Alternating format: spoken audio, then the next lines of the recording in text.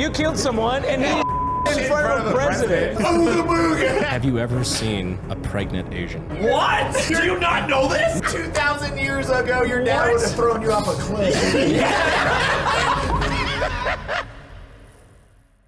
Hey y'all, I just wanted to leave a quick message here. This is probably one of my favorite episodes we have done. Brandon and I had a fantastic time recording this. We were truly blessed to hear these stories, and it is absolutely motivating. As you can see, this episode is 4 hours and 13 minutes, and we did that for all of you, and these stories deserve that much time. So if you want to laugh, this is an awesome episode for that. But most importantly, if you want to be motivated and see what trials and tribulations some people go through to get where they are, this is the episode. I hope you guys enjoy it. Keep kicking ass, keep taking names, and hopefully this motivates you guys to go out there and crush life. Also, if you can do me one quick favor, Ryden has started uploading YouTube videos, and when he got home, he opened it up. He's like, I have 0 comments.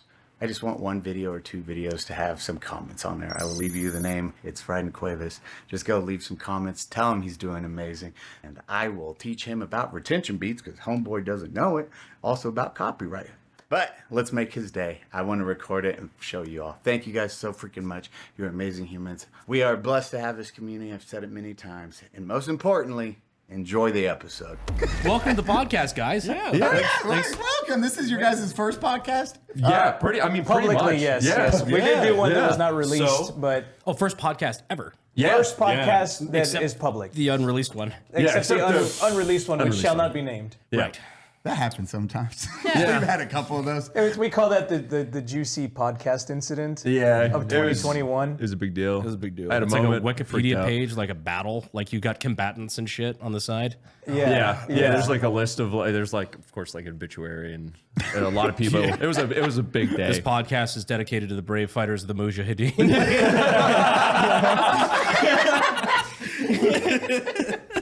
You're like, yes. Holy fuck. Welcome. Okay, so hi everyone. Welcome to the Unsubscribed podcast. God, that felt good to do. We're joined today by my friends Eli Double Fap, Juicy, Eddie, and Narrator, and myself, not Donut Operator. Mr. Brandon Herrera, everyone. Golf clap. I think isn't Former congressman. Oh, do we need to do the former almost congressman? Shit, yeah, we gotta pop it. I was about to say, there's a tradition here. Okay, what's the tradition? Yeah, the pop it. You grab one, everyone grab one. and on the count of 3. what is that? Wait, hold on. What is that? It's like a a spiked ice Poop tea. tea? It's Poop good. tea. I've never seen that. It's unfortunately. 3, 2, 1. Oh, yeah. That was actually a very sexy click. All right, we did a little out of order. Sorry, I'm not Donut. Well, at least you remembered to He's here with introduce us. it. Like, don't Yeah. He's like, oh yeah. Hi everyone. Hi everyone. I thought these were his ashes. Yeah, he's here with us today in spirit. Poor guy exploded. There's ashes in This is there. how he came back from California. I told him to cease fire on the bullying, and he just melted down in front of us. Ceasefire. Don't it go so hard? The campaign's over with, and he's just literally it just melted. It was like fucking Terminator 2 with just the thumbs up coming from the fucking lava. It's just I've served my mission of destroying people on Twitter. I can rest now. Credits roll. It's It's the turned into a pile. His ashes. end of Operator 2. And you'll rise out of him again, Yeah. for round 2. But Dude, you guys have. First off, I love that you guys you take jokes. You nail jokes and you push the envelope, even though you have like a younger demographic than like us. We have like that 30.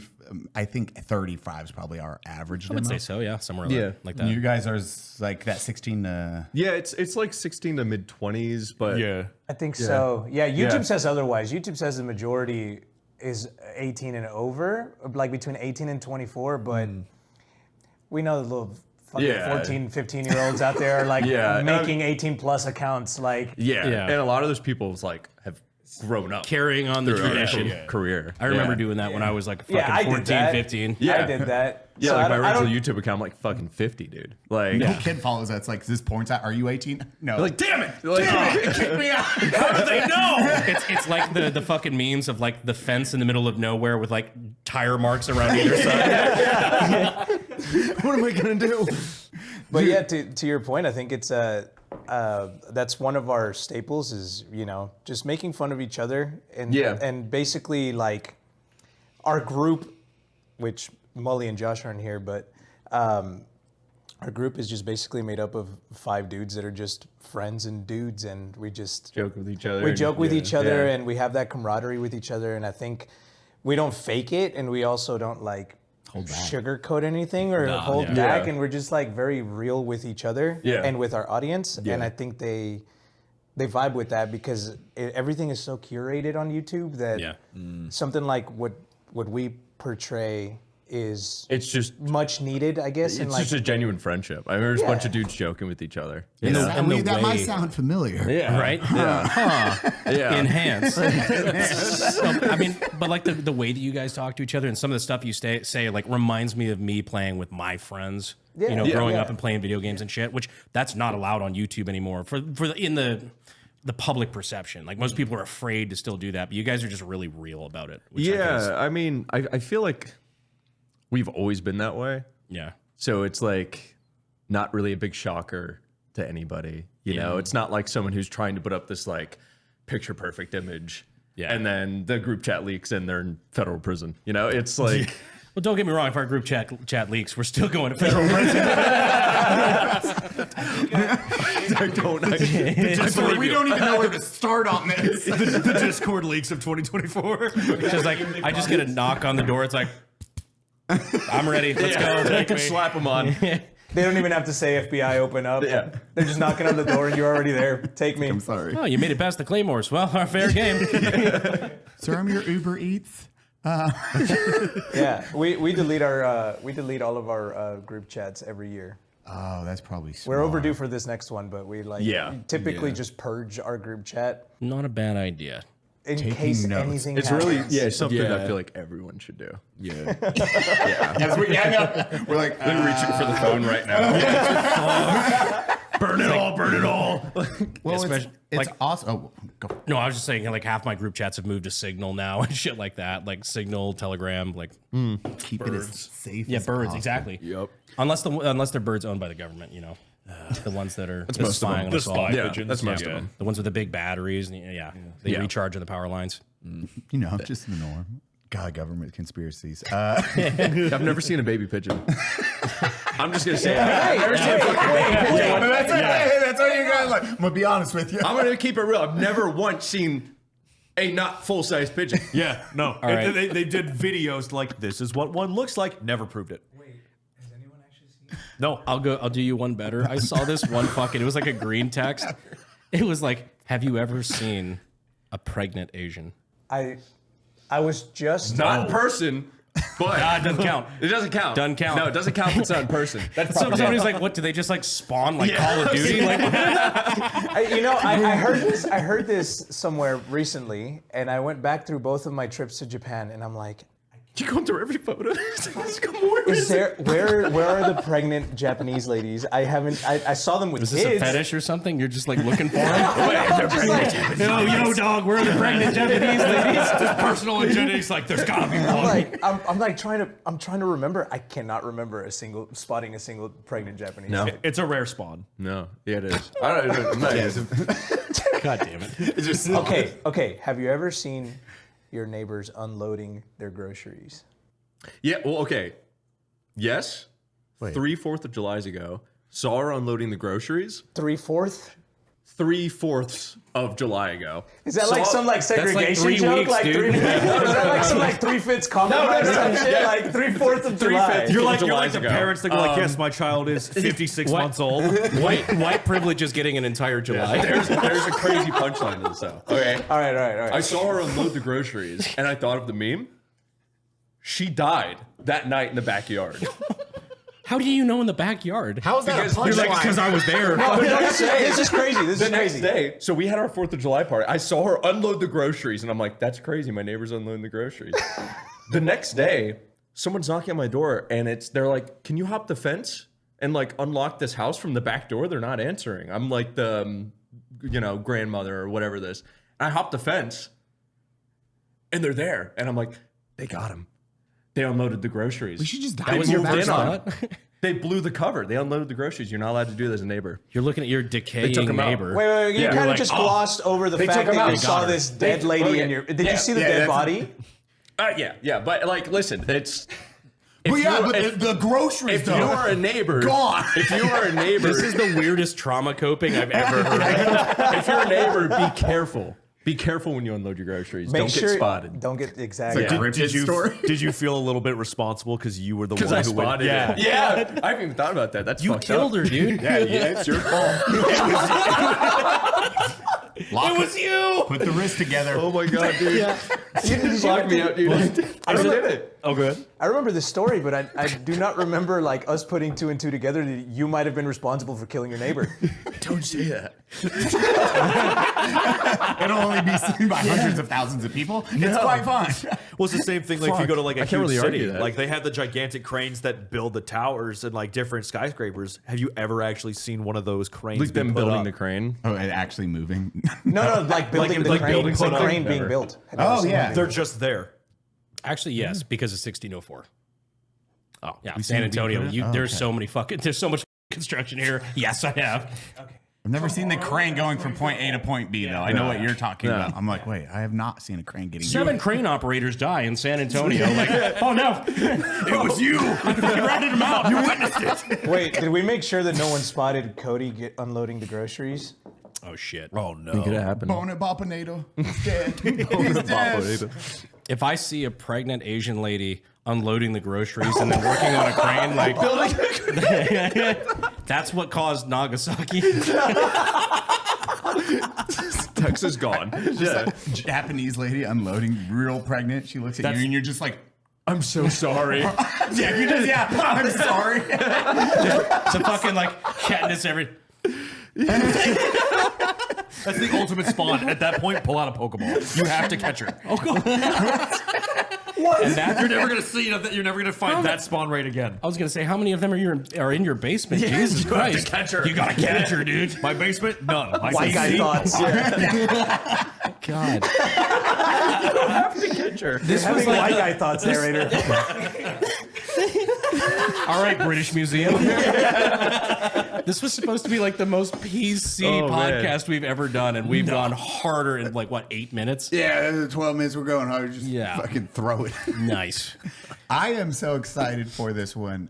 I know a little bit about your story. I have zero on your story, and you've told me your story. I don't know if you've heard one of these stories. It is amazing and inspirational of how far you guys came, and even with like the card stacked against you. He was fucking in debt. He was like, I'm gonna give up. Here's my. He hit that pivot point in life, and you're like, hey babe, but. And can you tell that story? I want to go through each one because this is motivating as fuck. Like, Sure. yeah. Is that where we're starting? Oh yeah. oh yeah, let's do this. And fucking the story thing. of how you overcame Down syndrome was really inspirational. That one too, bro. He's still in the process. I'm working on it. Yeah. Your syndrome may be down, but your funny is up, my So guy. your syndrome down, money up. You know what I'm saying? Yeah. Disability, to stack bread. You just left him hanging. Thanks. He's still working on it. I love being able to say we've raised so much for autism charities because we just have that pass now. I We know. can just make whatever jokes we want. By the way, fucking congrats on that. Oh, thank you. Yeah, There's yeah. These No, amazing people out here. Insane. Absolutely insane. Yeah, that was awesome, Like, bro. They crushed it. Yeah. Like, how do you guys? We'll get to that. How do you guys feel? Like, Our audience holy is a shit. chaotic force for good. Yeah. Nice. That's probably about That's probably the best way, we could put it. you could possibly put it. Well, Yeah. even the ladies when I called, because I just cold called those 3 places. It was like, hey, blah blah blah, and I waited till the end so we seen how much money we raised. And they were like, well, you just go to the website and donate. I was like, oh, well, it's a decent sized check. We're just trying to figure out how to do it. The community raised a lot, and they're like, oh, okay. Well, like, I'd still go to the website. I was like, okay, so it's like $50,000. They're like, whoa. And that was just one of the groups we donated to. Yeah. And they're like, I need to put you on a different call. Holy crap. One lady started crying. And all of them are been super supportive. We put like 200 or 300 kids through a summer camp for autism with just 25,000. Shout out to Bunker. They're actually doing Insane. 25,000 more dollars. That's so cool. I knew about all the stuff we raised, but like that kind of hit me a little hard when you could put like a definite number on the kids and shit. It's like, fuck. Yeah. Oh. You get I forget we're doing things. Like, yeah, that's Good things. good. Yeah. Like positively impacted that many lives, like it's directly, like it's insane. And it's an awesome experience. And again, like it was thankful for everyone that bought those shirts, these offensive ass shirts, which awesome. Spectrum gunship. Yeah, when I saw you walk in with that, I was like, that's a badass shirt. That shirt is perfect. I didn't realize that was the shirt that. Yeah, one of them is just shooting puzzle pieces. Like, fuck this shit. Heck yeah. But they did. All of them reached out. They're super stoked, super happy. Going to the bank to withdraw that money. That lady was like, "Are you sure?" We're just donating this. This is for a month of raising, selling shirts. Then that lady was like, "I'm in the wrong business." Fuck. They're like, "You're donating this?" It's like, "Yeah, we raise money. It's to an awesome cause." And now all of them are super supportive, and they want to come back, probably help the same people next year and see what we can do again. So, damn. Changing families. We love it. That's beautiful. Good work, man. boys. Cheers to that. Yeah. Cheers to that. Cheers to autism. Cheers to autism. Fucking autism. But anyway, sorry to derail on that point. No, it's fine. Yeah, talking about some of you guys' background, because I'll be the first to say, like, I've known you guys for a while, like, especially you guys, because you guys are relatively local. Fuck you, I guess. Yeah. But I don't really know much about where you came from. Like, we've talked a little bit. But, Yeah. What's funny is that we were introduced to you guys to you from Juicy. Really? Yeah. No, Yeah. no shit. Okay. How'd that happen? I think I got a hold of Cody. For a range day or something like that. And Yeah, I was messaging Cody about a range day, and then I think and that's how it all started. Yeah, that's how it started. Like The range days are such a good intro funnel to like just meeting people for the group. And Oh, like, absolutely. Oh, yeah. yeah, we were doing range days with you guys before before range it days. got before it got so big. Yeah. Back when it was like 15 dudes. Yeah. That's pretty much what it was when we went out. Yeah. Yeah. Because back then we weren't like trying to put on a range day. We were just trying to like, I mean, shit, we're already going to the range. Like, do you want to invite a couple creators that we think are cool? Yeah. That's literally all it was. Yeah. And now here we are sitting down together, cheering for autism. Breaking drinks, sharing autism. I love it. Is it contagious? Apparently. Yeah. You get enough of us on the same Wi-Fi router and we're fucked. Dude, I was just watching Limitless, and I was like, imagine if it's a pill, but it gives you autism. You're like, oh, you start spinning, but you start problem solving really good. Autism hands start coming out. Because when he's like, he does a jug, and all the stuff starts happening, I was like, that's literally what they describe autism like. It's like the overload of sensors. Yeah. Oh, I need that pill. It's just Adderall. Yeah. Methamphetamines and go. And back to my story with them transitioning from methamphetamines. Yeah. Autism and meth. Autism and meth leading to this. No, I didn't do meth. That's not how my story starts. I love how you like left the autism then. Yeah. You're like, You did autism and meth. Did a little bit of autism. I didn't do meth. meth. I've done autism. Didn't agree with me. No. I think it was compatible. I think everybody in our business is like, I've talked about this a million times, but everybody in our business to succeed at the level that we have has to have a little touch of I say autism. the exact same thing. There's a spark. test online that we wanted to take. Well, we were planning a video where all 5 of us go to get officially tested. Yeah. And go through the whole thing. I can save you a trip. The fact that you ignored a dead lady for But the groceries. I like Just tell her that story. I like hopped the fence and I was like, guys. Yeah, I'll just unlock the gate. I'm sorry. Like, it was wild. Yeah. It was wild. she's tuckered out back. Yeah, she's like, big nap. Very big nap. All tuckered out. I swear the last thing she did was unload her groceries. Yeah. I wasn't watching her, but like, Someone must have been. Yeah. Someone had to have observed her. I made sure to look through a mirror. Yeah. Very spurgy. Anytime you walk outside and you see your neighbors pull into their driveway, you pull out a mirror and like only fucking observe them Medusa. through a mirror. Like, Okay, it's safe to look. Bro, and then you watch them through the mirror and they're reaching into their trunk pretending to pull out groceries, but they're not. what the fuck are you talking about? Groceries are not real. Right now. What? We've been trying. Wait. What if the Now groceries we're aren't back in real? the groceries. Okay. I like how many times we've started your story. You gotta tell your story, bro. And derailed. And derailed. And derailed. We're just edging. ADHD, We're edging man. the audience. This is what happens every time we like do anything. This is why Pretty we much. can't. Anytime we do like we hop on to record videos, we hop on Discord, and it's 3 hours of this before we actually get Yeah. Oh my god. Yup. That's why we started just doing brunch before we do anything now. Because get we it know out. that like just get out Yeah. the socialization. Fucking when we come here, it's time to just get down to business. Yeah. Work time. Yeah. It's hard though. Or film because videos or you whatever. just start So, those tangents just Yeah, go, dude. and then you're like, oh, this conversation is nowhere where it's supposed to be.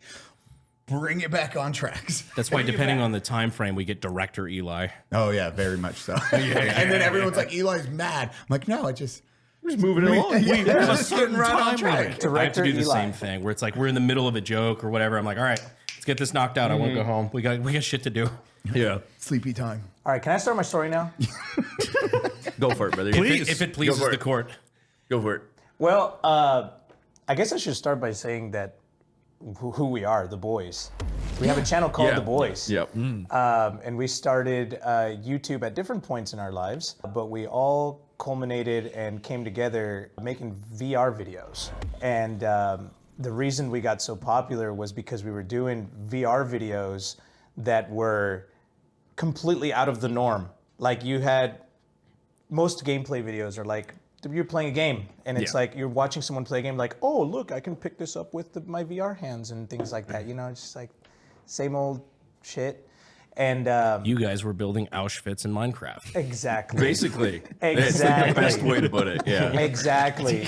And so you put us in a room together and we started like fucking with each other. Like messing around and saying jokes to each other and making fun of each other. And we're playing Pavlov, which is it's a shooting simulator in VR, and put us in a lobby together. And now we're playing Russian roulette and like cheating the rules and like shooting each other and like.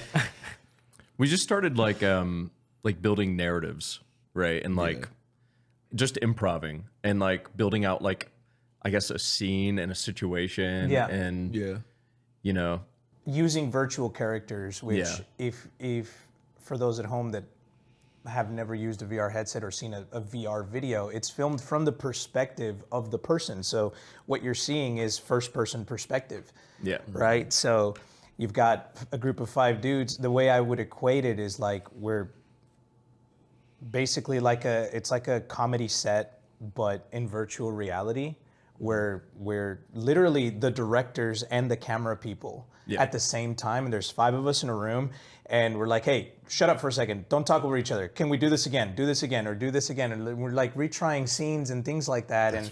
And okay, we're gonna throw them off the building. Okay, the shot wasn't good, but let's do it again. And this time scream louder and shit, you know? And so that we're actually like improvising, but also directing the video as we go.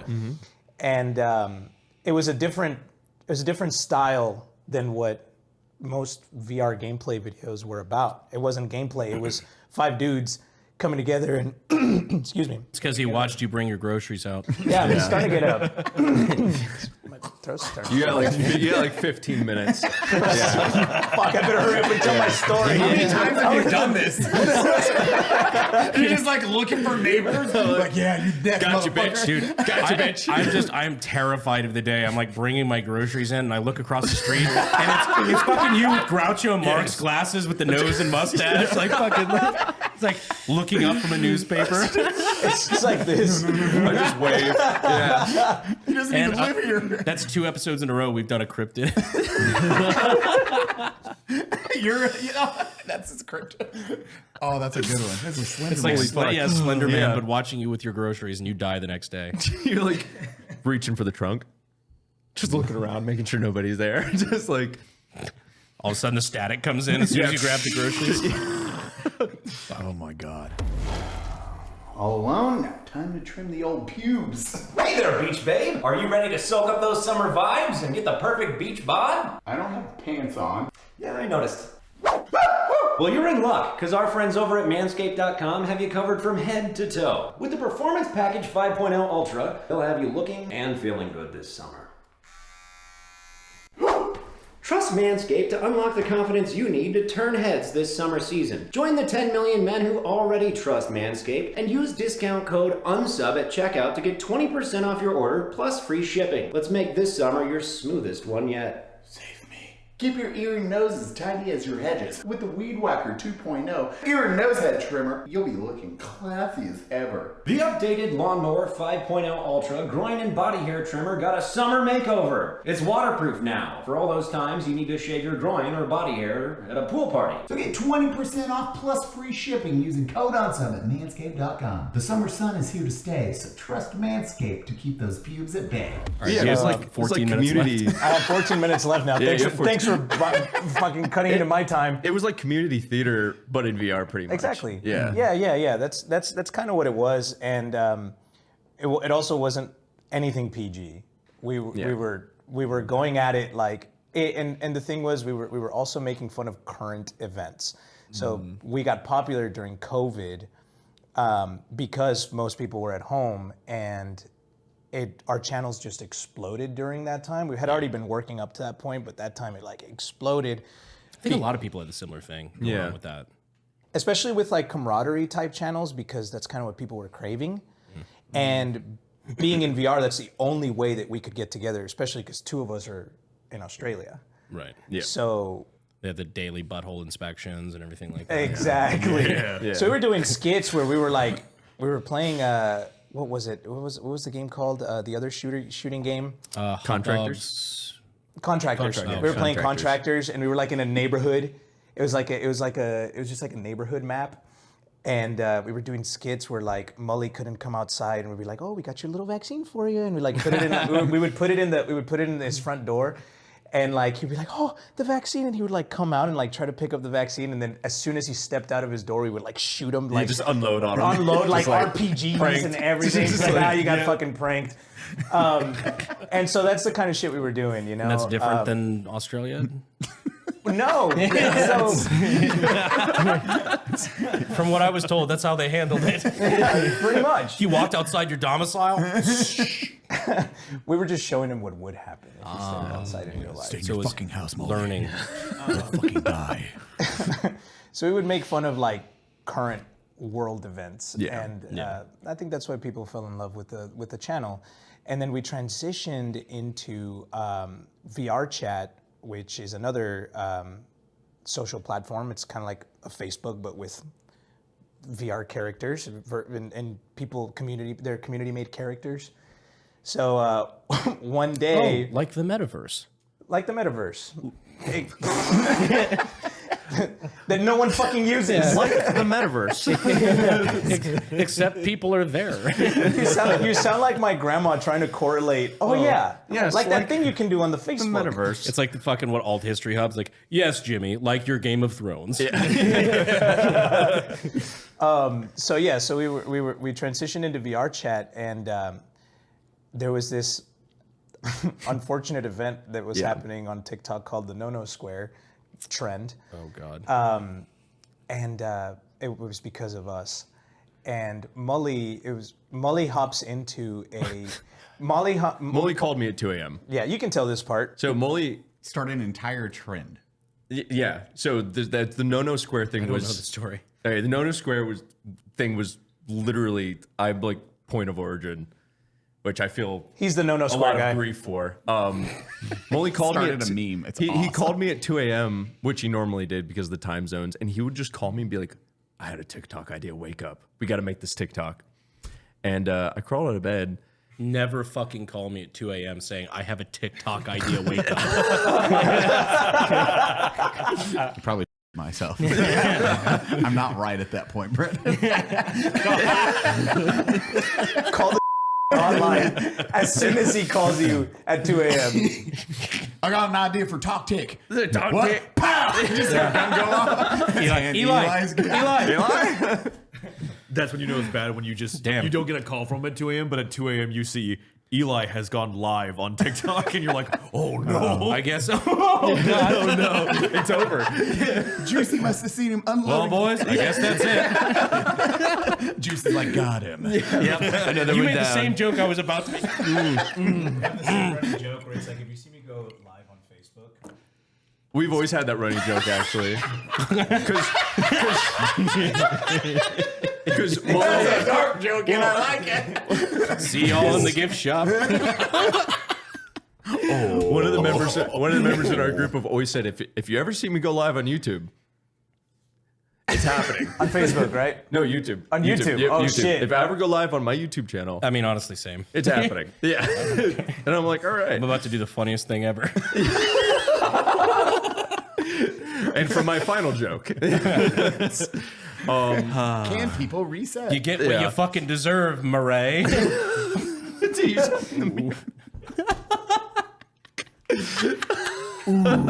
Holy fuck. So no square. We're really good at tangents. Yeah. So Molly calls me at 2 a.m. He's like, dude, I found this funny song, and I just want you to I have this avatar. So you can just pick avatars. They're like publicly searchable and like an index. It's just a little green fucker in underwear, right? It's this little green guy in underwear. And he's like, put the skin on. I'm like, okay. And he's like, we're going to go to this map, draw like a little square around yourself, and just like sing the song and dance. And I'm like, word, okay. So I like get in there and I draw this little square and this little toothbrush dude in underwear, and I'm like, no, don't touch me there. This is all that shit. I have it right here. It's 10 seconds. Yeah. Dear God. Oh, here we go. This is the original. This is what started. No, don't touch me there. Like forever this is ago. my no square. No, Tragic. don't touch me there. No, my. What are you doing here, Molly? And then it's literally like, it's literally like 2 days later, and like, it's like Justin Bieber's like posted like a fucking TikTok doing it. I'm like, what is going on? So it was the amount of views, bro. It was insanity. I got like 800K subs that month from like 50. I was at like 50K subs. On YouTube. On TikTok. All y'all's growth, just real quick, is fucking ridiculous. Yeah, it was mind blowing. This has like over 100 million views, and most of them came from the first night. Yeah, you woke up. How many views were on like? I think it was at like 60. 60 within million. like a day or two. I think so. It was overnight, because the video right now has 9.2 million likes, and most of it came from that initial pop. Yeah. Bro, so 9 million likes. Yeah. Brendan, what happens? That's more than any of your videos' views. Thanks, buddy. Just put them on blast like that. First of all, that's not true. Second of all, it's really close. And those are likes. You're like, what the fuck? Ooh. Wow, I'm just feeling the fucking heat over on this side of the table. Goddamn, boy. Wow, how does it feel that he's infinitesimally more successful than you? That was the wrong word, but whatever. Time to go live. I'm going live on YouTube, dude. We had this process of videos, right? Like our videos were filmed with TikTok in mind, because this was back when TikTok was just starting to blow up. It wasn't what it is today. So this is like late 2019, early 2020s that this is all happening. This is like Musically going into. It was right? Musically had just turned into TikTok, and there wasn't a lot of gaming content on TikTok. And the gaming content that was on TikTok was just random clips of the same shit you see on YouTube. So that's why we decided to go this like comedy set style videos, because we could take those clips, put them on TikTok, they'd get millions of views overnight, and then we would release a video, and then the video would get a ton more views. So we were studying the algorithms on both sides and came up with a theory that ended up working for us, that the algorithm would reward you if you bring in outside eyes, right? Yeah. So what if we took advantage of TikTok, put our YouTube channel in there? Now you've got all of this influx of people that are watching us on TikTok that want to see the full video. When they watch the full video, then now the YouTube algorithm would recommend you more, and so you have explosive growth from two different angles coming in at once. So we had a formula set up to like take advantage of TikTok. Yeah, that's something I don't think a lot of outside people, when they see, oh, you do YouTube, oh, how hard is that? Like, there's so much that goes into like looking at your data. A, just like the day-to-day of running a big business like that, but B, like looking at your data and figuring out how to manipulate the algorithms and how to do what nobody else is doing. In order to, anybody can do YouTube.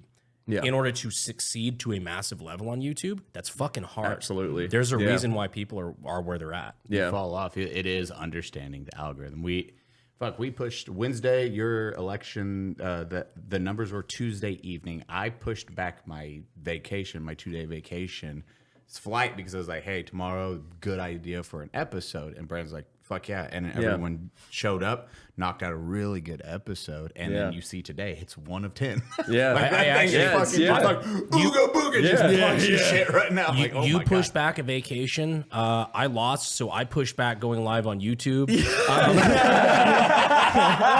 Had to fucking, just had to get with the boys, Yeah. I also And then get with the boys. Real quick, I'm gonna take a quick piss. Yeah, go, That's go, cool. go, Yeah, go, go for get it. it, get it. I was gonna say with your 1 point, because he spent 10 million, you spent 1 million, right? We were like roughly, when the dust settles, we'll know the formal numbers, but roughly we got outspent about 10 to 1.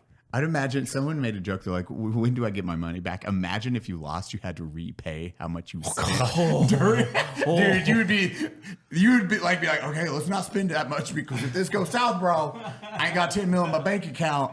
Or you would just go harder. Oh God, yeah. Oh, that'd be Knowing so that it's all or sketchy. nothing.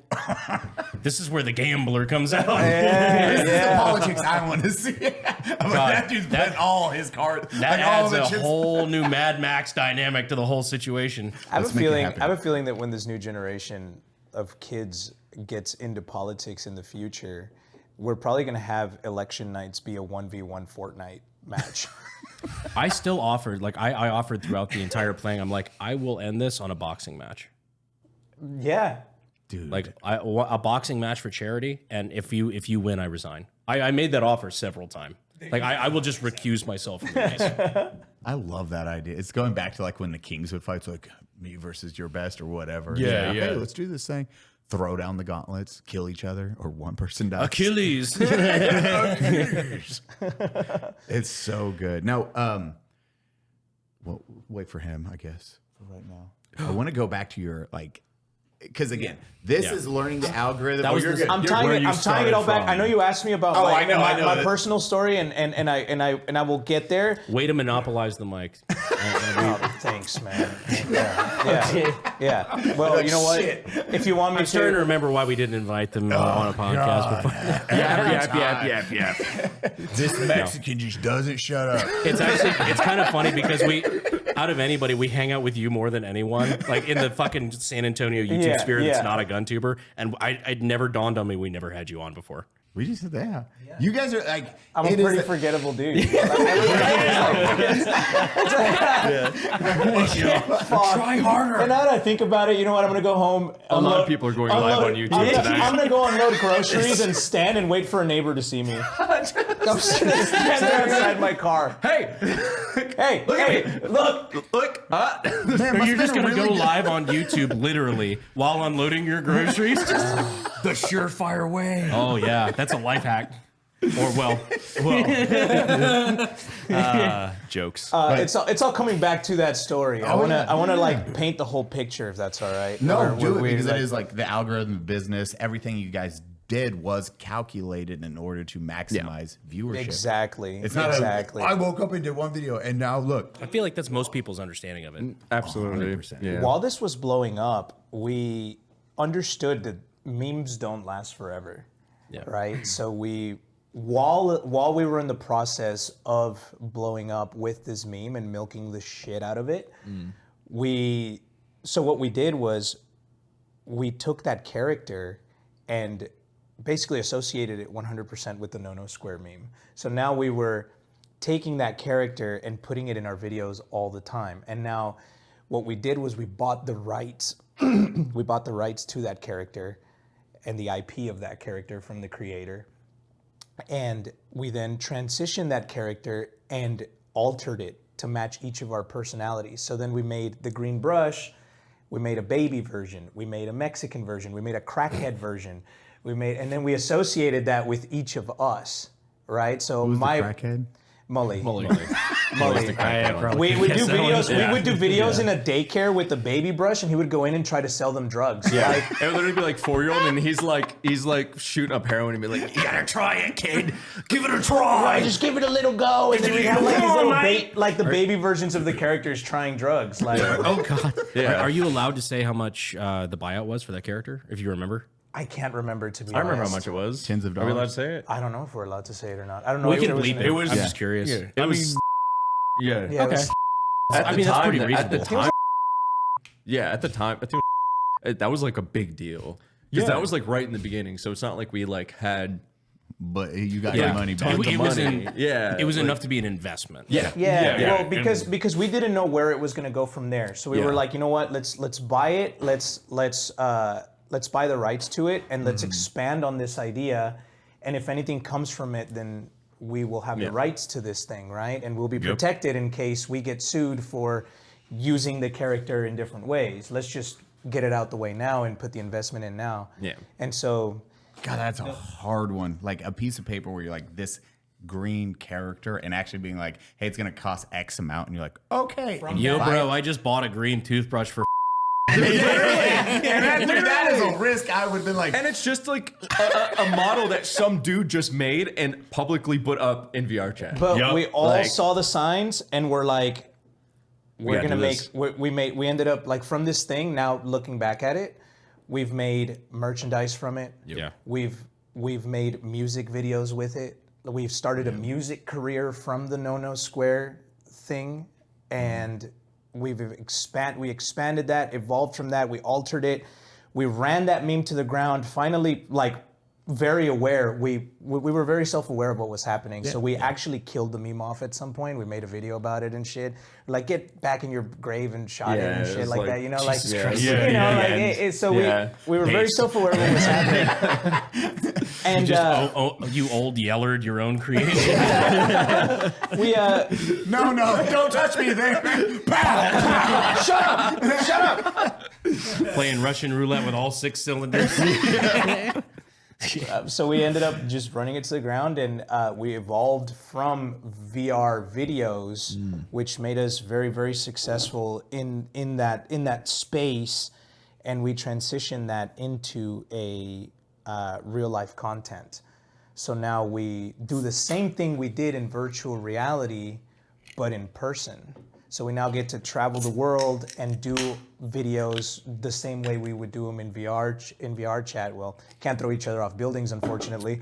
Yet. We're good. Parachutes. But now the videos that we make, people know us from those times, and we've now expanded the audience from just people that watch video games to now people that enjoy like IRL content. Yeah, 'cause they like the dynamic. You know? yeah. So the transition wasn't actually, at least for us, wasn't hard. Really. Oh, you guys killed. It was an easy transition for us Yeah. to do, because once we started getting together in person the first time we met, we're like, there was no, hey, nice to meet. It was like we've known difference. each other It's the all same along. energy. You're still like a bunch of dudes hanging exact out. same. Which is to the credit of VR, like Yeah. being able to learn. Like we were making videos in VR to the point where we were learning each other's mannerisms. So when Among Us came out, we knew who was who Like the body language. because of people's body Yeah. languages. Even when we only made each other like for 2 days or something. Like it's just like you just learn so much about people through just VR. Like Yeah. it's crazy. So there was no transition from VR to real life. And you still had the active mindset to do that. You weren't like, and I think that's a credit to you guys and Brandon. Anyone that's still in the game of YouTube, as they adapt through time. They don't just stay stagnant. It's like, oh, I'll just do this. Instead, you killed your most successful thing that got you famous. That is adapting. We knew That it is was going to calm. die. We knew it was going to die as it was happening, and we were planning the next step as it was as we were enjoying the fruits of that labor and writing out as much as we could that. We always say chestnut checkers. That's like Right, one of my right, favorite right. statements because it is. It's like, hey, okay, this has a lifespan.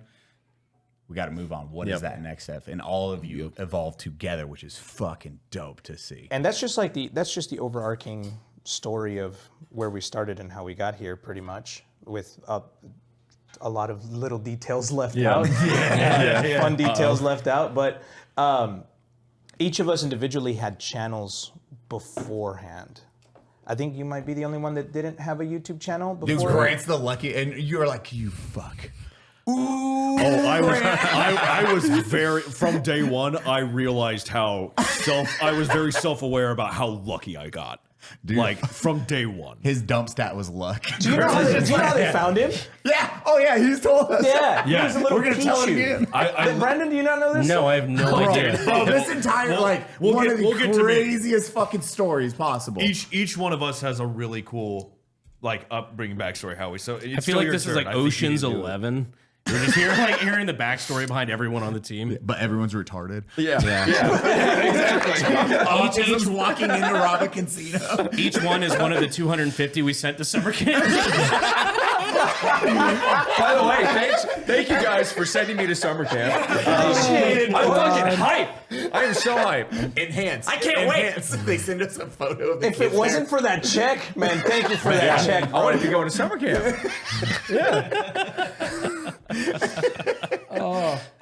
I'll make sure to send you pictures. Oh, thank you. I want all the pictures. Can I get one of those? You read my mind. You want? Ooh, please. Thank you. I'm just the way you've been sipping that, bro. I've been over there Damn, girl. You're hitting my drink with that light skin Riz. Oh. the light skin stare from across the table. Fucking hell, dude. Oh my god. This will make no sense to anyone over 40. The light skin what? The what? The what? The what? We just started a campaign. We just started a campaign. We haven't announced it yet to our audience, but we're the Fellowship of the Crayon. It's a Baldur's Gate campaign. Are you Marines? Are we what? You Marines? doing Baldur's Gate? We're playing Baldur's Gate. I didn't know if this was related to you and some No, we're called the Fellowship of the Crayon. Yeah. Is it just autistic people? Yes. Yeah. It's like our characters are the stupidest fucking thing you've ever seen. Wait, oh my god, and this is for Baldur's Gate 3? Yes. Oh, I can't. Yeah. Yeah, sorry, I just derailed you. Another Those tangent. cutscenes must be amazing. You have a demon god's like, and now I will end this, and you guys like, no, not today. That's about how it went. Not making eye contact with the demon, though. Pretty much what happened. Counterspell. Yeah, counterspell. Pretty much what happened. No, Daddy. I'm going to cut his throat. These Cheerios are bullshit.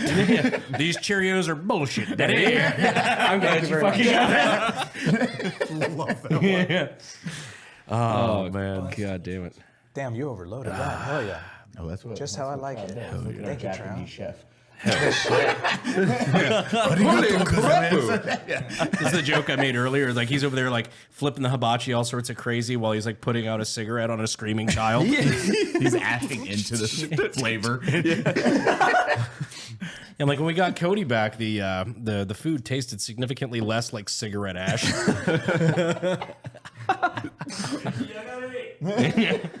Most of that sake has not gone into the food. No. Oh, you got those. This is never a cooking ingredient.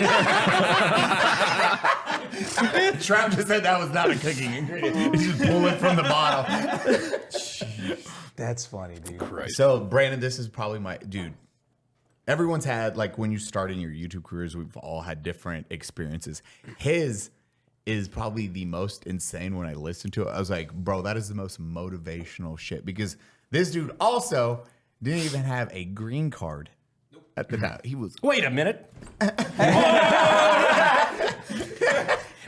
part of my life is over. Aren't you Mexican too? Isn't this cannibalism? Yeah, kind of. Yeah. E2 Herrera. Self-hating bean. Oh man, This episode's called Brown People. And I'll just tint your guys' skin. Dude, we forced them into blackface. No. Wait. I feel like we've done a skit about that at some point. Wait, actually, if you try to be if you're a black character in VR chat, is that blackface? We've definitely done that at some point. Yeah, I think we definitely. 100%. I think we had I don't know. I can't remember. We've done so much shit. It's hard to remember. But no one is safe, you know. And I think that's why our audience loves us, is because we make fun of each other, but we make fun of everyone and everything. These jokes are rated E for But we keep it and like nothing's malicious. Nothing's malicious. I think that's the biggest Exactly. thing. Is like context fucking matters. It's like, Yeah, are you doing yeah. it because you hate people? No, Are you doing it because absolutely you think not. it's funny? Oh, Yeah, of course. You know, we're comedians at the end of the day, at least in what we do, and we're trying to make people laugh. And there are attempts at jokes. None of it's malicious, which is a big thing. And I feel like Context is king. context is key. Yeah, and I feel like a decent amount of people can discern that. A decent amount. That's what I always say. Yeah, decent. That's a good way to put it. That's what I always put. Like, because people took jokes out of context this entire campaign. Like, I had 10 million spent trying to ruin my life over jokes. Yeah. Like, look, you don't have to think that I'm funny. My fucking other half doesn't think I'm funny like 3/4 of the time. That's fine. You're allowed to think that. But at the same time, it's like you have to know that like this was a joke. Like this wasn't done maliciously. This is something that's done at an attempt at humor. Yeah. And if you like, just like iDubbbz used to say, back before that went fucking sideways. Like either everything's funny or nothing's funny. Exactly. Yeah. Exactly. Everything's on the table. Yeah. Yep. Like there's no hate in anybody's heart. You're just you're making jokes. And the way you include people, and when it comes to comedy, the way you include groups of people is by making fun of them too. Yeah. If you want to include disabled people, like it's and most disabled people would fucking laugh at the jokes anyway because they're just being that- included. It's just that you were making a genuine attempt at saying something funny. That's what's important. And making them You're laugh. Yeah, you You're probably not wouldn't just, get like a you're not standing just ovation. dogging on someone and just like what? Like it's The reason I laugh at Mexican jokes is because I can relate to them so much, and it's fucking ridiculous and funny, right? I feel like if I'm a disabled person and no one's saying any jokes about me, it's hard to relate. It's easier to relate if there's a joke that's targeted at someone like me, which makes me feel included, you know? You're not, if you don't make the what, jokes, like, then you're excluding an entire audience. We had one of my favorite comments on today's episode that went out was, man, I am gay and autistic. Y'all fucking crush it. I'm like, hey, there we go. Yeah, You gotta make jokes about everybody, like the autistic people, the gays, the vets, disabled, your fruits and vegetables. yeah. Dude, speaking of autism, there's when I was in high school, I did a game making summer camp, and I learned how to make video games, and I made a video game that won the first place prize in that camp. Oh shit! It was super lame. It was like pretty much a copy of Mario but with a penguin. Yeah. And it had Kingdom Hearts music.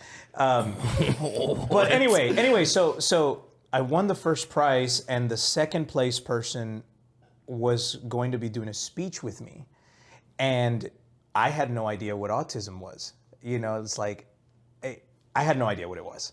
I knew the word, but I didn't know what it meant. To be fair, that's like largely a last 10, 20 years kind of thing. Sure. People didn't really know like we know now. So we're practicing our speeches on stage in front of the committee. So there's no audience yet. This is the day before our speeches. And I have my speech written, but the second place guy goes first, and he says, well, I'm a little more autistic than I am artistic. That's how he started his speech. Fucking gangster. Which is pretty gangster thing to say. Yeah. And I was like, all right, that's pretty good. How do I top this? So when I go up, I'm like, well, what can I say? I'm a little more artistic than I am autistic.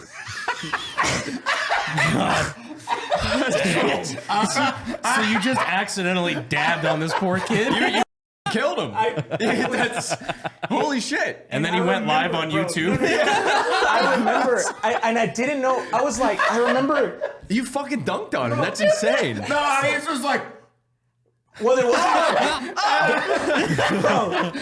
bro, I'm telling you, there was like 5 people in the audience because it was just the committee. It was the practice speeches. And I remember my director was like, and then the people next to him, the girl next to him was like, and then the committee guy was like, and I was like, I remember sitting up there, I was like, what did I say? Did I say something wrong? Yeah. Like, was that bad of me to say? Yes, you did. You said something very right. So I edited my fucking speech and I was like, okay, I'm not using that one tomorrow because of the reaction I got. But then the guy came up to me and was like, people, right? I'm gonna go with this one instead. yeah. So anyway, that's my first encounter with the word autism used in a real world context that I never. Crazy. I had no clue what it was. I was a kid. It's just I'm glad you changed But I it. accidentally just crushed some autistic kid. I'm glad you changed it because you would have actually fucking destroyed him. Like that would have been the end of everything for him.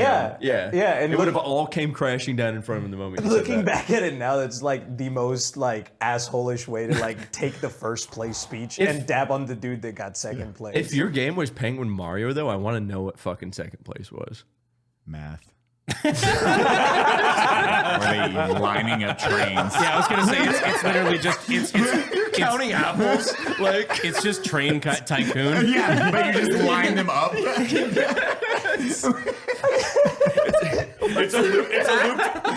It's a loop video of two trains and one's moving, and it's just text above that says, "Which one's moving?"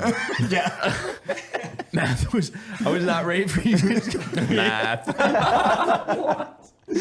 Holy shit. Well, I'll stop edging the audience. I'll tell my story. I was gonna say, what's our timestamp, Eli?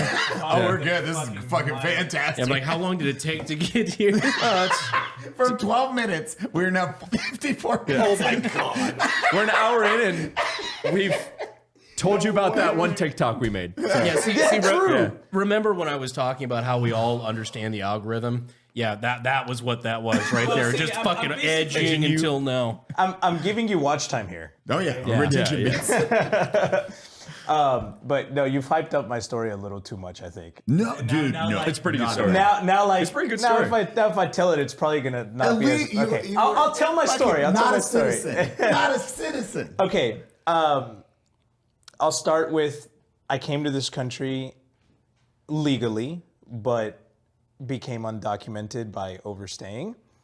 And I lived this was when I was 7 years old, my parents brought me here. So I've lived my entire life under the radar, pretty much, until recently that I got married.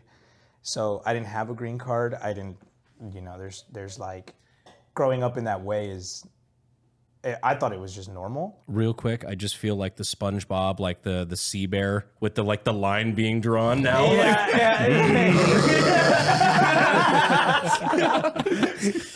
You win this round. It's an oval. It has to be a circle. Sorry, please continue. I apologize. I just couldn't let that one go. That's fucking funny, dude. No, that's funny.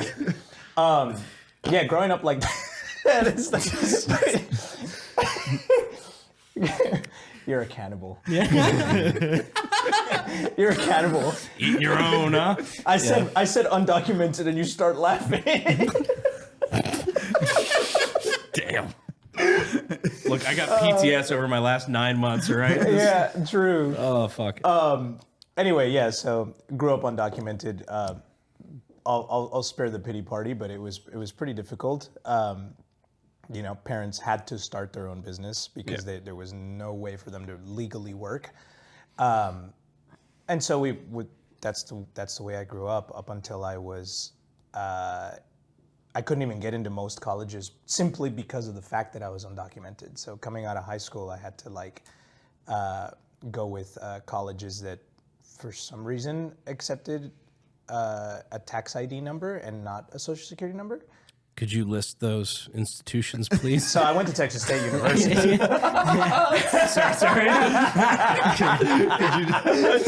the congressman's coming out of me. Just out of curiosity. Where was that again? Yeah.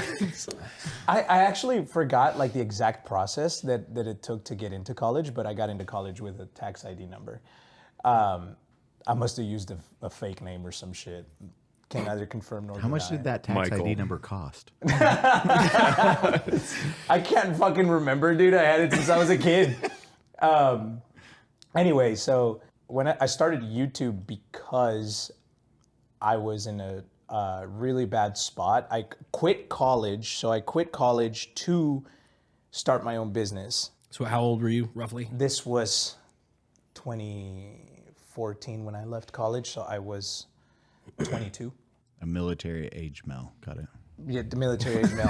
Which We were the same age when we started YouTube, actually. remind me, I got a funny. That's crazy, dude. I got a funny story about like having to sign the fucking like. What do you call that when you turn 18 and Draft. The draft. I had to sign the Selective selective service. service thing. I had to sign that, and I have a funny story about that, but we can circle back to that if you want. Yeah. But so I left college to start my own business, and I was messing around with like what most people call pyramid schemes, like companies like Amway and that kind of shit. Oh, yeah. So like trying to get people to sell products underneath me and shit like that. And I was like, I'm starting my own business, yes. And so I left college because I realized, you know, for me, that's not what I wanted. I was doing a music degree, and I was like, I'm probably gonna be just playing saxophone at bars for the rest of my life, and it's either that or become a saxophone professor, and I want neither. So left college to start my own business, and I joined a few different companies, sold a few different products, and it completely flopped. But I was like hustling. I was like going door to door, cold calling people, and Never giving up. and then I learned that from my parents, because my parents never made any excuses. You know, they never asked for any handouts or anything like that. They were never on the streets. They were always like, they always taught me that I had to, you know, if I wanted it, I had to get it, and that this country was the place to do that. Take responsibility for And your own take accomplishments. responsibility regardless of the situation, right? So my mom didn't have any business cards, so I wrote. She didn't speak English either, so I wrote her business cards handwritten on a piece of notebook paper, and we spread like 300 of them in a rich neighborhood, and she got her first client like that, you know? What was she doing? Cleaning houses. Yeah. Cleaning houses. Yeah, that's how she started as well. It's either that or construction. That seems to be like the two most. I joke around because like my first business that I ever really did was when I was a teenager. I literally cut grass. It's like, yeah, well, that was kind of the free space and bingo for me, huh? Yeah, pretty much, dude. Yeah. That was the only space for me, dude. Can you pay me under the table? Then we're good. Hey, you pay cash? Cash only. Cash only. You pay cash? I got you. Okay. That was really what those rich people saw. Is they saw handwritten notebook paper and they're like, not gonna have to put aside 401k for that one. Exactly. And it's cheap. But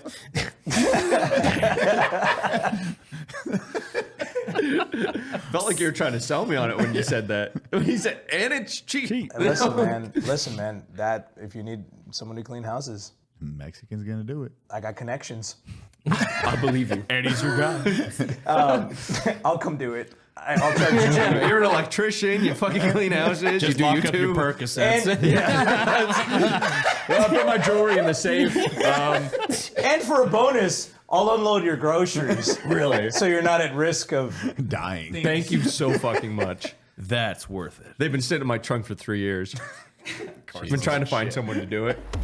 Connor, you ever heard about Tushy? Oh, you mean this? Did you know just wiping your butt with that dry-ass toilet paper just smearing poop around? With Hello Tushy, you have a fresh stream of water spraying directly on your butthole, eliminating adult skid marks, itchy buttholes, and the risk of spreading pink eye. No amount of furious wiping can give you that shower-fresh confidence of washing with a Hello Tushy bidet. It'll change the way you think about wiping after a spicy dump. Now, the reason I like a bidet is because it reminds me of Japan.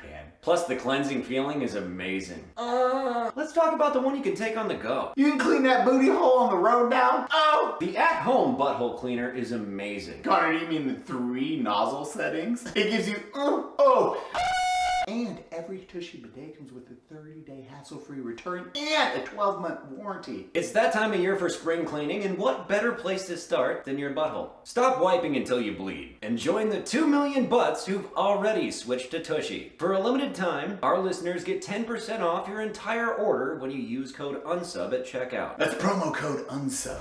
So I was, by this point I met Gabby, who's now my wife. 10 years together. Very proud of that. Fuck yeah, man. Let's go. Let's go. Let's go. We shout don't out do to that Gabby. here. Oh, sorry. No clapping cheeks. No clapping cheeks to the table. We were living in an apartment together, and I started a YouTube channel because I've been watching YouTube since like 2008, 2009, and I was like in love with the gaming space in YouTube. So I had it in my head that I was going to make it in life in some way through my own actions. I cried wolf. I told my parents I'm quitting college. They were so upset when I told them I was going to quit college. And I've never told this story on YouTube because they were so upset because I was the very first person in our entire family tree from that side that was going to go to college in the United States and become successful through that route. You know what I mean? So everything was riding on me. I had so much pressure. I'm like the firstborn of the family. Like I got to carry the family name and become successful through college. And one semester before I was supposed to graduate, it dawned on me that I felt like I was not going in the direction that I should be going. In my heart, I knew that wasn't my place. And so luckily I had people around me that were supportive. This was people I met through those businesses that I was trying to associate with. And they were like, you know what, you should do what, you should try and fail your way, in your own way, right? Was your family still supportive at the time, or were they? Yes, they were very supportive, but they were especially my mom. She was very disheartened. Yeah. She was very disheartened. Man, it was like mijo. Mijo. All Mexicans relate on that. ¿Por qué? Mijo. No, she As long as she cried didn't do like that. No, bro, I was that's what I was scared of. Yeah, I mean that reminds me a lot of me quitting college for the exact same reason. Oh, did you quit college as well? Yeah, 3 semesters in, I was out. Yeah. I was supposed to be the one that went to law school and did all those things, and I like, hey, I'm quitting to pursue YouTube, and like I'm just watching like my parents do the meme of like stress 99%. Yeah. Like, I didn't make it to college. Yeah, Like like, high school, I'm like, fucking I'm what? quitting high school. Yeah. This is too much. My my parents are like, high school so much. I'm just gonna go to war. I need a war now. But sorry. No, you're fine.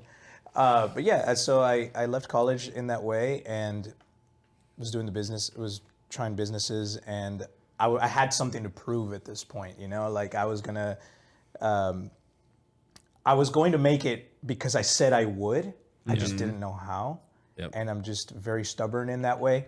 So one of the businesses that I was a part of completely crashed, and I was like, I had everything riding on that, you know. I was left with like nothing in my bank account, and at the same time I was working at Target. I had side jobs because, you know, I still have bills to pay for, and I wanted to be responsible, so I still had a job. And then I started YouTube on a whim. I was like, you know what? Today's the fucking day I'm gonna do it. Like this is my calling. I'm gonna do it. And I only had an old PC, and so what I did was I figured out how to record on the PlayStation 4. And I was like, I'm just gonna try it. I'm gonna do it. I didn't have a tripod. I didn't have a camera. I only had a computer. I didn't have a desk.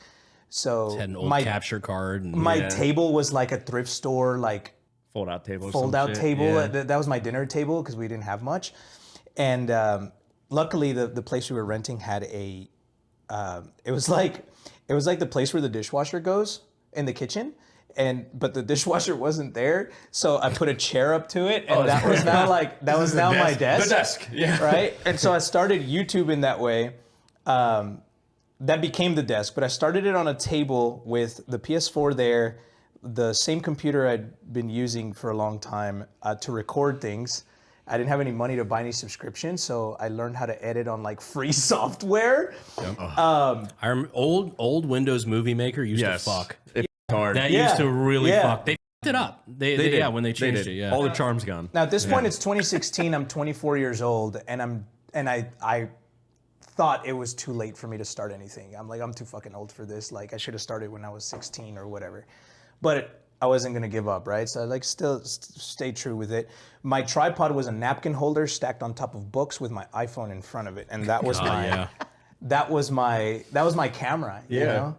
So made it work. Then I decided to make things even more complicated. I didn't have to, but I wanted a green screen because I wanted to be the YouTuber that had like the the green screen, and I was just like a little floating head on the bottom of the screen. So now I needed a green screen. So what I did, because I didn't have any fucking money, was I went to Walmart and got one of those fold out cardboard. For class projects. The science fair project. Yes. I opened that up, and I also bought a green construction paper, and Genius. I taped it up. Holy shit. And so I sat, and now I had Yeah. a desk at my kitchen, so I pull up a chair in the kitchen, and behind me was 2 other chairs, and that's where I stood up the.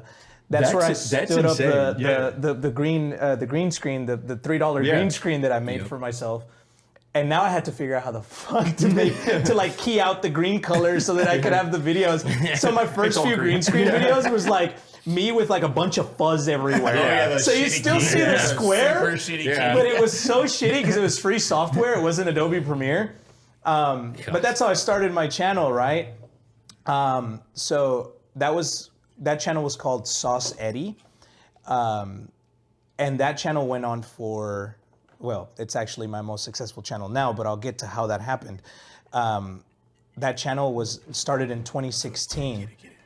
By the time it was 2019, I was selling cars at the same time. So at this point, like We had a lot of the similar. I was selling cars, man. I was selling cars, and I still had this dream that I had to work for myself, but I knew that it wasn't going to happen if I just quit everything. So I was stacking. It was my full-time job to sell cars, and then come home and film and try to edit as much as I could after coming home. What were you filming at the time? Like Gaming what kind videos. Yeah, like what kind of stuff? Counter-Strike, CS-Source. Mostly horror. Okay. Horror videos, horror gaming. That was kind of like the thing, like Five Nights at Freddy's type of thing. Oh, like But they weren't way back getting, when? Well, no, this was in this was now, so we're fast forwarding now, so it's like 2017, 2018. Okay. So Five Nights at Freddy's was kind of matured by that point. Yeah. So starting a brand new channel was really difficult to do in that era, especially in gaming when you had like the behemoths that The Markipliers. the Jacksepticeye's, and those guys that had already like cornered the market to Let's Plays. I just wanted to be like that. It's wild because like we're all starting YouTube around the same area and like around the same era. And we're like looking up to the same people. Like I remember watching the Markipliers, like the Five Nights at Freddy's videos, stuff like that. Like me and DeLance would actually sit up and watch videos like that. Like, look at what they're doing here. Like this is really fucking interesting. Like Yep. It's the smart way to do it. So right before I started selling cars, I decided to try some VR videos. So I bought an Oculus headset, and the way I bought this headset was really stupid because I ended up spending my entire paycheck by accident. Instead of putting it on the credit card, I put it on the debit card. Oh, that's tragic. Oof.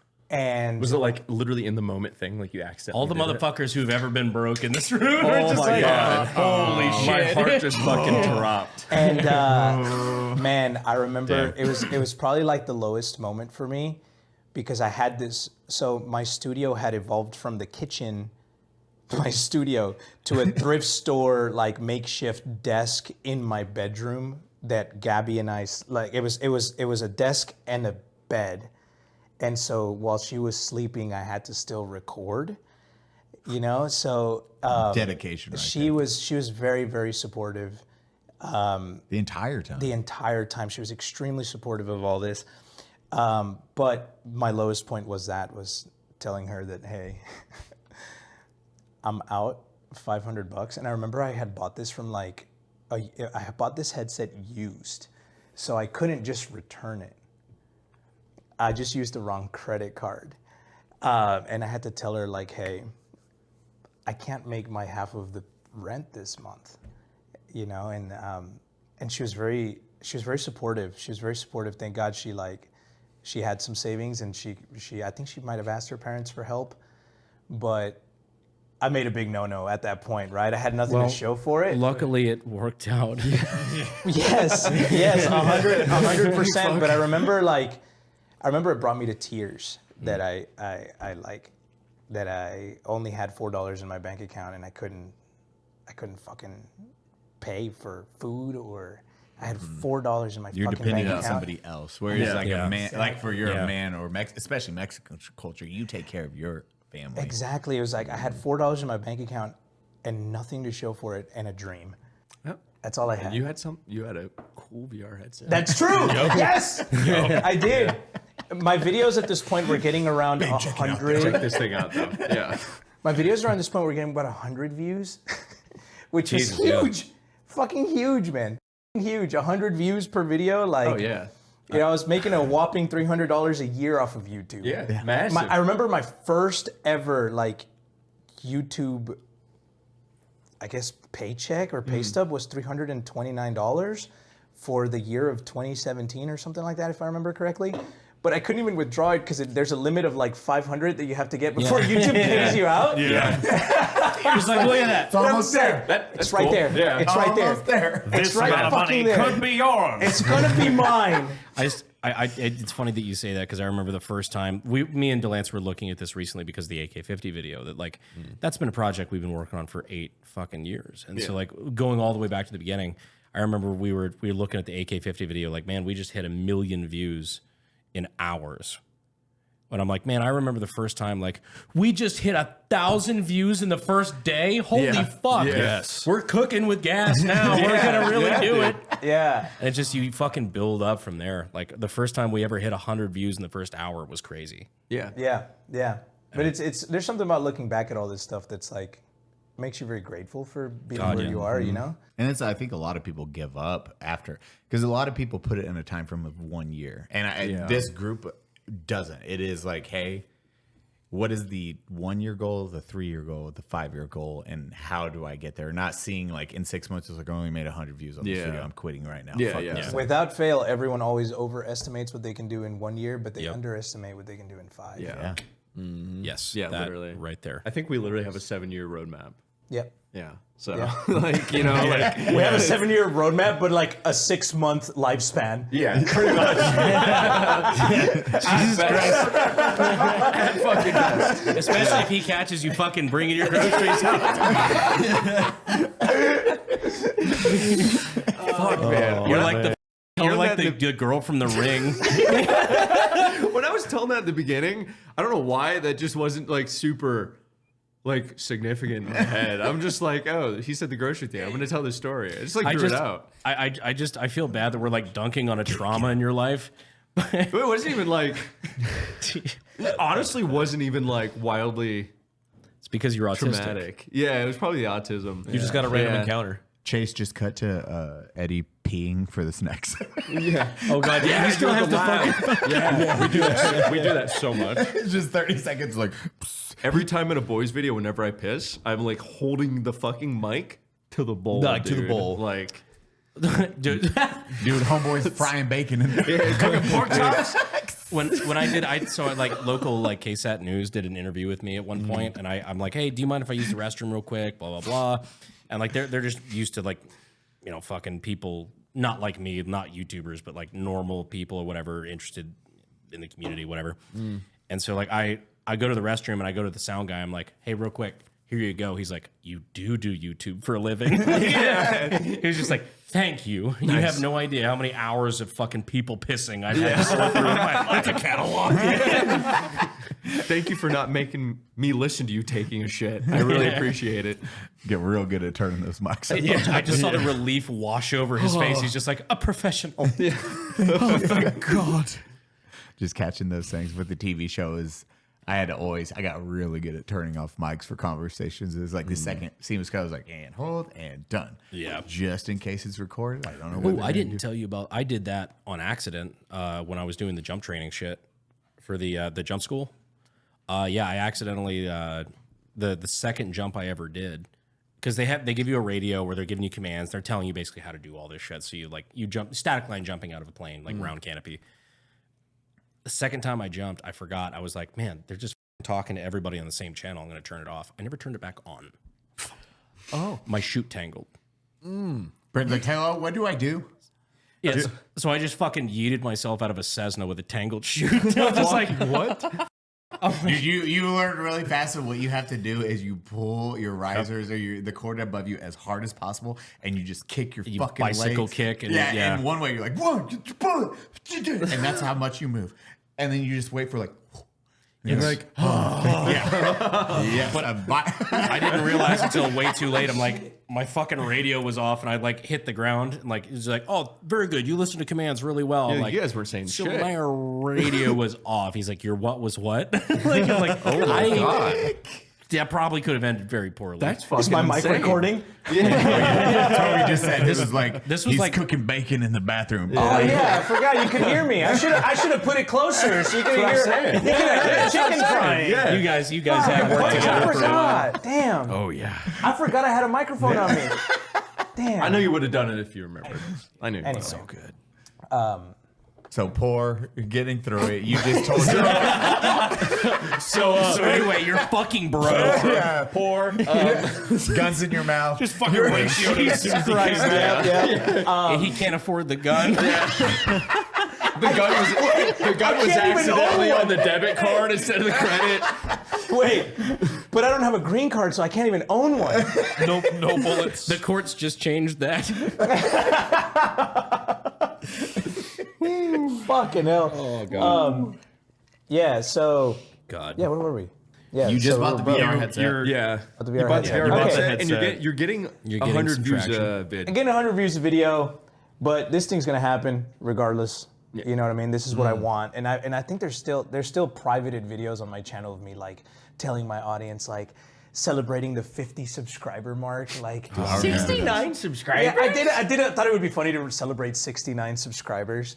I think, is that video unlisted? It's not unlisted. No, Okay. I have all of my old. I have 3 hard copies of that video because it's so funny, spread throughout all of my electronics just in case you ever unlist it. I remember those days of like starting a channel really early, like previous channels I've had where you like try to do the sub for sub thing. Like Yeah. every fucking Dude, sub for sub, subscriber, insane. Yeah. every subscriber you get's like a battle. Oh yeah. Yeah. Oh fuck yeah. Now we get jaded. You look at 1,000 subs, you're like, all right. Yeah. Bad month. No, 1,000 subs nowadays is an apocalyptic. Yeah. that was a bad It's month. ramen. Yeah. Yeah. Cool. So no rent. Nice. And I was trying to publish every day. Day to day. Every fucking day. Crazy. in my hat. Every day. Fuck that. While selling cars, right? So I figured, okay, what if I just like I learned this car business thing as much as I can. I learned how to sell really well. So I ponied up, learned how to sell. Like I was a top salesman. I wasn't number one all the time, but I was top salesman of the month. I was selling about 12 to 14 cars a month, which was netting me like $4,000 to $6,000 a month, which at the time was really good for me. Yeah, that's great. But Yeah. I learned how to use the phones. So I'm like, and internet appointments. So I'm getting appointments set up instead of having to actively try and get customers. I've spent the first 3-4 hours of my day setting up appointments, and the few hours afterwards that were left of my day, I went and bought a laptop, and I was bringing my hard drive and editing videos while I was at work, openly on my desk. Also on the that was debit on the card. debit card. But this time I could afford it. No. Yeah. So my managers fucking hated me, bro. They hated me I bet. because they couldn't say shit. Yeah. They couldn't say shit because I was still selling cars. So it didn't matter what I was doing at my desk. And anytime they come and be like, and I had And one how manager. often do you think about them now? Almost never. Right now. this moment, that's it. Almost never. I had one manager that would come up and be like, "You want to make 6 figures a year like me? You got to get off that fucking laptop." Well, I don't want to make 6 figures like you. I want to make 7 like me. Well, he was. Yeah. I wanted to get to 6 figures first, and then. But he had a really funny saying, and I'm not going to repeat it, but you can put 2 and 2 together. He was this black guy that was making around $200 to $300K a year. They're doing good. And he was doing good. He was money. he was his used car sales manager. He was a fucking G. But he used to call himself a six-figure Black man. black man. Yeah. And That doesn't rhyme as well. Yeah, I'm gonna call Darnell and have him insert. I'm assuming he calls himself a six-figure. Yes.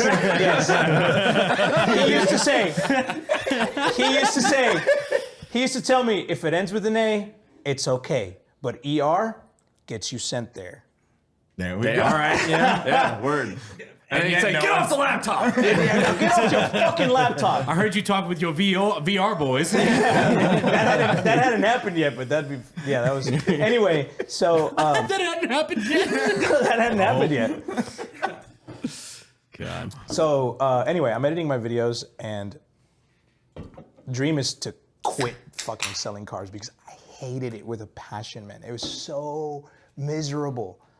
It was so miserable. Constant bullying, like every fucking day. But you know, you had Sales to. is hard. You had to be a shark and take it all. You know, folders thrown at you, like it was a really bad environment, specifically that dealership.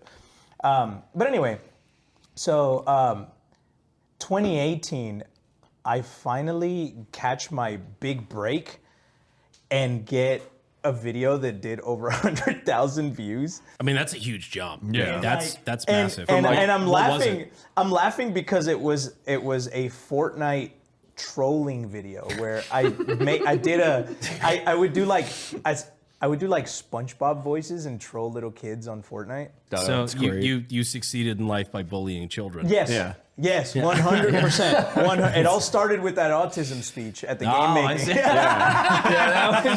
That was the trigger. And I was like, I would come home. Now I would come home and practice character voices. So I'm like sitting in Gabby would have dinner, and I'm like, okay, Gabby, I gotta go to the room now. And like, fucking just like. I see why you all get along right now. And then, I'd get to the room and just, anyway, make videos and whatnot, come edit them at the job. And this voice trolling started going viral for me. So I started picking up on that, and I started doing more voice trolling videos, but I didn't know how the algorithm worked at all. I didn't know that I was killing my channel by making viral content and at the same time putting other random shit that had nothing to do with that. Yeah. So I was just throwing shit against the wall. It's like, oh, I know voice trolling does good, but I always wanted to be a gaming YouTuber. So let's put this out. Yeah. So I always wanted to be like Markiplier and Jacksepticeye and PewDiePie and those guys. So I'm gonna put out Detroit Become Human Part 27. Even though it bombed, all 26 had bombed to the time. 27's gonna be the one. When the final one comes out, Wait till they're not ready for it. Yeah, wait till they see this, right? And then it's like voice trolling, 500,000 views. Detroit Become Human, 200 views. Yeah. So that's a recipe for disaster. You're Absolutely. confusing the algorithm. And and people who show up to your channel, you're confusing them because they're like, oh, well, I'm here for this, but I really couldn't give a less about this shit.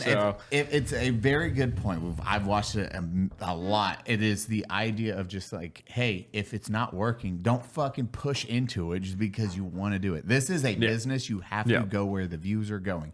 The analytics will tell you to a T, hey, this fucking works. This doesn't work. If it doesn't work, you know what you do? You don't dump lots of money into what doesn't work. There's also a paradox that I've noticed with pretty much all successful YouTubers, which is if we have a project that we care a lot about and we want to put a bunch of money and a bunch of time into because we think this thing's gonna fucking work. Like I've always wanted to do this project, it fails. Yeah. Every time. Every fucking time. And it never fails. Yep. Yeah. Eli doesn't podcast. I can tell you that was on the bottom list of things. I was like, I want to do that. Never in a million years. Like I wanted Freddie Wong. I wanted to make movies. I wanted it was like Freddie Wong, Corridor Digital, learning from them. I was like movies, shorts, skits, doing all that, being able to do it really well. And then podcast was just that the bottom of the barrel. It's like, okay, weird. here we are.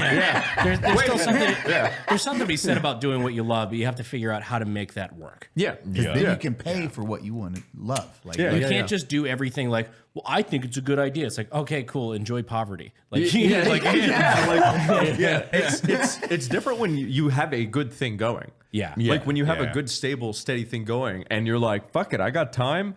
And I really like doing this, so I'm doing it on the side. It makes me happy. But I have figured out that stable thing, and I'm growing it, and I have my plan, right? Exactly. Now I can do also on the side some stuff that I like. Maybe it doesn't do as good, but I feel fulfilled, you know? And I have a plan, and I'm furthering all of it.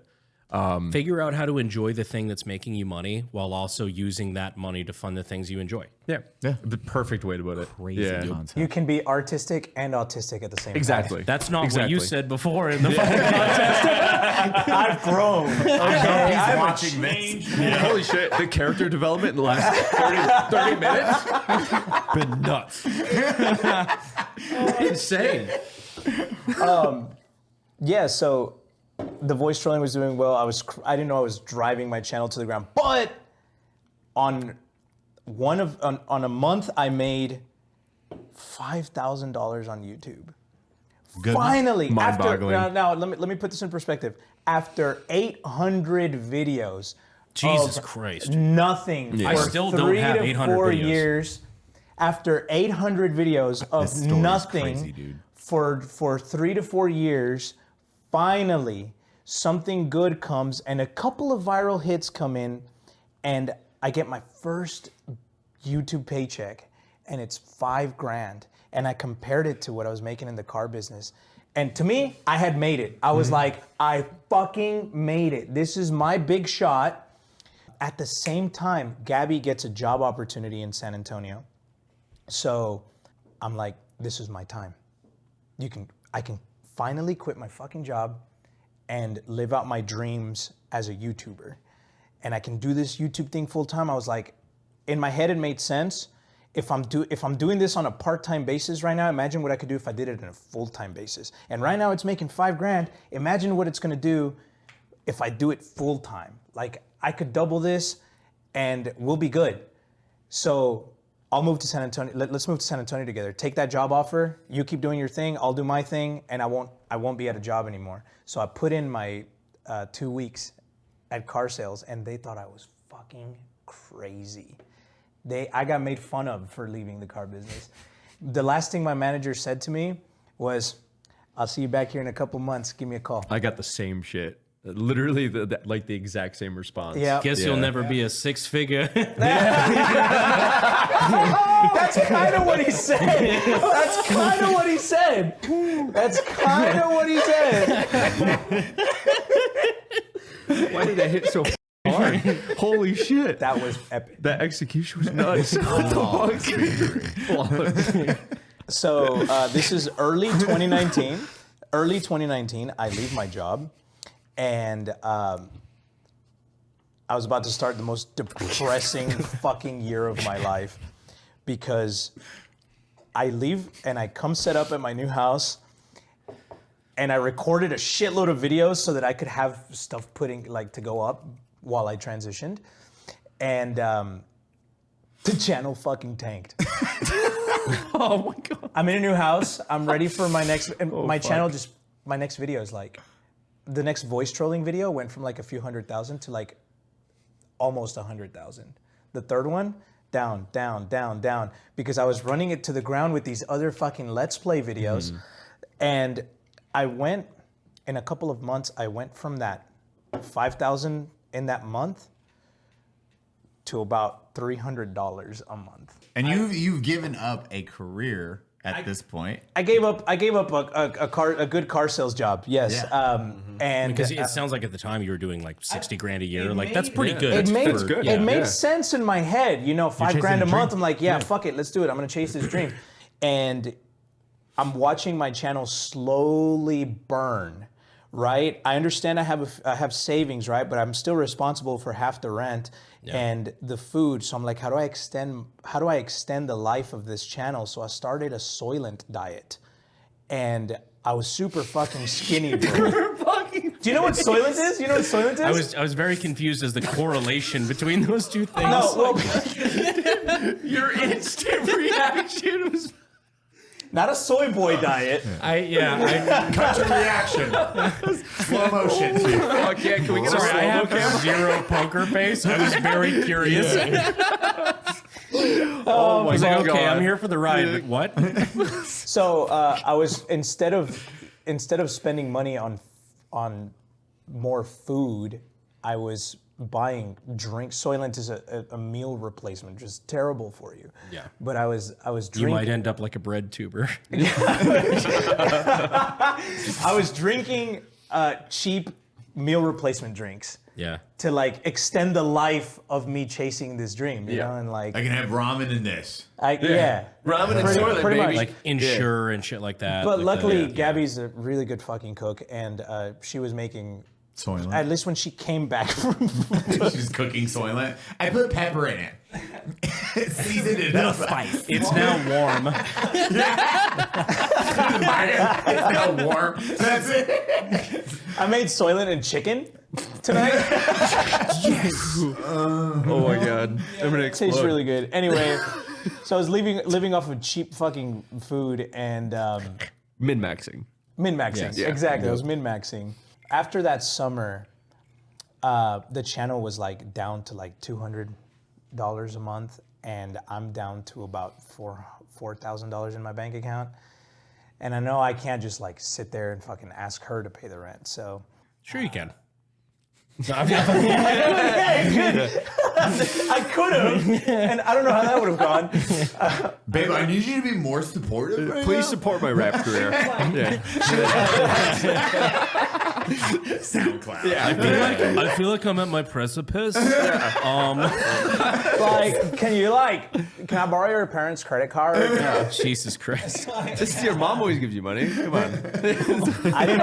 I never talked to my parents about this. Like, I told them the story later, but Mexican culture, this is the hardest, like asking for money or anything. I don't know. and my Dude, dad I is will so fucking starve versus my parents are ever ask for so help. pissed at me for not telling them what I was going through during they thought everything was fine, but I didn't tell them shit. But it's the trials and tribulations. that got Exactly. you I where had you to went. go through this shit, right? And Gabby was like, at the same time in my relationship, we had been together for like 7 years, and Gabby was like, hey, you know, we've been together for a long time. When are we gonna get married? You know, you said you want to marry me, and I did. I've always wanted to marry this girl. She's the love of my fucking life, and I've always wanted to marry her. But I told her, I was very honest with her. I said, look, I have to make something out of myself because I don't right now, I'm undocumented. If I marry you, that to me feels like an easy way out. If I get like citizenship or my green card, you know, for me, that's what It it was felt an like. internal kind of thing. It was an internal battle that I had something to prove. And to me, what that was proving that my family was right in moving to this country.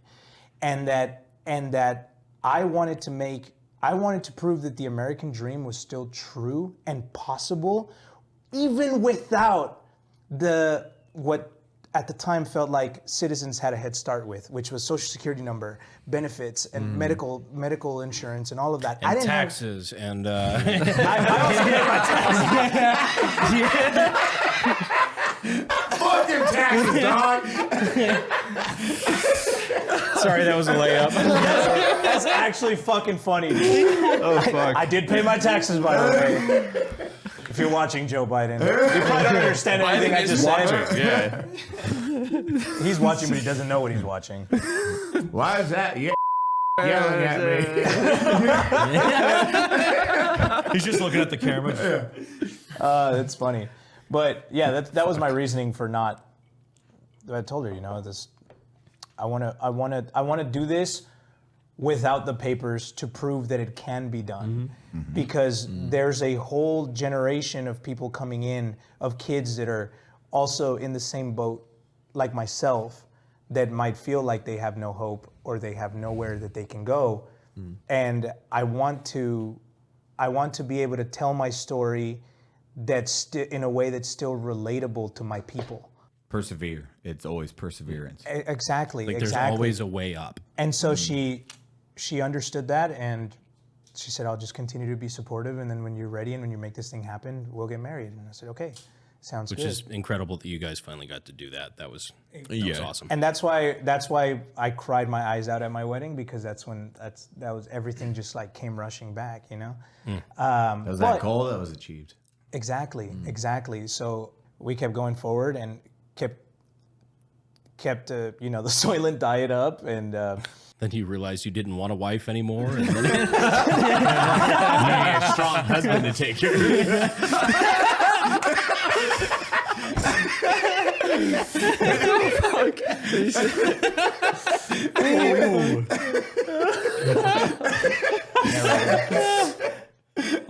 I'm so glad I met you. Have I ever told you that you have the most beautiful eyes? No. So when you get drunk enough, you thank me for my service. Holy fuck. That, You got a Warner Brother. that was insane. The first time. I'm so sorry to detour, but we have to, bro. It's going to be like a minute. God. First time, I fly over to Eddie's house, and we're doing like this boys IRL video. We're not even really doing IRL videos at this point. It's just for funsies. Eddie gets fucking hammered. What's the first thing he does? Viciously thanks Narrator for his service for like an hour. And I'm like, holy, what is going on? That was before I realized he was just posted up. you never had to tell me. All I had to see was like the first time we brought out the 249 to the range, and just the way you looked away as you opened the top cover. I'm like, yeah. Military boat right there. Like, bro, like, I own that fucking thing. I don't even do that. That's the mannerisms of the man that had to carry that for miles. Oh, fuck. Anyway, we're getting to the punchline of the story. Finally, after how long have we been recording for? Years. Yeah, it's been like 5, I think. 2 hours. Yeah, so we We got 1 out of the 3. This is gonna be a long podcast, boys. I don't like it. I'll keep mine short. I did it. That's it. I did it. I had been watching Mully and Josh on TikTok blow up, and I was starting to implement a strategy for myself for my own channel for Sauce Eddie, and it just wasn't working for me. But I remember I had 5,000 in my bank account left, and I kept getting this idea kept coming to me that was like, start a VR channel. Start a VR channel, start a VR channel. So finally I go up to Gabby and I was like, hey, I'll never forget this moment, because it's nighttime and she's in bed and she's ready to go to bed, and I walk in like, just like the top light illuminating, and so all you see is like the big ass nose. Fuck. Holy shit. Gabby, you know this YouTube thing that hasn't worked for the last 4 years? I've got a couple options here, because I only got 5,000 in my bank account. I could either A, go back to a job, which I'm happy to do at this point because we need to pay the bills and I only have a few bucks in my account left. Or, you know this YouTube thing that hasn't worked for years? I'm thinking about starting from scratch again. Double down. But this time it's gonna work. I promise you, I have this big idea and it's gonna fucking work. And I've now learned everything that I could from YouTube, and all of everything that has worked, that hasn't worked, it's all in my head, and I just need a fresh start. And I'm gonna feed it through the TikTok algorithm. And I've got all this I've got it all planned out. What do you think? The numbers, Mason. What do they mean? And she goes, she said, keep following your dream. I'm gonna support you. I'm gonna support you. Within the first What month. fucking lab did they grow her in? She's the. I'm telling There's gonna be you. so many comments. Does she have sisters? Question mark. She doesn't. I want to start a YouTube. She doesn't. Oh my god. She's my fucking guardian angel. You know. That's awesome. Yeah. But Like anybody who's seen you two together, like knows that you're clearly fucking on the same page. yeah. It's awesome. Love hanging out with you both. You're thank you. an amazing couple. Appreciate it. the punchline is that I started EddieVR and implemented everything I learned. Within my first TikTok, somebody commented and said something like, "Oh, I like this." I was playing it was a porn game, but in VR, right. but Straight jerking. but it was not straight jerking. By the way. Recorded. Yeah. It was a girlfriend simulator. So you get to interact with this girl before you do anything. So I was like, okay, I could use And the first half. your now wife was supportive of this. Yes, I literally know the game you're talking about. it's VR Kanojo Yeah. for all you Gooners out there. Baby, it's a video game. Yeah. Baby, you're ruining my date. Yeah. Shut the fuck up. I love how you're like telling a real life woman to fuck off. It's for the video. I have to count the pixels. I remember doing a TikTok where I slapped this bitch in the face with a dildo. In the video game. In the video game. That is somehow the worst Not sentence my said on the wife. podcast. Not Jesus my Christ. wife. She was an angel, so here we are. I'm talking Of about the video game character. I slapped her with the dildo, and I said, "Pendeja, wake up!" And because she was like, "Bro, this girl was getting on the bed asking me to do shit that I was not gonna do." And I was like, "Pendeja, wake up, get out of your bed." And so like I grabbed the dildo that she had in her hand and I slapped her with it, and it was really funny. And people were like, "Oh, it was really funny when he said pendeja and yelled in Spanish." So I was like, okay, what if I just like start throwing in my Spanish bits and in my videos and Babe, I am now an abusive Mexican husband. Yeah. Hear me out. yes, But only on the internet. Yeah. within a month, EddieVR got its first silver play button. Jesus Christ. Crazy. Within a month of starting the channel. Within a year, I'm skipping ahead here, but within a year, EddieVR went from 0 to over 5 million subscribers. Well, I'm sorry, within what? A Within year? 1 year. 0 to 5 million? So, Dude, I have been doing this for 10 goddamn years. I don't have that. this is like, Jesus if I can cut Christ. you off real quick, this is the level. You went from 800 videos to this point to then having the idea. It's like, hey, I've learned from my old channel. Yeah. I'm going to fucking nuke it and start a brand new channel. My spouse is supportive during this. I have my money's running out. And you did this on a whim, but you took all that knowledge you learned through those 800 videos and you're like, hey, I'm going to do this now. And I am placing all my bets on this one, and it fucking worked. and all it took was someone to believe in me. Yeah. And God damn. And it gets even better. A few months later, Mully and Josh comment on one of my videos. Right before that comment, I'm in a call with Molly, by the way. Right before this comment. We'll get to that whenever I do my 3-hour monologue. But I already knew Molly at this point, and we're in a call, and Molly's going, who the fuck is this guy? Because Molly's already doing VR, and he's like, this guy? Who is this? Who's this EddieVR guy? This guy's coming up. We got to keep an eye on this guy. And he's like, maybe we should get him in a video. I'm going to comment on his thing. Like, Ha but it was funny taco man. yeah.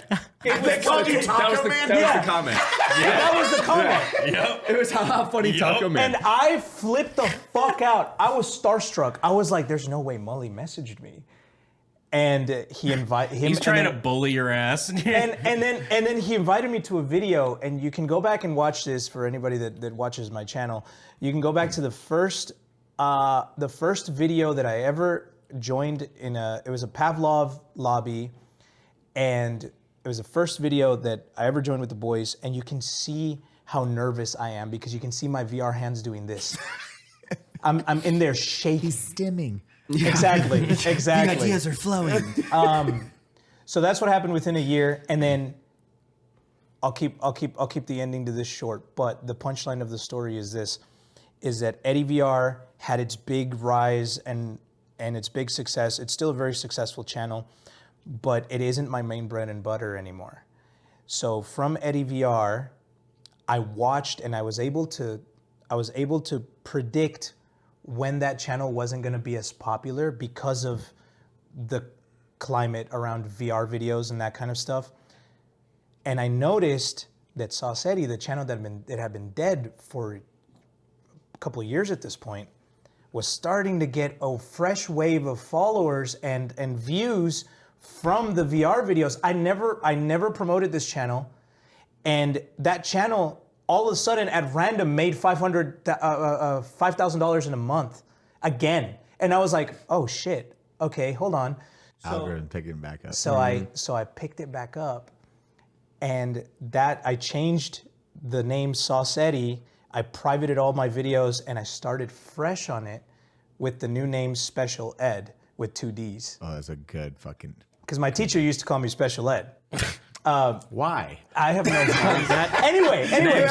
So Special. I thought you were more artistic than you did. Sounded not true. So it all came back to that channel because that channel now is about to surpass the EddieVR channel. How many? Okay, and how many is EddieVR? EddieVR has over 7 million subscribers right now. Brandon wants to fucking go live right now. Special Ed is on its way to 5 million. Special Ed is on its way to 5 million. Jesus Christ. And I've pretty much, like, the VR channel is now just kind of like a play project. I just get on it when I feel like I want to get creative with things. My main bread and butter is now the Special Ed channel. And now I'm able to do videos like Markiplier, Jacksepticeye, and pretty much regardless of what I post, I have a very loyal following and people that will watch those videos. And I'm living that dream that 2016 me set out to do. I just didn't know how it was going to play out. And I just had to follow all of the signs and stick with it as long as I could without giving up. And I look back at that moment now where I was standing in front of Gabby saying, hey, I could go back to a job, or I could start this EddieVR channel.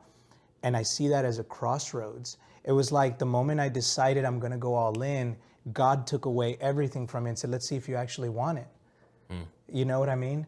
And so I was at a crossroads, I just didn't know it.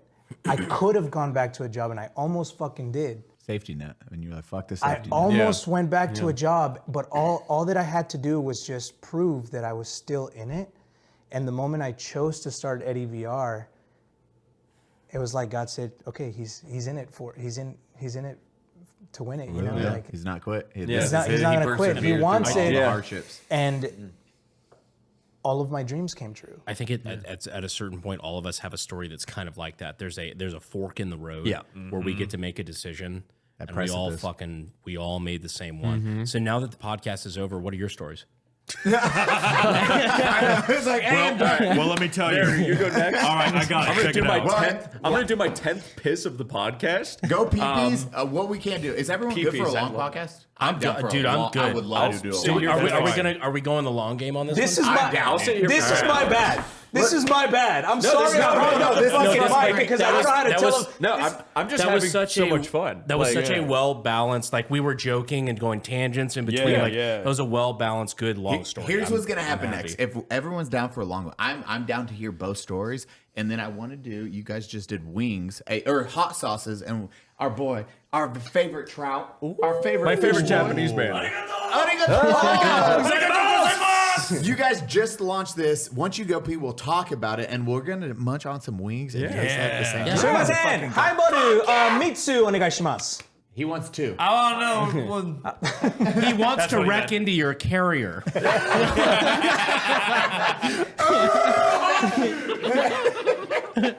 We'll come back. We'll eat some wings. I'm gonna go pee-pees too.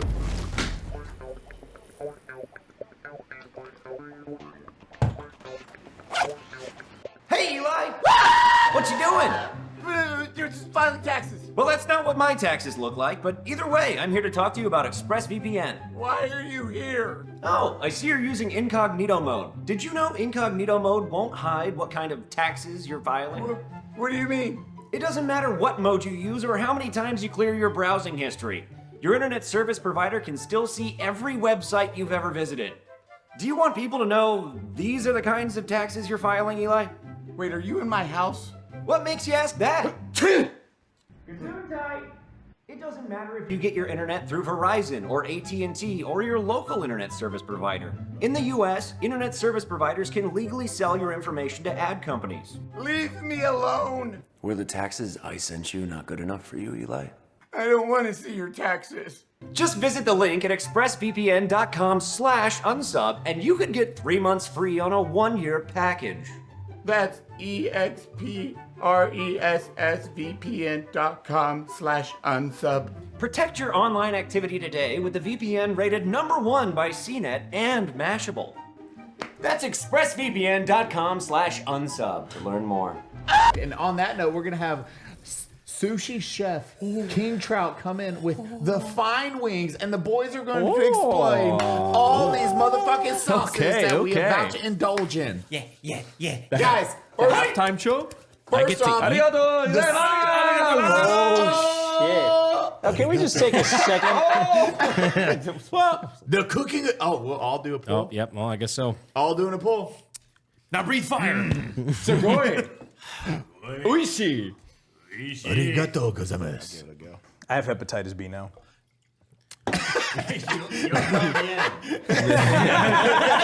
I speak English. Arigato. So do I, I guess. Holy shit. Hey! Danke Shane. So you, Gochiso-sama deshita. What? I learned, and probably you just through watching anime, a lot of us. It's like, oh, I watched a lot of Japanese anime. He's also like literally been to Japan. yeah, that too. That helps. Yeah. I just got back. Like, We've been a couple times. Like, we were forced to learn some shit. Because when you get over there, it's not until you go that like you have to really. Now it's like, okay, now if you get a cold, now you got to learn how to fucking ask for it because no one's gonna help you. yeah. Yeah. How do you ask for cold medicine? So I'm sitting there fucking studying Google Translate. Yeah, Like, yeah. okay. And then I go and I'm like, tell the lady, I was like, Achoo, por favor.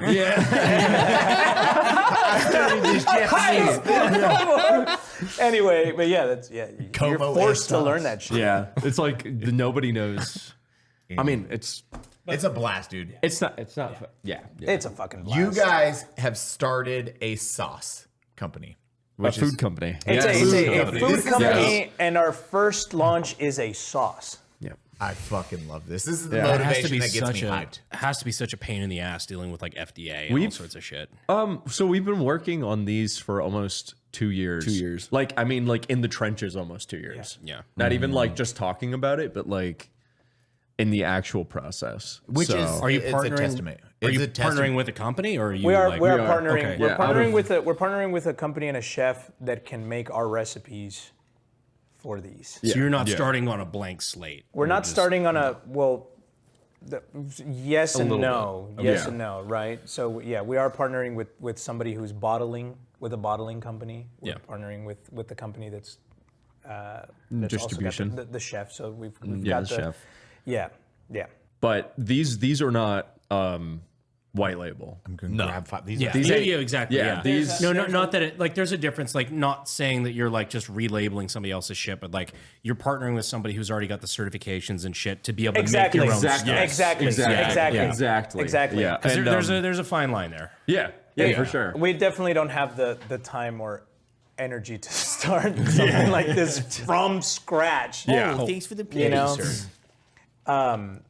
But There's Daddy like. But every single one of these sauces has our personality in it. This is gonna be the first ever mukbang episode of fucking Unsubscribe. Thank you, sir. So let's start. Okay, from left to right. Thank you. Hey, do we How want many to do are we least grabbing a spicy to piece? spicy? Least spicy to spicy. Okay. Sounds fucking fantastic. And We'll start with you two. probably They're need, you already probably need lined up that 5. way. Oh, are they? Okay, this one's least. Yes. Fuck it. Okay, from Right? viewers. Yeah, they are. Yep. They're already lined up We'll start perfectly. with 2 and work. All right to left, camera left to right. Thank you. Grab a couple in there. There you go. There you go. So we started a company called Hungry Boy. And for now, our first launch is these hot sauces, which we've been working years on. Yo, Some of our most popular videos. Did you just try it without the sauce? Yeah. Just a little one. Some of our most popular videos are hot sauce videos, and that's lot kind of of how we them, started yeah. our IRL stuff. And like, I mean, like me and Eddie personally, we just love hot sauces. We did a 50 hot sauce tier list video. Yeah. Where it was, dude. I made it halfway. Edited. It's like so. Narrator's GERD. Oh well, yeah. Which is why we made his just honey and seeds. He ate half There's of the more- tier there's list more and to then it laid than on the that. couch, and we almost called the ambulance. 90% water. Yeah. It's called the white people sauce. It's honey. Shit's spicy as fuck. Honey and crackers. So our most popular videos are hot sauce, and we decided, you know what, we're fine. We're gonna work on this, and it just took us too long to do, but it's finally happening. This is Sweet Sting. This is by him. Yep. By Narrator, and so this is. I was making a joke. I didn't realize it was literally honey. It is. Wait, what? I said white people when you said honey. That was a total fucking joke. You actually didn't know? No. Holy. Yeah, it's honey. Well, shit. No, but this is motherfucker. Surprise, motherfucker. That's right. no, but we this is Sweet Sting. It's the main components are honey, garlic, crushed red peppers, little extra stuff that I won't say in there. But this is the entry level. Come And spit. Yeah. in the form of garlic aioli. Yeah. Yeah. Narrator passed out 4 times dear making that bottle.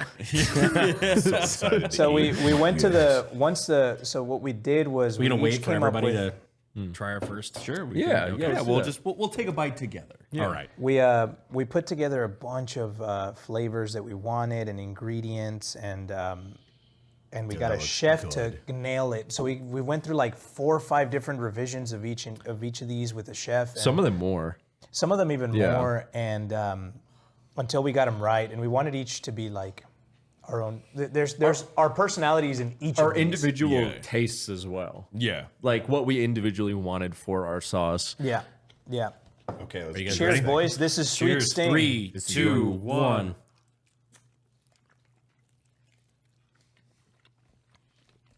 go. All right, that's really manageable. That's Yeah.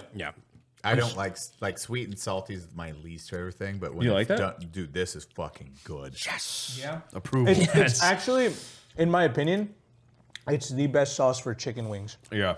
This is the one that it's got the right amount of spice to where you can eat a lot of it. Yeah, it's just You like can have literally a the lot of this tiniest sauce. bit of tang. Yeah. We did a lot of experiments with like different foods. Yeah. So each sauce goes well with different things. So if you have all 5, you're covered. So I can take that home, right? Of course, these are for you guys. You and Eli can what do you fight think? to the That's death the shit over that it. I would like if I was gonna like DoorDash something to the office. That's what I would. Dude, you can just probably- literally just. Yeah. We'll have a fucking pallet sent to you guys. Don't worry. You know, it'd be really good, like a spring roll with that. Holy shit! I've not thought of that. That would be insane. It's got like an Asian zing to that it. would be nuts. Dude, if you dip that with spring rolls or something, oh fuck yeah, dog. Oh shit! like, the knife came out. Oh, he's ready. How does human meat taste with it? Brandon just kills your narrator. We already know he's a cannibal. It tastes good though. There's a little blurb on the back from each of us, Yep. which we'll save. We got ChatGPT to make all of them. Yeah, pretty much. Narrator, read it. Read that blurb. When Narrate we pass out the it. next Narrate one. it. So, and what's on the back of this is actually a true story. So it's when I was a kid, my grandma called me Honey Bunches because I was so sweet. Aww. The older I became, spice started to be a more prominent flavor in a lot of the food that I liked. This hot sauce is a combination of how sweet and spicy, when melded together, can be the perfect flavor combination. It's adorable. That was sexy, bro. I like that. I love this so much. Just like Wholesome. that sauce. Nice Now- and wholesome. Can you be my sugar daddy? Yeah, man.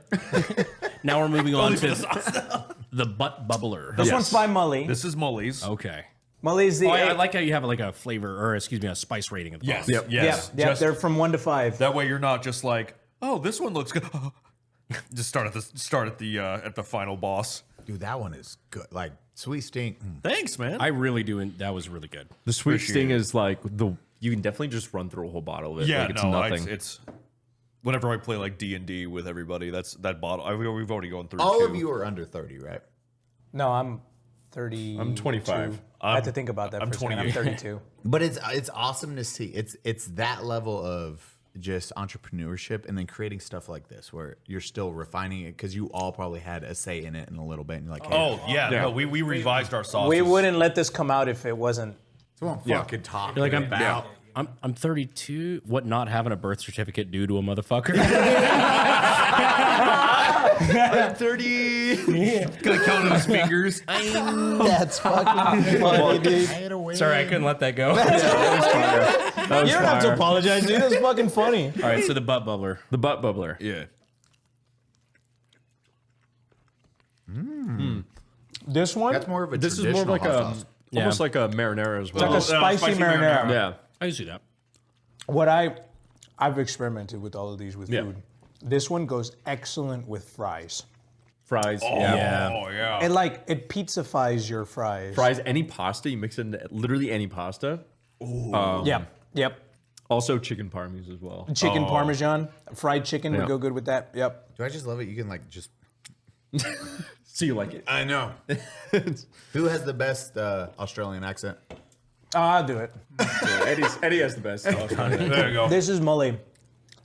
In a secret location, I combined the finest tomatoes with rich garlic cloves. I didn't and know you sharp could be Parmesan. racist against white people in 2024, but Now I know what it looks like. The hottest, most fragrant, spicy peppers and other secret and epic ingredients from the bottle. This is the butt bubbler. If you consume this hot sauce, then your butt will be bubbling. That's it. That's the story. Molly's gonna throw up when he watches this. He's gonna be like, I'm What do you think, Royce? What do you think? Is Good. Grant still your favorite so far? Yeah, Grant's for chicken right now. Yeah, but for that's chicken. so fucking- You gotta have For it. chicken. Yeah. But when I can do this, Yeah. good it's fucking good. sauce. Yeah. Good fucking sauce. This is Josh's sauce.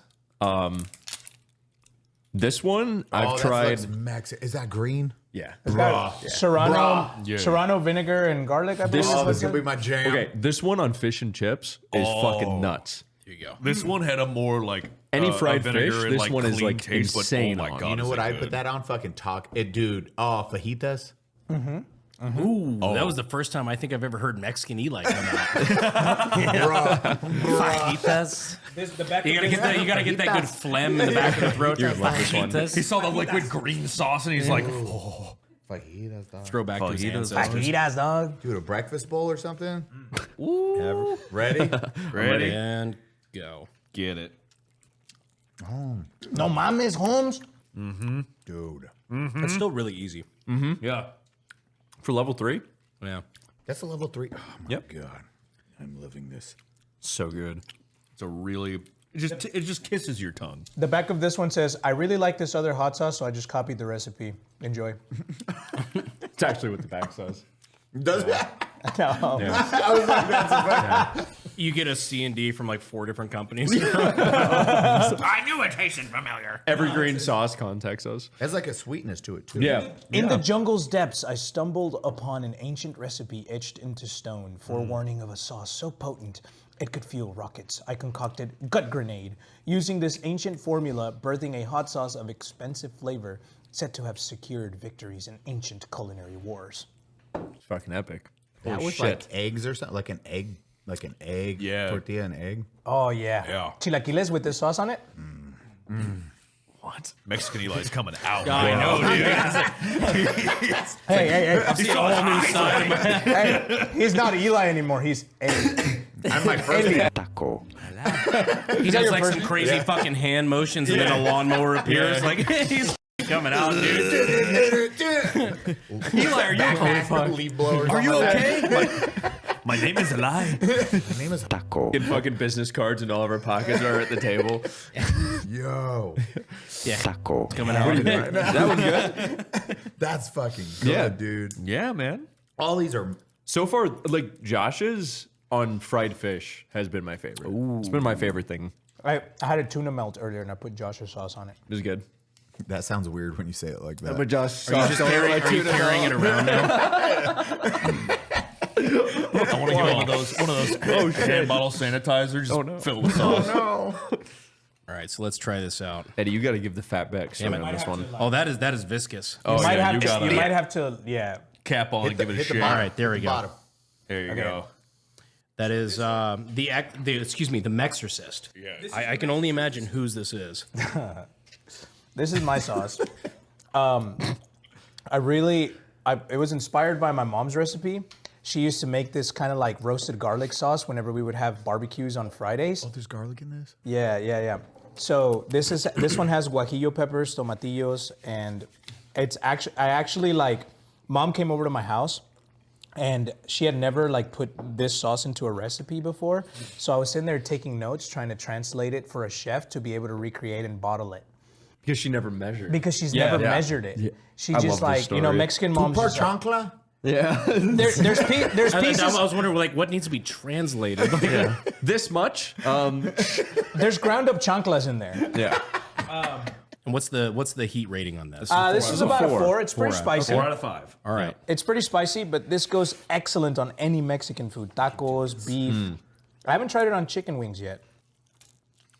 Oh. It's good on chicken. Yeah. Oh, dude. I've tried it on beef. I have not tried It's it on very chicken. bold. Yeah. That on a beef, like tortilla. Yeah. This is my favorite episode just because I get to eat. Yeah, right. I'm in heaven Normally, right we now. just have to drink this entire time. There's a halftime show. This is Dude, fucking we get to epic. sober up. This is great. Do I want more wings? This is awesome. Now we can drink more. Dude, they're so. Does anyone want any more wings? I've been like using one wing per sauce. bro. I'm just Yeah, like, same. I'm eating a whole fucking wing over here instead of a bite. No, I got 5 wings for that. I've been reason. drinking I was like, Soylent all day. I've got 3, so I still have one whole ass wing left. Nah, Soylent, dude. That shit was bad. That is the. Yeah, that is. Yeah. All of a sudden, you like Harry Potter and Joe Biden. You're like, oh fuck. Oh, no. You're a soy boy, Eddie. All right, so moving on, we have taste bud trauma. Yeah, which that's this fine. is a full 5. Full 5. Wait, did you read the back of that? I just told. ¿Cómo estás? Hola, Oh, God, this is hola, very buenas liquidy. tardes. My name is Dora. Whoa. No, I'm kidding. This recipe is inspired by my mother. It honors my Mexican roots in a few words: bold, spicy, and savory. The Mexorcist is a blend of chile de árbol, guajillo peppers, and garlic. I recommend pouring it on your tacos, steaks, or chips. Disfruta. So this last one is very. This one is quite hot. This is not viscous at all. No, so this it's will quite just thin. like fucking. Oh, that's This red. will pour all over. It's 90% spit. Nice. Well, That's why I drink it. It's spit and chewed up garlic. Me and Eddie chewed up personally. It took about 10 days to fill the vat. that's it. But That's the you whole almost introduction. passed out, but you got it done. Yeah. But let me tell you, your jawline has never been sharper. That's right. Yeah, That's right. Strong jawline now. Oh wow, yeah, that is. Brandon wasn't lying. This is like liquid. Yeah, this one's Liquid. Now this one is hot. I like my sauces hot. All right. when the Mexicans coughing like that. Wow, this is. This one's delicious on wings, dude. I haven't tried any of these on hot wings. Oh, that's a wing sauce. Oh, yeah. That reminds me of the Shack or the. Oh yeah, this is hot. Oh, I put this on my Popeye's chicken sandwiches. But here's the thing, though. Like, yours is the hottest out of all of us, but I love that yours has a sweet note to it on the back. Yep. Yo, that one's good. That has. Wow. It's hot. There's that lippy like pop pop. Yeah. Yeah, it's spicy. Dude, Are you all right, Brandon? okay, wait. Yeah. Okay, for Tweak and Show, come here. The whitest of the folk here. Try The whitest of the Grant's white folk one. Dude, but try it. Try it. It is so fucking I don't know how good. you want to do this. Like, I don't know either. This is very awkward, Eli. you can come over around. You This is- can, Yeah, come over we're here. backside here. Get on the side. We cut to Here, a wide. here. Bam. Sweet. Please take my chair. Get that. I'm like, I'm Get that trying to sweet fuck myself sting. up on this hot one. Here, show. Just a quick sweet sting, cause that fucking. Yeah. That one right there. If you're white, you don't like spice. This is the one. Yeah. Oh, yeah. Also, your fucking spicy one. If this is the hottest one, this is fantastic. I went gay, bro. No, man. I went back and You forth can't a tell me to lot stop. It never because goes I away. personally love really spicy food. I just casually eat really spicy food, and I wanted it there's that level where your mouth hurts and it's not fun to eat anymore. Yeah. I wanted it just below that. It's like, honestly, like, I don't like spicy food. Like, I don't like spicy for spicy's sake. Yeah.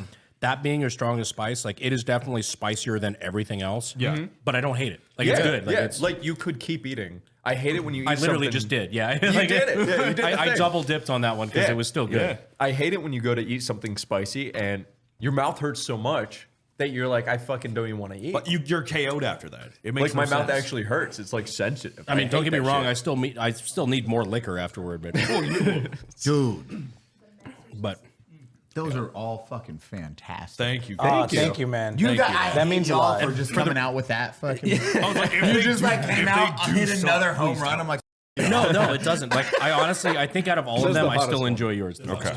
It was good. White people that's my approved. sauce. Mexican approved. Everyone approved. dude, because I can tell each one with the different foods. I wish we brought different foods. They're to vastly try- different, Yeah, each dude. one, Like yeah. fish for one, tacos, like carne Yeah. asada. Yeah, yeah.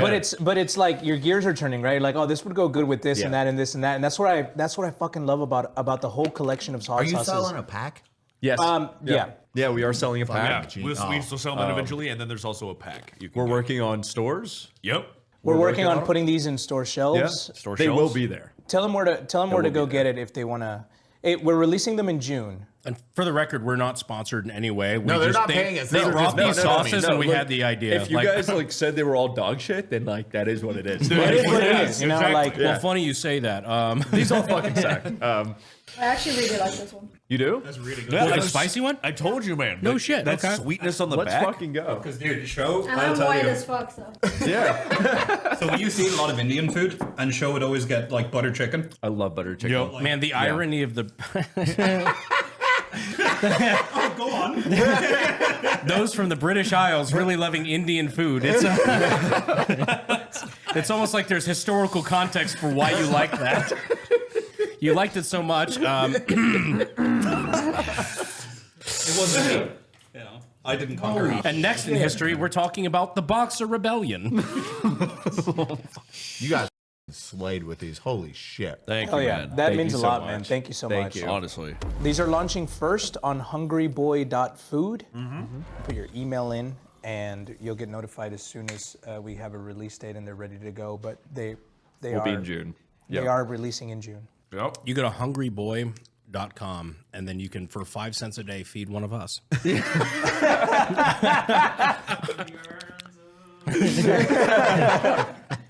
So just all of us in a Sarah McLaughlin commercial. Isn't that commercial?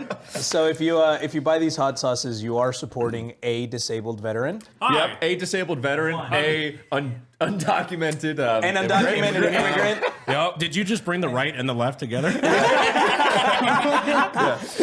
We just bridged the gap. Yeah, with hot sauces. You're supporting a disabled veteran, an undocumented immigrant, and a disabled person. So go to hungryboy.food. We're covering all Way bases. better than Kylie Jenner's Pepsi ad. We did it, boys.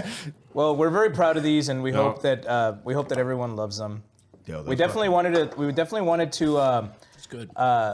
separate our brands from a YouTuber. Yeah. Yeah. You know what I mean? So these are not related. These are made by us, right? But the Hungry Boy brand has nothing. So if these are on store shelves, own thing. It doesn't relate to a YouTuber. Does that make sense? Yeah, like, it it's doesn't kinda- scream YouTuber merch. Kind of what we try to do with everything. With like our all our clothes. ventures, like our clothes and stuff like that. It's building those empires. Not one. It is, hey, okay, we have one. How do we then brand off from this and then build other empires on top of it? And it's so easy too when it's like something you're actually like.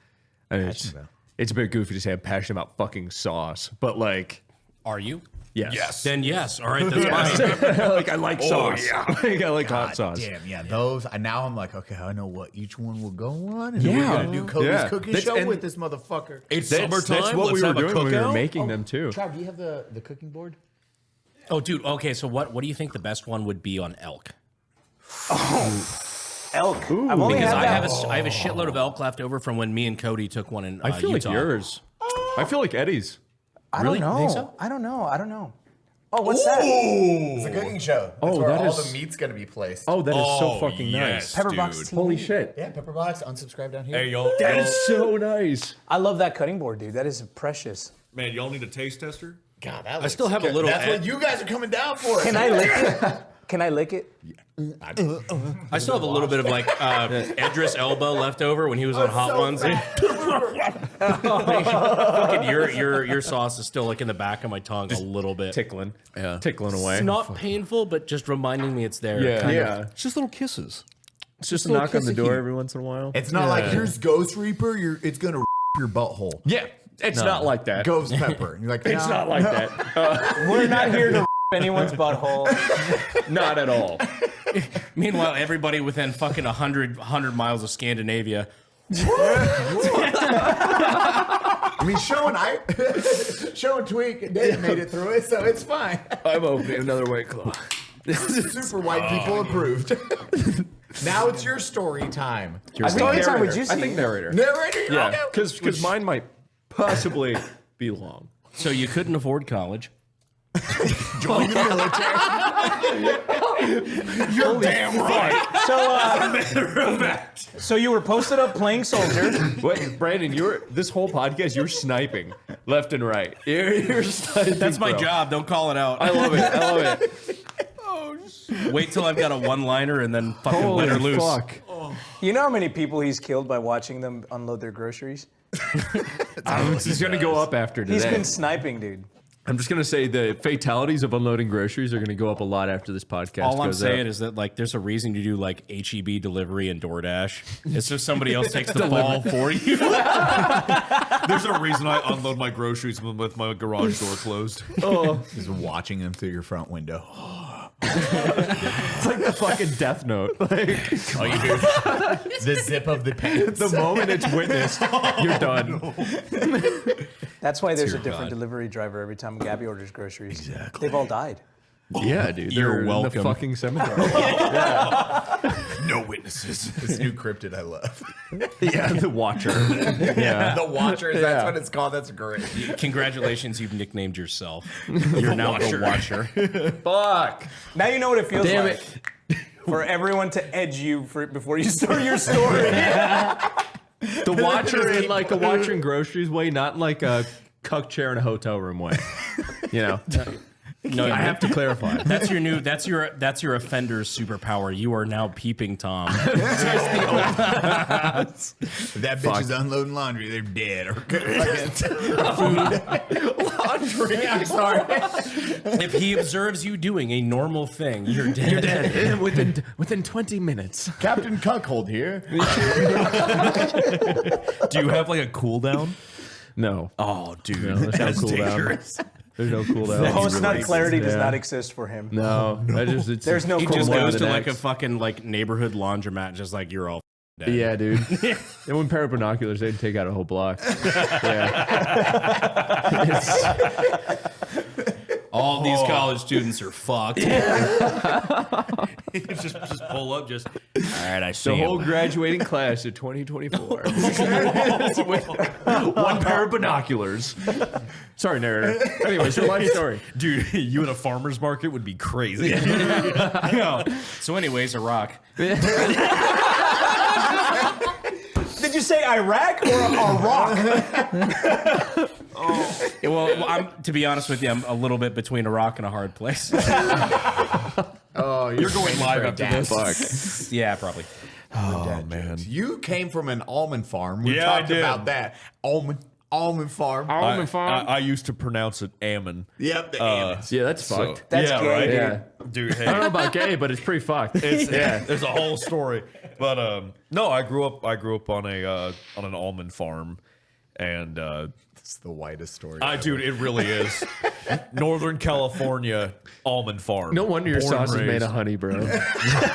I literally grew up around bees my entire life. I could probably throw a habanero at you and fucking kill you. Probably. Simba, you That was the Wildest defense I've ever heard for that. I grew up around bees, bro. Let me tell you. I've never heard I fucking love you, bro. I've never heard a guy that like this big burly ex-military dude just like casually saying, my tummy hurts. Like the way that you do, bro. The way that you do. It's true. No, I love it. It's fucking great. It throws people off. It's very fun. Oh, I'm gonna gas you up real quick for your story, but you were very just unapologetically you, like 100% you have been since I met you. Out of all of us. That's Out of all of us. No, You are yeah, the- like I would literally say out of all of us, and I think we all put forward our like true selves, but obviously you amplify that for a camera. But you've always just been like, you're just you, like just the fella. You hold nothing. Yeah, it's great. I love it. He actually, what's crazy is he was part of 2CR. Yep. Right? So we stood up 2CR in Fort Lewis, and then they transitioned to Germany. Yep. And we So I stayed obviously know what that is, but for the audience who doesn't, as a Medal of Honor recipient. Brandon gets this better than any of My first acronym is Two Crazy Retards. What does 2CR mean? I don't know what this means, dude. Like, what is 2CR? The most dangerous unit in the military. It's only two people. It's two crazy retards. Ooga booga. Just give them 249s, and they're gonna kill a lot of Two people. most dangerous men in the world. Jesus Christ. Why do we call him uncle if he's not related? You're the dad about to drop the biggest floor. But please, what's 2CR? So 2CR is a cavalry regiment. Two cavalry, I think that's what, right? Yep. 4th Squadron, 2nd Like, Cav.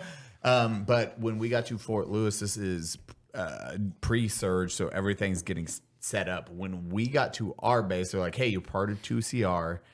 We literally had, it was like an E4 for first sergeant, and then a first sergeant actually took over. But for a long time, it was like privates and specialists are the leadership in this. Nothing's getting done because it is 20-year-olds running a fucking regiment. Yeah. Privates and E4 is just like lower enlisted. Okay, The lowest of the enlisted. They're like, you're all in charge. Nothing's happening. Yeah. They're like, you want to do training? No, y'all are off. Good luck. Yeah. Everyone's running each way. So it's too many crazy reasons. yeah, too many crazy. Two MCR. So it is, we get stood up, and then we switched it to 2nd Infantry Division, and then 2CR goes to Germany. Yep. My unit then became his unit because of that. Which Really? is great. Yeah. We So were you just- oh shit. You in the 82nd? You in the 82nd now? yeah, exactly. So that was crazy hearing that. I was like, holy fuck, that was my old unit. And then they stood up, Striker Brigade. That's did insane. everything Yeah. else. We're connected beyond words. Penises touch, we docked. Bing bong. And Nice. now, Nice. and now he's in Germany, and you enlisted at what year? 2013. Yeah. 2013. I essentially as soon as I hit 18 years old, I was like, well, Fuck these almonds. pretty much. Especially since I'm allergic to almond dust, which is the Bro, that is fucking wild, dude. Wait, what? Do you not know this? No, you're allergic to fucking almond dust? 2,000 years ago, your dad would have thrown you off a cliff.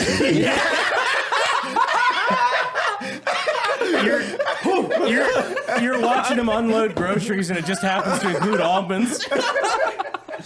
You know, someone's gonna make a meme of that scene in 300 where they throw out the little defective babies off the cliff, and it's gonna have your face on it, dude. My grandpa, and then I'm a baby. It reminds me of that GIF where they fucking edited The Lion King where Rafiki just tosses Yeah. So Holds an almond up to his nose. He sneezes.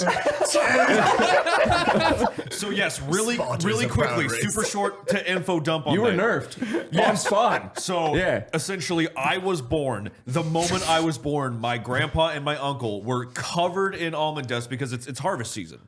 And when that happens, you shake them off the tree. A lot of crazy Not the babies, dust. the almond. Yeah, no, not me. Wait, babies don't grow on trees? Okay. As soon as I'll they tell got you in to a minute. we'll talk about it. But as soon as they got to the hospital, they were like, "Oh, let me see my grandson and my nephew." Oh God. Meat coated in almond dust. They just picked me up and started holding me and like, "Look at him!" And the doctor was like, "All right, so what are you doing?" And took me away. Like they cleaned me off, like did all that, but it was too late. I was infected. So because I was so new, my skin obviously was reacting to all this, all this new stuff, and the almond dust caked on both my grandfather and my So are they uncle. the reason why you're allergic? Oh, no shit. That's the irony it's the of the early story. exposure. It's the early No way. exposure stuff. So then when How did we ever survive? Yeah. I don't know. What the Oh, fuck? back in the day before NICU, they were just like, again, off the cliff. Yeah. Figure it Yeah. out. He's weak. So, Wow. well, better luck next year. He's gonna grow up to make a honey sauce. Throw this bitch out. Get him out. Not my son. Weird. Nobody can eat narration. But like when I was a kid, when I was a kid, nothing seemed to happen. You got stitched up. But like as I got to like 10 years old, it triggered. Fuck. And as I was, because after 10 years old, that was like essentially in farm terms, that was like, all right, you're working now, Yeah. figure it out, family business. So, but as harvest season came around, I was outside, it was hot, but it was like it was like the scene from Dune. It was just mist and like dust everywhere. The spice. Yeah, it was just a spice everywhere. So you were the original mask wearer. Yeah, 100%. Because once it hit me, You did it before it was gay. Or excuse me, cool. but if it was just like a slight reaction, I would have been fine. Yeah. I would have dealt with it. It was to the point where if I was not wearing, even if I wore like a long sleeve shirt, like a flannel and like jeans, and I tried to tape my jeans up so it wouldn't get on my skin. Holy didn't shit. work. Did you get hives and was just stuff? gonna ask about that. My entire body would flare up like hives. Yeah. And I it just would picture not Boy go. in the Bubble, but two arms sticking out that have the clappy things. It's like you're shaking trees. You're like You watched too much anime, dude. Hamster ball, arms come out, shake trees. He's got the little T-Rex grabbers. yeah, exactly. 15 years old in a hamster bubble, technically midlife, like Technically midlife. Weak ass picking genetics. single almonds, like Jesus. So it got to the point where it was so bad, the only thing that would cure it is like immediately going to the hospital, getting a steroid shot. That's And insane. that was the only thing. How old were you at this point? 10. So you're Wow. 10 years old with almond Disease. allergies, Yeah. having a midlife crisis. Yeah. I can't be white. Yeah, exactly. Yeah. But of course, I still had to work on the farm. So my grandpa would instead give me different jobs, like different tests. Like he would put me in like the shaker, and like so I'm in a cab. I would go up to the tree, it would clamp the tree, and I'd hit the button and just vibrates really fast and drops all the almonds off. Story's way different at 10-year-old versus one old. This figure getting killed by a Hershey's bar. Well, that's the thing, which is super crazy. I can eat almonds and be completely fine. It's literally just the dust. That's it. So wait, is it just on your like skin? Yes. So eating them's fine, but it's actually having it on your skin. You have Yes. like, do you still have like a hives reaction to this day? Yes, to this Holy day. shit. I'm gonna. So I literally, as I grew older, my grandpa was like, "You're not taking over the farm." So Yeah. instead, he put me Wow. out in the Holy 1,000 shit. acres that he owns of trees. Oh, that. And he was just like, To survive on your own. essentially, Yeah. he was like, "Here's Only a thing to eat is almonds. He was like, he gave me a 4-wheeler and then with a spreader on the back for ant bait. So I would go up and down all of these rows and rows of trees every single day with ant bait to make sure, none of the trees would get ants and infection, all that shit. So I was like, cool. But that's the reason. And then when you shake the tree or the almonds off the tree, when it drops, so does the letter L. And that's when my grandpa called it almonds instead of almonds. Fucking ridiculous. Yeah. I know. But everyone in North grandpa logic. Yeah, but it was funny because it wasn't just us, like my family. It was most people in Northern California would say almonds, which is hilarious. And then almonds. I'm more amazed that your parents definitely had a conversation. They have to have more kids because you are not the one that they can pass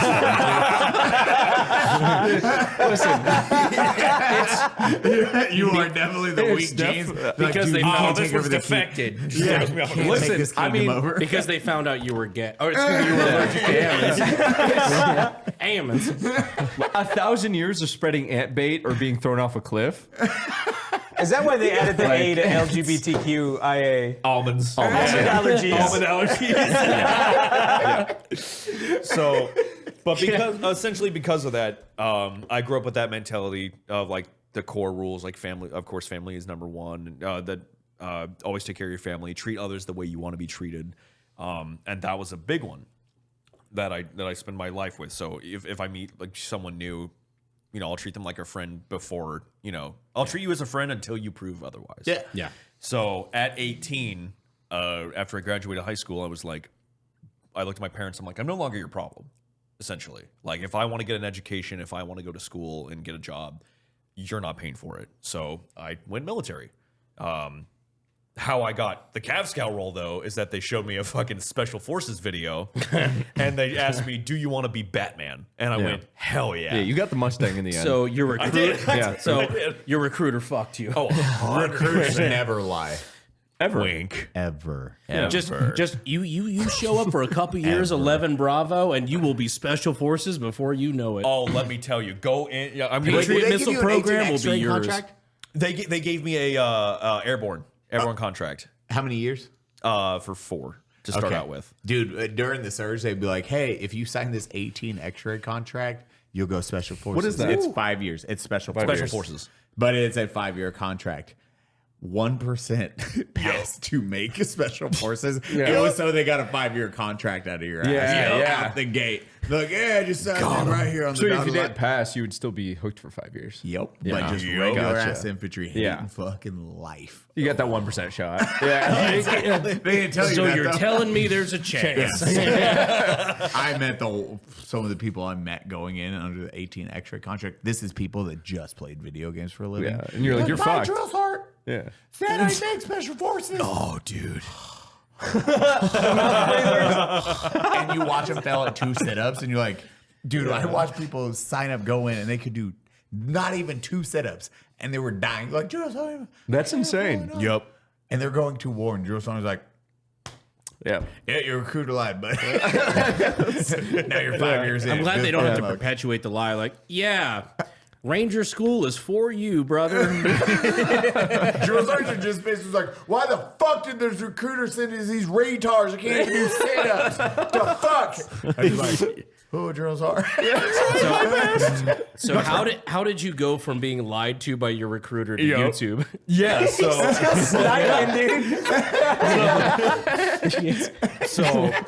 So far we have you're allergic to the land that you live in, and then you get finessed. Earth hates you and the government hates you. Move on. Yeah. Yeah. So I went in, did my training in my basic training in Fort Benning, did that, and then with that, after my basic training, I went to go do my airborne school, and from there I got 41 clubbed. For those of you who don't know, 41 club is you need at least 42 push-ups in order to qualify, and so you get to 41. But once airborne school or certain schools have a certain number of people, they'll usually be like, we don't need any more. So I got to 41, did 42. I had 30 seconds left, and he goes, 41. I'm like, that's really weird. All right. So I was like, what's wrong, Sergeant? He's like, just arch your back. All right. Made it flatter. 41. What happened? Oh, well, you just you didn't go down far enough. And I'm like, this motherfucker, dude. So I just did. I sat there for 30 seconds, 41 over and over, and he goes, looks like you didn't pass. And I went, fuck you. All right. Yeah, that's insane. 41 for dinner again. Yeah, again. So they went ahead and they were like, I looked around at how many people, because we already had like a big group for me trying to get in, and they were like, you want to try again at 2 a.m. again tomorrow? And I was like, you can go fuck yourself. Yeah, so you they, can do that they shit again? switched my Yeah. orders to Vilsik, Germany, to be in the striker cav unit. So Not too bad, though. Not too That's bad. a pretty Not too bad. decent fucking call. You're like, okay. and that led to a bunch of different stuff, like me taking a shit in front of a president, all kinds of different stories. So that's a different time. I don't know if we have Wait, time you for guys that. have like the craziest things happening and you just gloss over them. I know you killed somebody. You killed someone and you shit in front of the You president. spent way more time on the fucking almonds than that. Yeah, you're like, I shouldn't for a president. Anyways, these almonds. Okay, really quick then. Okay. All right, So I'd love to hear this Before one. you fucking just skip over it. Yeah. The medal, the law, the on the side of the mountain shit, the fucking medal that you got. Oh, for yeah. accuracy. That's cool. Yeah, the javelin The shot. other medal. And then shitting in front of a president. You have to tell those stories. I'm not gonna let you gloss over them. Dude, this is I will let everyone out there. A lot of military dudes just don't. Like, I've told a couple war stories. Yeah. Just because we're just like, bleh, whatever. Bleh. I've been in, like, I don't know. I've said, like, I could say 50 to 70 gunfights. Just doesn't register in my head. I was like, oh, everyone in the military has been in a lot of gunfights. Till I realized it's not as normalized as I thought it was. Yeah, I was like, yeah. I thought everyone got shot at. What? You don't get what? Really? What? Huh? No, I that's way more rare than I thought it was. Yeah.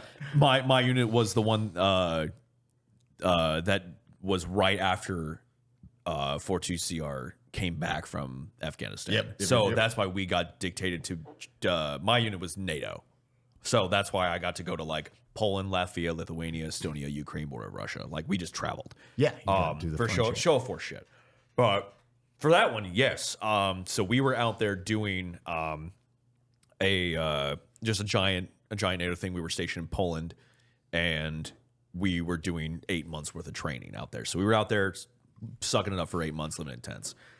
One of the big joint unit operations that we were going to do that day, we did it. Most of it was everything was fine, but the Polish president was coming out to as gay or No. just like to see what's going on, cohesion, military, but. Well, I don't know. Maybe I don't know. Polish president's like, hey, I'm coming out. I don't know. I don't know. what's up, guys? I'm here. Yeah, just in case you're wondering. Yeah. military activate. Go. Hi, NATO. Anyways, yeah. But essentially, we were after we did that exercise, that joint group exercise. We went around and parked all of our strikers in certain spots, cover, conceal, all that shit. So, but I was like, we've been out here for like 6-7 hours. I pounded my MRE, but they also had this like really cool vanilla milk. It would go right through you. It doesn't matter if you had an MRE or not. There's so MREs. There's certain that constipate you, and others are just like you gotta shit. You gotta go. We've tried There's like MREs. 10. I made them have it. He made us have MREs, and I've had all the both gum? experience. Just like, Gave them the red chicken gum. Yeah, dude. Yeah.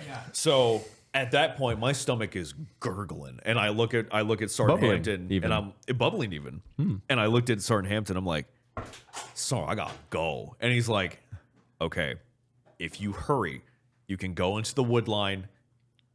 Hopefully nobody should see you," because it was like maybe 1 or 2 rows of trees in this like giant, tall, like yellow grassy area. So I'm like, "All right, too easy."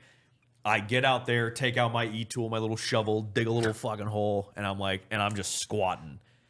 And as I do that, I see one black SUV roll up, and then another, and then another, and I'm like, that's pretty weird to be out here. Almond Mafia. Yeah. You're late on your payments. Is it over, bros? Yeah. So You just Joe Pesci. Retard's been alive too long. So by order of the peaky fucking almonds, Pocket dust. Disintegrates. the opposite of pocket saying it's almond. Pocket dust. Pocket dust. But now I know how to kill you. We all do. You know how to send me an anaphylactic shock. We don't even have to look it up, dude. Now we just know exactly what your weak spot is. Dude, Oh my god. you're gonna turn me into goop. Juicy got a cat, and the first thing I did was Google its weakness. Yeah, bro, I look over at Eddie's phone and it's like, I'm not kidding, and this isn't a bit. We're sitting in my fucking house, and I look over his shoulder because Eddie's like looking at my cat, like, look at his Persian cat weakness. I'm like, what the fuck? Hey, what's this guy doing? Not the Leo. I was curious. I was curious. What is this thing's weak spot? It's like this. You're like, I've never seen anything. anything. Yeah, I'm like, what's up? Persian cats are not cats. They're like fuzzy caterpillars that are shaped like a hot dog. Yeah. It's weird. It was insane. Flat face. And they have crazy. a flat face. Like, But if those anyway- things, I've never seen an animal that will bump into a wall with its eyeballs first. We straight up just ignored shitting in front of the president to talk about cats. Yeah. Welcome to Sorry, the almond mafia. Back to the almond mafia. Yeah, so What's our timestamp, just out of curiosity? Oh, 2 hours and 53 minutes. Fuck me. here we go. I'll speed it up. But yeah, so essentially, I thought it was at a hill, and I thought I had decent concealment. I didn't. So as he comes out essentially. So 2 guards get out of the vehicle.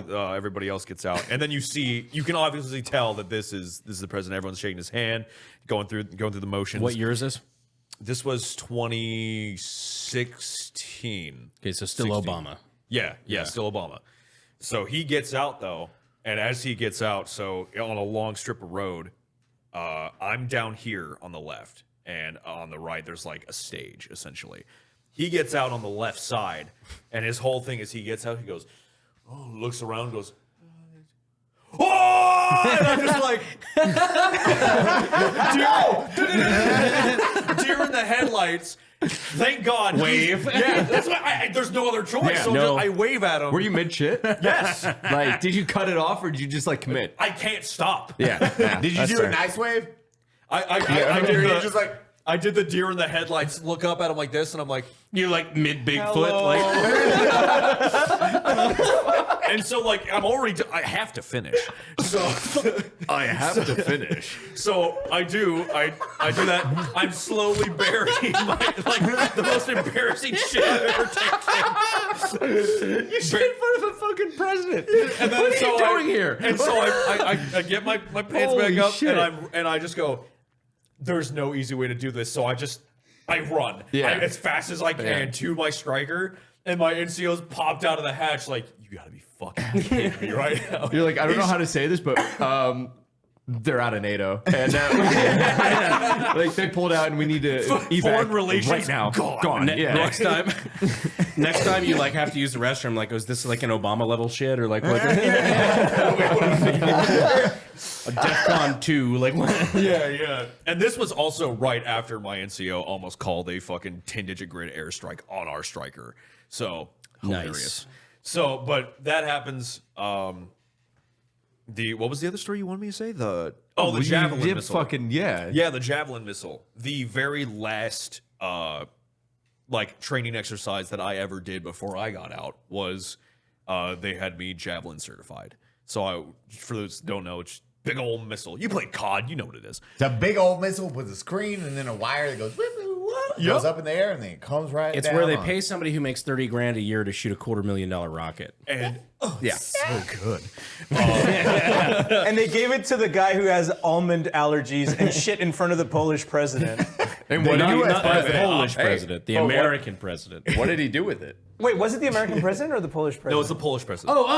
This whole time I thought you were talking about Obama. No. I just thought you were Polish saying president. Obama Sorry, I level was- shit because I was- it was up that level. No, I was taking a piss when you talking about the Polish. Fuck the Polish president. You're a narrator. Yeah, You no, got it was magic Obama? shit in front of me. No, like fucking in the 20th century, they spent 50 years as a country. Them like That's why I made the Obama joke this about entire him coming out as gay. oh no, I'd be okay with that. I'd finish taking the shit. I had to. I'm not going back to the truck. Come on. I'm gonna have like 15 Polish friends that I know that are like, hey, about that come on. podcast. Podcast, man. But no, so the very last thing that we ever did is they were like, all right, listen, this is your final one. You are technically certified. We have a Javelin for you if you want to fire it. And I went, yeah, 100% I do. So they give it. They give my assistant gunner, because usually I'm rocking the M249, so the light machine gun, and you guys have met him, Casey, my buddy Casey. Yep. He was my AG. So he's rocking my ammo pack, but he's also rocking Thank you, brother. Because there's two components. So he's got that, and then I've got the Javelin. So we go through the woods. It's snowing, by the way. So there's Where just you fresh Vilseck, Germany. Okay. Yeah. So fresh snow. everything's cold. So we're like, all right, we finally go through the motions. We get up to the top of the crest of this hill, and we're like, all right, Grant, this is your moment. And I was like, sick. Apparently, what I didn't know is that, again, I assumed that if I've taken the class, the NCOs with me have also taken the class, so they understand how the Javelin works. They didn't. So when you lock... Terrible assumption. Yeah. Wow. Right? So, exactly. So what they taught us is that once you lock on with a Javelin missile, it's primed. You have a minute to fire that missile, or it goes kaboom. So, me thinking everybody else in the unit knew that, I was like, all right, so I get up there, I set up, and my NCO goes, okay. He says 12 o'clock, and he says, but he doesn't give me meters. He just says 12 o'clock. And I'm like, first of all, that's kind of weird. So I'm searching through thermals for a target in the snow. Nice. So can't see shit at all. But what I what's the target? It's just like it's like a destroyed tank. T-72. Yeah, exactly. A cold, something like metal. I need to reiterate, something cold, blending in colder than snow. That's not. I was gonna say the engine hasn't run in 30 years. Exactly. Like fucking Target ahead of you. Yeah. Where? It's invisible. Neat. So I was like, this is weird. So I just keep scanning, and they're just like, of course, NCO's getting impatient. He's like, come on, we gotta fire it. And then I see something. I see a heat signature, and I zoom in. Hiker. It does look like a T-72. It does look like a tank. So I'm like, cool. That's it. And I'm like, Roger, all right, Sergeant, I got a target in front of me, 12 o'clock. I'm ready to lock on. And he goes like, perfect. And that's how you Go killed ahead. the president of Poland. The captain's like this. He's like, okay, you're locked. Grant's like this. yeah. That's the wrong way. No one can know. Fuck. So, but with that, I locked onto it because it was warm. So I was like, okay, it's obviously they heat up some of them for the ranges. So I was like, cool, sounds good. I lock onto it and I'm waiting. 10 seconds go by. I'm like, cool. What now? 20 seconds go by and I go, uh-oh. 30 seconds. Hey, Sarge, quick question. Y'all know I have a minute to fire this or it blows up, right? And he goes, huh? White one, this is, and I just hear panic in his voice. They called you White One? His Native American name. Yeah. It's like Army of Darkness. White One! White One, fire it! You Polish president! Now! Take the shot! But no, we were. And that's why. Gee, never mind. Out of our troop, we had different colors, so we were white platoon, red platoon, and blue platoon. Okay. Yeah. So no just black just platoon. Not in Poland.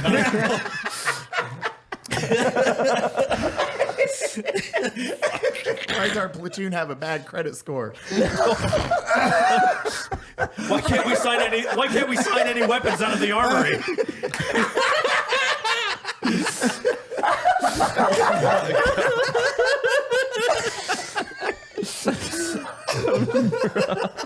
Thought you might like that one. Oh shit! Holy shit, bro! That's hilarious, dude. Fuck me. All right, so So it's about to explode. About to explode. Yeah, you're about to blow up. And finally, So you have 60 seconds before it detonates. Yeah. Tube kind of Yeah, before it to goes. Unsub. Yeah, this is not accounting for the amount of travel time. No. Yeah, it's literally it's going to detonate the tube. Yeah. So after that, I hear extreme panic for like maybe 3 seconds. He goes, fire the fucking just over my head, and I'm like, okay. So it's locked on. I'm like, it's gonna be great. I fire it, and It's gonna be great. I saw the video afterward. I'm sure. That's right. You have a video of this. You right? showed me the video. I don't have it on my phone anymore. You showed me it when I first. I met remember you. seeing Yeah. this video. Yeah. So from my perspective, I watched as the missile leaves the rocket or leaves the tube, slowly drops. Nothing happens. And Javelins, I go, by the way, are terrifying because go on. yes, because it exits the tube and then it drops. It doesn't just automatically shoot out. It drops first and then ignites. Because it has to calculate or whatever. Yes. Yeah. So, in my perspective, I heard this is going to explode soon. I launch it and then I see it go Thump. Right in front of you. That is And like, so I think everything went slow-mo and I went, well, I had a good run. And then it takes off. Luckily. really thought it'd be the almonds. Yeah. I really thought it'd be the Justin guy. Ain't that a bitch? Well, maybe on my next life I'll get a good reroll. Change my stats up. I'll try a different build I'll next try a time. different build next time. So, so it launches, and after it launches, they're like, "Hell yeah!" And my NCO next to me goes, "It hasn't hit yet. Where did you shoot it?" And the hang time was maybe about 8 seconds that we just didn't see it go off. And then way off in the distance, we see, and I hit it. It said target hit, target confirmation hit. And I went, awesome, sweet. I hit it. And I look up and my NCO's like, You hit the Polish president. yeah. Special election time. Pull one down. So he was pointing to, or what he, in his words, he said, I was telling you to aim for the one that's 300 meters in front of us. Oh, However, Jesus. we're on a hill. I couldn't see it. Also, nothing that close was heated up. So it's all just noise. Yeah. Just white noise. And I'm like, so what the fuck did I hit? I'm panicking because I'm like maybe 2 months away from getting my DD-214 and getting out of the Army. Yeah. I'm like, I can taste it. And so we all go back into the big briefing room and I see a 2-star general walk in. And we all stand You know up. those 2 sweet German hikers in that van that were going off the hill? We're going to blame ISIS on this one. Those ISIS members and their Javelin missiles. They were decapitated. Don't worry, we got it lined up. But Yeah. So we all stand up and everyone, goes to attention and he goes like, calm down. So which one of you was the one that shot that javelin? And my heart drops. And I'm like, I shot someone or something important. I would have been like, who's asking? is it over, The bros? 2-star general. Yeah. So I was like, It depends I'm on what going you to want, jail. homie. What's your problem? So at that moment, I'm thinking 2 seconds later after I answer, I'm just going to see MPs walk in. Like, I'm Oops, fucked. jail. Yeah, prison forever. So, reference, if you're in the military, generals are absolute, like anyone higher over, dude, a fucking captain is terrifying. When you start getting lieutenant colonel, that is when Yes. you as a private or any enlisted other than like command sergeant major You're terrified. I've told it before. I don't have a frame of reference because I'm retarded. 2-star general, I would give him shit. And all the enlisted would be like, why are you talking to a general that way? First time general got in, we're giving him a patrol of our area. I'm up in the rear hatch. I'm like, hey, old general comes up. I'm like, what the f***? You're old as shit, sir. What the f- is wrong with this kid? He'd be walking if I'd see him just walking out in our cob. I'm like, hey, fucking what? Why's your hat not on? Where's your hat at, sir? And he'd be like, Quavis, what the? He'd be like, what? He'd be like, why is it? What? Get down and do push-ups. I'm like, fuck you. But he loved me because I gave to him. Yeah. So you going in at 2-star, you're probably like I was terrified. specialist. I'm done. Shout out to the E4 Mafia.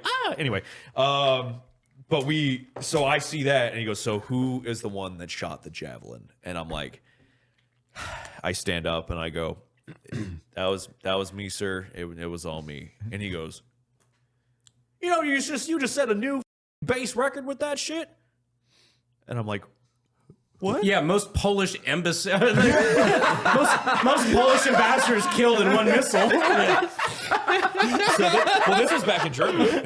But that's that's objectively why it's so worse. I killed him in Germany. Yo, last time this happened, something very uncool followed for about 6 years. So what had happened was that target was another. It was on another range, but it was for mortars. So it was just next. It just happened to be next to this one. It was just way farther out.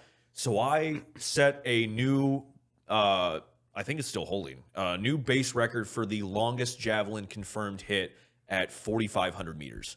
4,500? Yes. 4,500? Holy shit. You're Yes. looking at Oh my what, God. 4 miles? 5? No, it's like, what is that? Like 2.5 miles? 2.5 miles. Wait, how many meters? It's like 4,500 10 feet. It's 1,600 meters for a mile.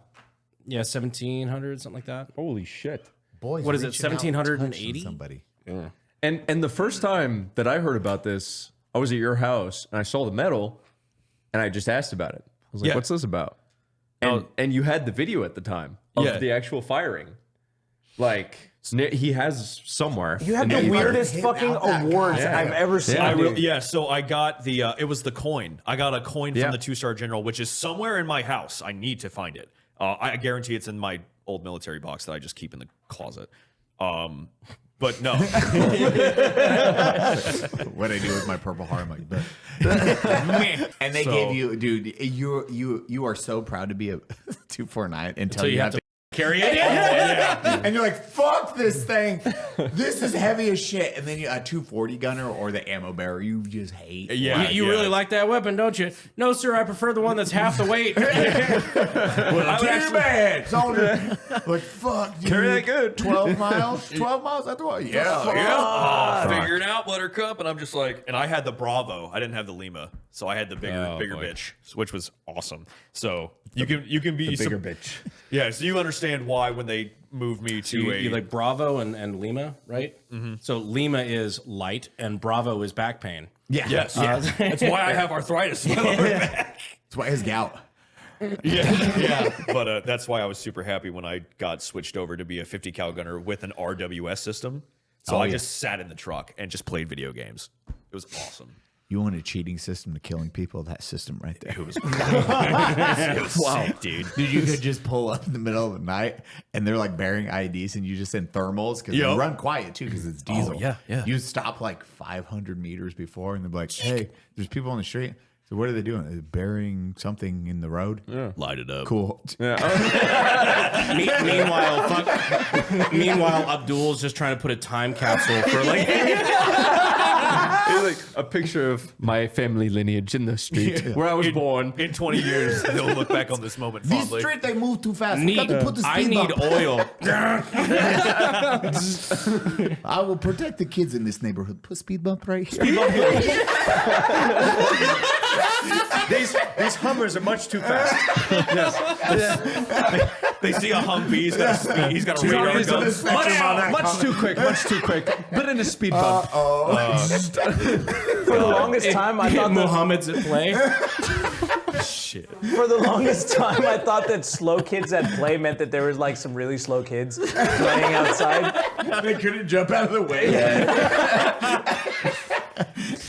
God damn it. So I got out.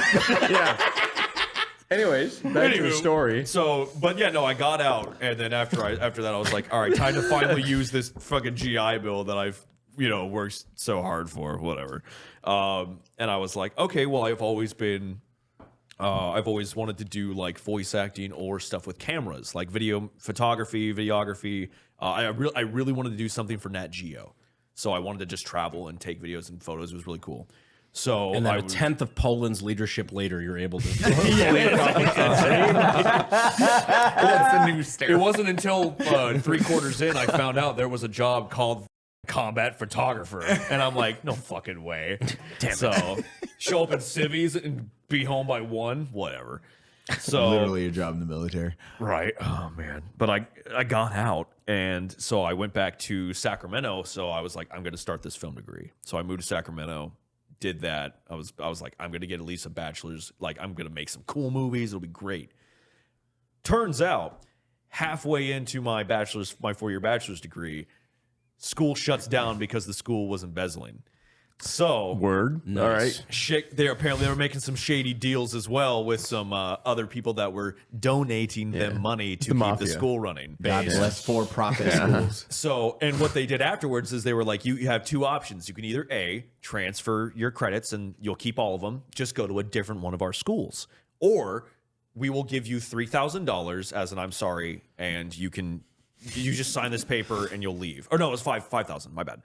If they're making you that offer, that means they're worried about worse. Yes. Yeah. Because in that contract that most of my friends signed, instead of just trying to go to the other schools, in the clause inside that contract, it said, no matter what, you cannot sue us. Yeah. You just got Stormy Daniels. So that's so everybody which as it turns out isn't the end either. So everybody got like, hooray, they got $5,000, but they had like $30,000 to $45,000 in debt from their student loans. Yeah, because that means their attorneys were like, "This is a good deal. Yes, please make them take exactly. So and it's students, so they're going to be like, anybody with like above a room temperature IQ fucking immediately recognizes that for what it is. Yeah, so that's why I was like, I still want this degree, and like that, I actually was one of the people that, for one reason, actually read the contract. So I went, I just want to go ahead and, I want to get the bachelor's. I really do. So I looked at all the other art institutes that were still working. Every single one on the West Coast shut down. Every one. So I know the ones in Austria don't have a really good track record. Not the best, but they're trying. They at least have one mulligan. One. They have one. Yeah, you're not gonna make it, kid. Then I hate the Jews.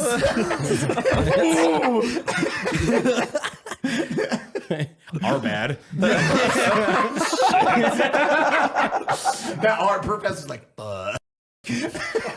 So the closest one that was still working was Dallas, and I was like, shit, I guess that's my only option. So I got in my car, packed everything I could in my car. My grandparents had their trailer that they would pull when they would go camping. They put all of my stuff into that trailer, and then me and my mom drove with my grandparents. We all drove all the way from Northern California to Dallas, and it took 3 days. So we drove there. I was set up with a single bed, half bath apartment, and so I moved in, and I continued school until the final, just like Eddie, the final semester, and then COVID hit and shut the school down.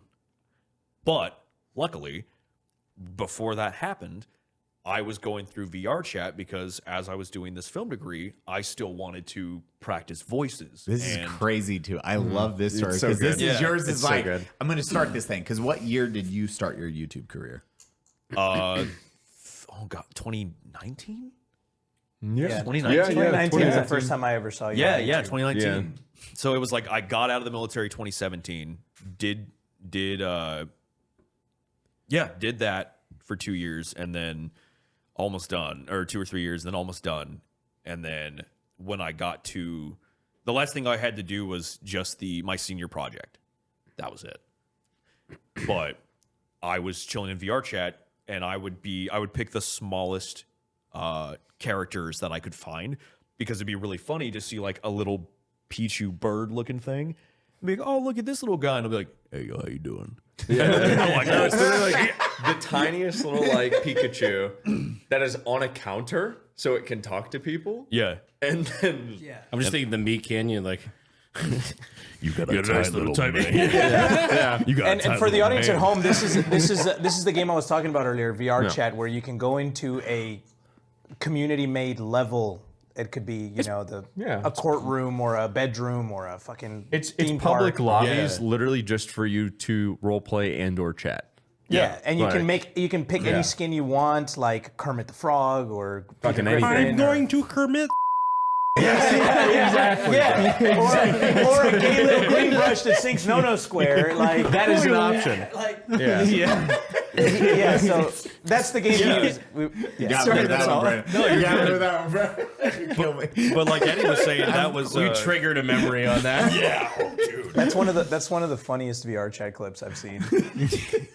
Well, like what Eddie was saying, yeah, that was the game. So, and I just liked it because it was live feedback. So if I was working on impressions or anything like that, people would either tell me, "Oh, that was really good. That was really funny," or "You suck." Yeah. And so I'd practice The real feedback. Exactly. Yeah. So as I was doing that, Josh and Molly were making a video, and this is when they were first starting out.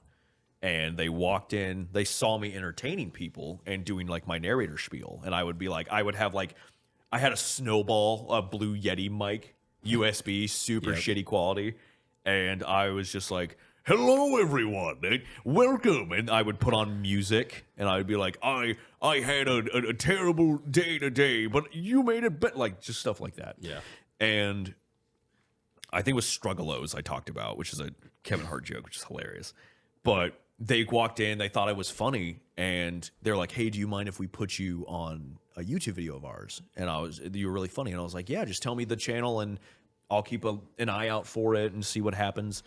And then a couple days later, they posted it, and I was like, "Wow, that's so cool! I'm in a YouTube video. This is so awesome." So I commented and it was like, "Hey, this is the little Pikachu bird narrator guy. Just wanted to say thanks for putting me in, and it was really fun." And like 30 minutes later, I think I get a comment. It was like 30 minutes to an hour. I get a comment, and it was just like, "You were super funny. We should do more stuff together."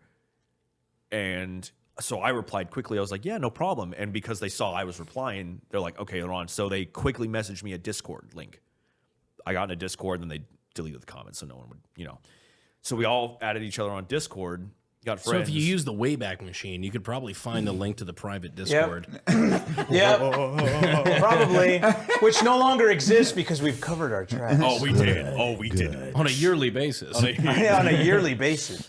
Smart. Which means if you use the Wayback Machine.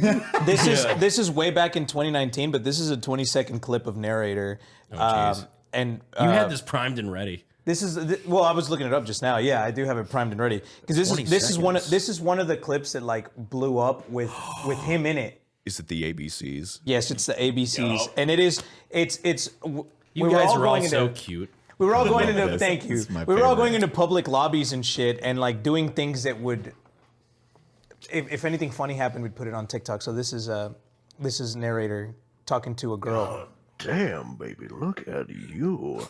Listen, I know you may get this a lot. You are beautiful. Girl, I can sing my ABCs to you. See, I'll give you an A because you're awesome, a B because you're beautiful, a C because you're confident, and I'll give you this D because you deserve it. And I go, "Is that a yes?" And she's like, "All right, fine." I just yell out, "She wants the D!"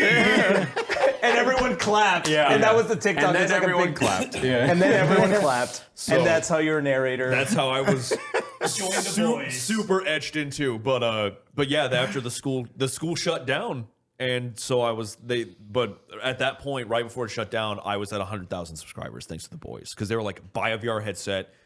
We're gonna make videos. You're in film school. You know how to edit. Yeah, let's do this shit." And I was like, "Bet."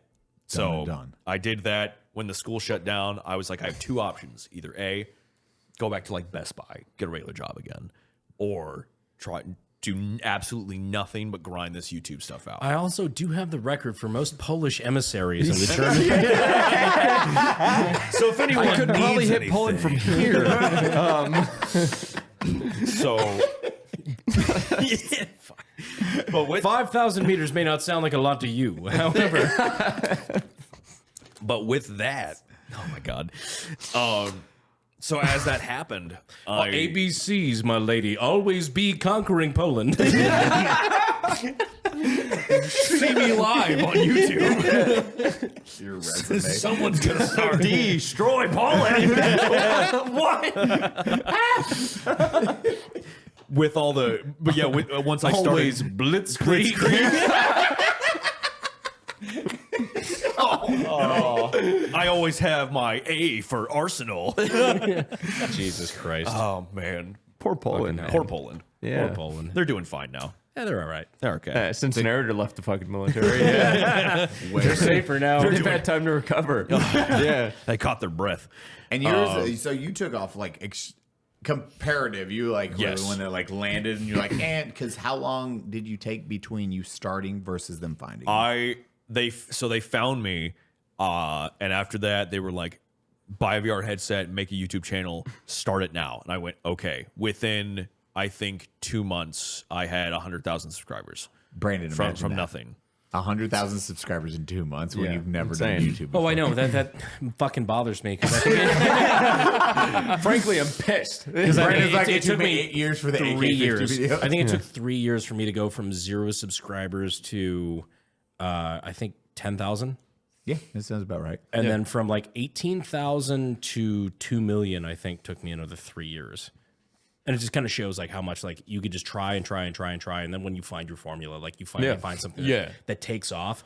That's the thing you just got to like keep dedicating yourself to, because that's the thing that's going to go on. Yeah. People.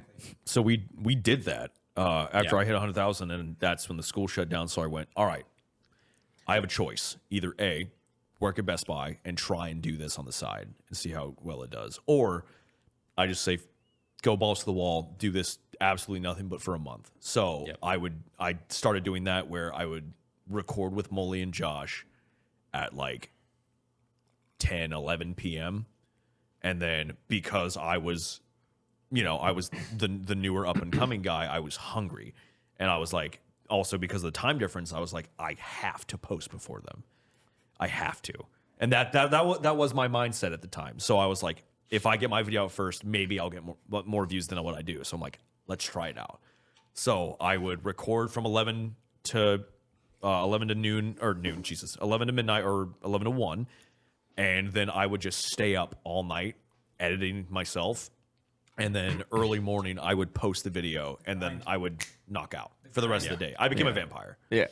So I did that for the first month. I made just enough money to pay for my super shitty ass apartment, and I could afford Top Ramen for Dude, you got Top Ramen? Dude, yeah. Damn, boy. Beef flavor? You don't need to fucking flex on the rest of us. That's what I'm saying. No soiling for this guy. No, so I was Like, I like, survived off of 1 month of doing YouTube. Yeah. It was hard. you're drinking. My man's on a liquid diet after years, and I'm just like, wow, that was all terrible. Meanwhile, the rest of us are on a liquid diet after succeeding. I think it's interesting because once we all met each other, like, we all have these stories, right? But we wouldn't be where we are without each other. Yeah, 100%. Without each other. Yeah. And I can pinpoint the moment for each of us when, like, for example, for you, when we sat down with you and we're like, okay, look, there's this formula that we can follow. If we start featuring you particularly in the VR videos and having you be a part of the thumbnail and title and revolve the content around your talent and promote you in that way, your individual channel would... It was wildly, Exactly. It was crazy. wildly Kinda crazy how strategized. that goes. everything was strategized, and it was the same thing for him, which we'll get to, but it was everything was calculated in a way, and we would like... We're looking at each other's analytics and being like, okay, well, you're here and you're here and you're here. Right How now can we we have a get- trending clip with you. Yup. How about in the next 3 videos, we feature you and we try to format some skits around you and try to get another viral clip and grow your channel because it's right here. Yeah. Like, We were- You we get were the very structured. successful people all do the same thing. Dude, Like, that is... how many people push back against that formula is fucking ridiculous. Yeah, because we try to help people and they're like, no. And you're like, No. And it's Well, funny. and we were doing that and fucking having so much fun doing it on top of it. Yeah, like, and it's funny because like the comments would be like, "Why are they bullying Juicy? Why are like?" Because it would be a video. It would be a video of me like walking. We're just like in a house. money. We're in a house and I'm beating the out of him Eddie with always something. beat the shit out of me in VR. And people genuinely started like picking a side. Like they're like, But what this they can't didn't keep know is that happening. it was all The boys' civil war. It was all planned by him. Yeah. He was like he knew that shit would be like would people talk drive. about it. He knew what would drive the content, and it would be him getting bullied by me. So he would be like, "Hey, I need you to hit me harder." And it's like, it's VR, bro. What do you mean hit you harder? There's only because I'm like 2/3 of the comments on my last video were about that part where you came out of prison and then instantly beat the shit out of me. So let's try to do something like that again, and keep that conversation going. You know? Yeah. As it should be. It's dude. People fight against what works and what doesn't because it's egos are the hardest thing to check in the content creation field. Like, no, it's not going to work. It's like, bro, but you can still do what you're doing and strategize. Exactly. Yeah, because like we were still all posting on our own individual channels, but we were all coming together and going like, by the way, like because it was at the beginning, it was like 5 different perspectives of the same video sometimes, but we were all like, we're all doing this because we know, like, if we throw, Juicy in the scenario with Eddie where he beats it's going to help him. It's going to help him. Yeah. And we were all doing that. So we would do that to the point where certain videos, like we would all do the same video from 5 different perspectives on each of our channels, but we knew that one video would help out one of us and in turn would grow all of us. Yeah, because, I mean, you have literally 5 videos from this, like, up-and-coming group all coming out, and it's the same session. Same video from 5 different perspectives with different super interesting. Yeah, right? And that was every time. And because this meme was so powerful, the characters that we built around it were so viral that we could post the same video 5 different times from 5 different perspectives from each of our individual channels, and it would bang across all 5 of them. And we all had our little snippets. We all had our own personal ways of, because we all still edited our individual videos. Yeah, everyone would get something different. There would be so little different. The end, pretty much, we all edited our own videos still. Yeah, and the end means it'd be different. The end, when he says the end, we were posting individually in each transitioning into the main. We transitioned into. We finally decided, you know what, we're going to build a company around this. We're going to come together. Let's build the boys as a company, and that's there's now a the boys channel, which now has over 5 million subscribers. Very much so, obviously. Yeah. There's a GoFundMe in the description. Which is funny because it reminds me a lot of the ways that we've done Unsub. Is like all of us were independently successful in our own ways. Yep. Like, me, Cody, you, like we all just had our own thing going on. And we brought in Nick, like who was obviously like the next up and comer, and instead of like what you guys were talking about earlier, instead of seeing like a challenge like, oh well, nobody else can succeed in this space. It's like, no. There's no ego. It's like, yeah, you're doing fucking great, man. Here's how you can continue to do that. Yeah. And also, can we help you? Can we bring you up? Yeah, that's exactly. A rising tide's going to raise all ships. And the way that we saw it in our philosophy was like, hey, you know what? If we can create this new genre of making videos because we were getting copied left and right by other creators as well. It wasn't you guys are so original in the format. That's what matters. You guys work together. And if we can help Juicy rise from 0 to 1 million, and Narrator rise from 0 to 1 million, and everyone just it's the integrity of the whole ship, the whole platform. That we're raising the tide for the entirety of the platform, and we all will benefit from it. It's kind of like that old saying that like it's kind of like a little fruity, but like it bears some actual wisdom is, there's enough room under the sun for everybody. Yeah. Where no, like exactly. the fact that I'm succeeding isn't taking anything away from you. Yeah. And we never ever went after anyone who used our videos in any way, shape, or form. Let them, because that's like a community thing. You know, like they're also building that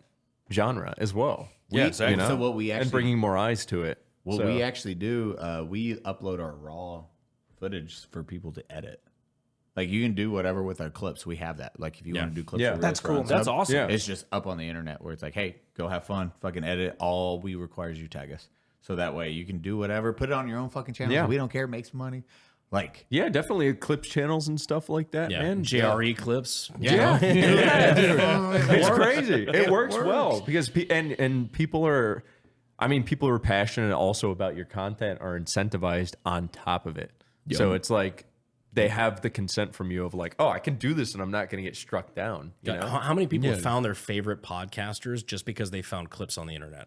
Oh, several. I mean, I feel like that's how you find everyone. Yeah. That's how I found you guys before. Like, there's no egos before involved. I even knew you it's guys, just like, hey, everyone. It's friendships that work together and they're more successful. You could have either if if let's say Eddie was like, you're like, this is mine, none of this would have happened. Yep. Instead, you're like, yo, hey, these guys are great. I can grow together as a brand. And I mean, it carries over in everything we do because we, despite like, obviously there's people in the group that have always been bigger than other people in the group. Yeah. And some by like pretty big magnitudes, but we split everything evenly. Everything. And we always have. Everything. I mean exactly evenly, and that has never been a question. Which has Everything always is- led to a point of contention within you two. Like, have you guys ever time. like thought about that? No. You ever wanted to fight? Just Always. Actually, you know, now that you mention it, yeah. You got any gloves? We got some soccer boppers at the garage. Funny enough, I actually have somebody that can train both of you. If you'd actually like to take us to the ring. Out of each other. It'll be no. By the way, now that I'm It's done, genuinely over. now that I'm done with the campaign, do you want to go back to boxing every week? oh. I would fucking love that so much. All I wanna do I've is gotten train. fat and just slab. I want to go back. What to are you fighting. talking about, dude? You're the buffest motherfucker I know. No. I need to go back to actually fighting every week because I felt so fucking good when we were doing that. Like even after the fight was over with, like last year, I felt the best when I was boxing like 3 times a week. Dude, that your was fucking cardio is great, good. dude. You like lose a lot of weight really quick. You're like, Oh, hey, God, this yeah. is dope. And then you feel like you can defend yourself no matter what. You're like, I'm gonna just hit a mother in the face. Before, I always thought, like, in a bar fight, I'm like, I know how to punch. And then I, like, started boxing. The first 2 weeks, I'm like, I don't know how to punch. I'm gonna get my ass beat out of me. Like, I've been in a couple of bar fights, but, like, after, like, you fight somebody who knows what they're doing, you're like, oh. This guy can do whatever he wanted, and I can stop him. Yeah. This is terrifying. And then you just keep leveling up, and then you're like, hey, I'm really comfortable. You just smile when you fight. That's when you're comfortable. You're like, please swing at me. I hate it whenever, like, we're sparring, and then I just see you just do, like I'm watching you do, like, what did I Zach do? Galifianakis, where, like, 8,000 equations are going past your head. I'm like, oh, Eli's about to hurt me. I get punched now. This is great. Step 1, move to the left. Step 2, discombobulate. We're going to do the last segment, which is your story. Oh shit! And then we're going to wrap up this Yeah. podcast. Because what are we at? This is already our longest podcast by far. Is it actually? Oh, yeah. Hands By down. like an hour. Really? Yeah. I can't wait to see how this does, though, because this is also like testing that experiment. algorithm. Yeah, and it's seeing- experiment. Speaking of algorithms, that's what we're Dude, doing. if YouTube's like, if this one just goes like 1 of 10 and then outpaces everything, it's like, We're going to have a very different job. dude, we got 8-hour podcasts on the way. Right? We're just here for a day. 24-hour podcast. Would anyone like a beverage? A cold I'll beverage? take a beverage.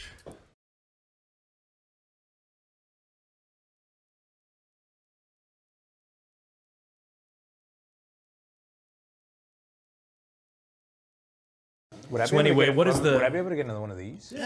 you know What is the Book of Juicy? Fuck. Thank you. It's All an right. encyclopedia. Yeah.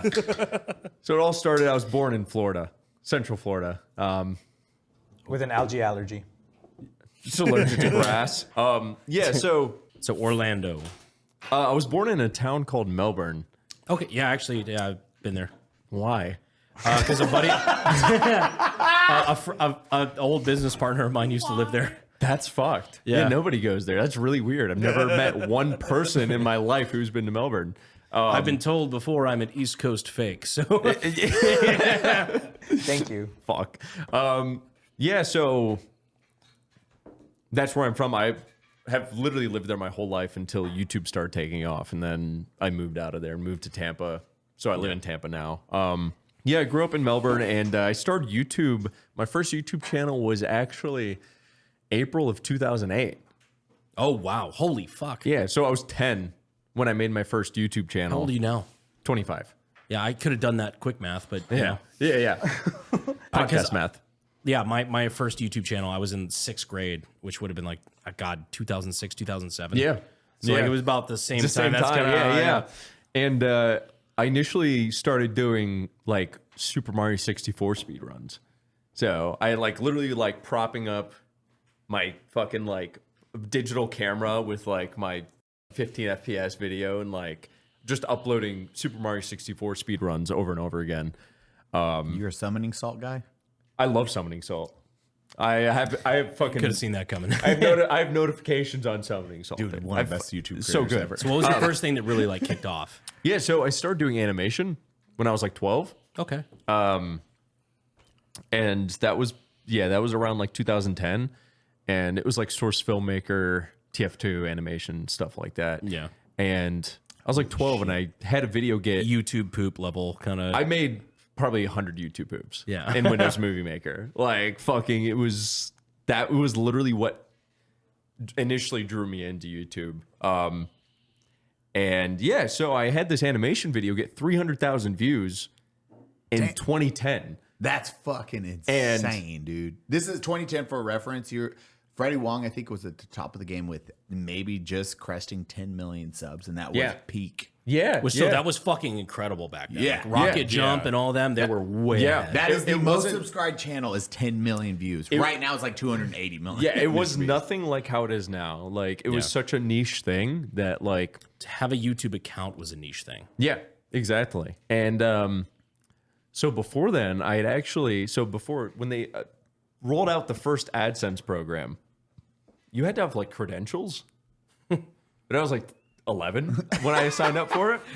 I'm telling you, the YouTube analytics lie to you, dude. So you had to have these like crazy credentials before, and I made this account. I found like a forum post about how to like game it, because it was the first iteration of YouTube like monetization. Yeah. And I made this account on this like doctor's registry website.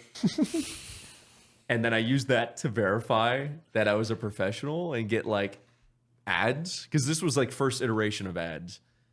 So I now had this YouTube channel that was monetized, and you had to have like an MCN then too. And I went through like, it was like broadband TV or some shit. Yeah.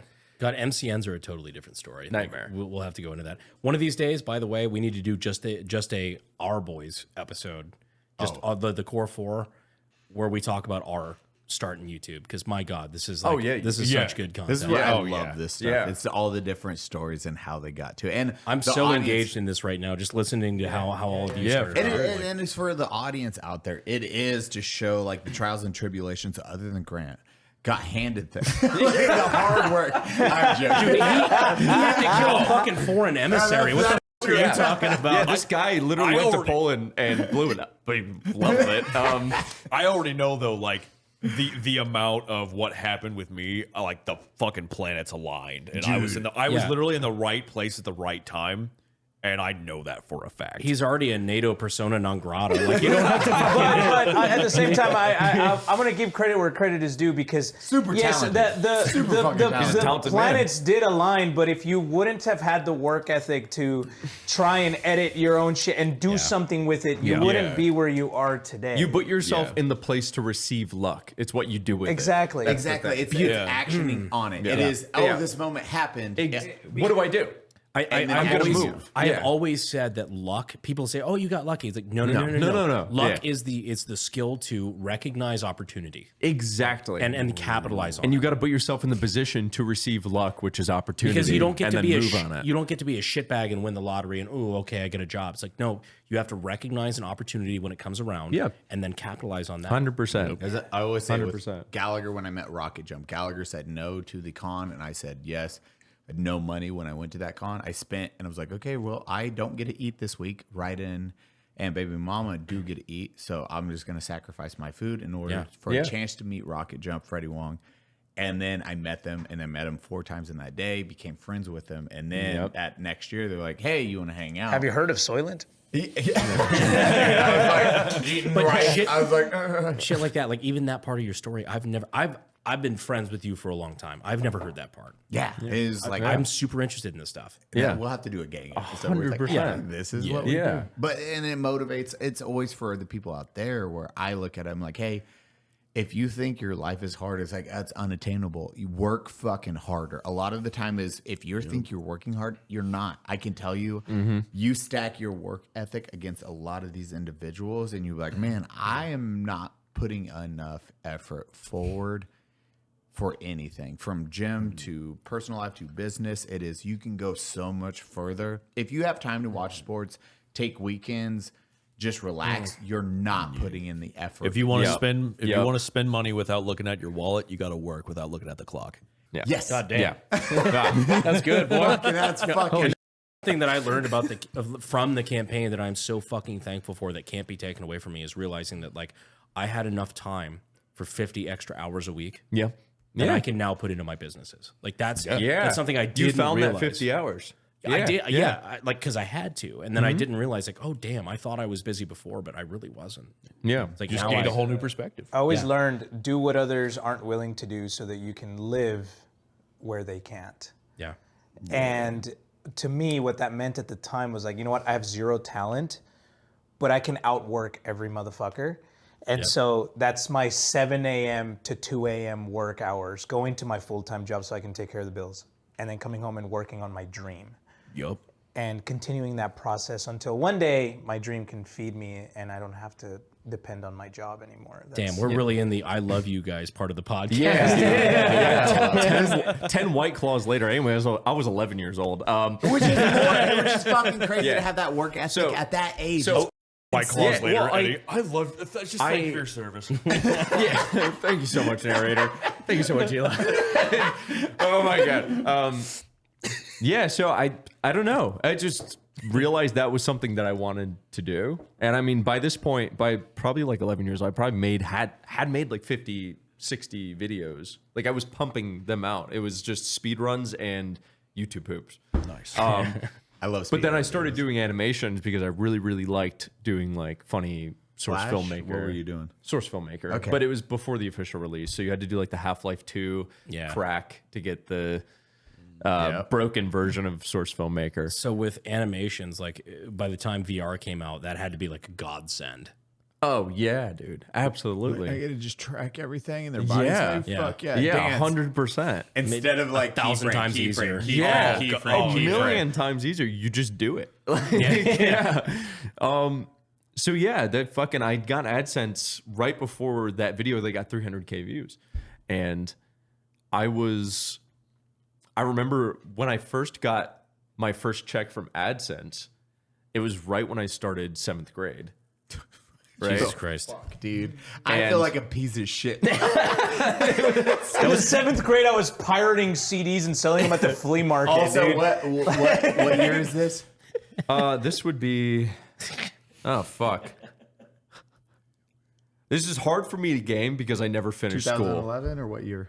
Probably somewhere around there. 2011. I have been back from war for 4 years. I was This downloading. kid is making money on the internet. I'm like, fuck that kid. I was downloading LimeWire. So my first cash out was like it was like $280. Which for an 11-year-old, that's fucking it wild. was mind blowing. fucking It was mind-blowing. it was Like, it whoa, was bro, I'm rich. No, literally. Audrey, I just bought Mom, go fuck yourself. Yeah. Well, I wanted to make more like Gmod and SFM videos, so I just spent it on like a new graphics card, right? So I just upgraded my PC because But that's awesome that you immediately were like, I need to invest harder. That is, I since I was literally like single digits, I've always saved my money and I've always loved technology. So Reinvesting back into tech. yeah, so I like built my first PC I ever bought. I built when I was 10. So like I just learned, like I just figured it out because I really wanted to. God, that $110,000 went towards a good thing. We're going to summer camp. This summer camp is going to be lit. Okay, I cannot wait. I'm going to send I'm so going many to the pictures. artistic summer camp. Okay. You always were more artistic. I'll be in the pool with my floaties on.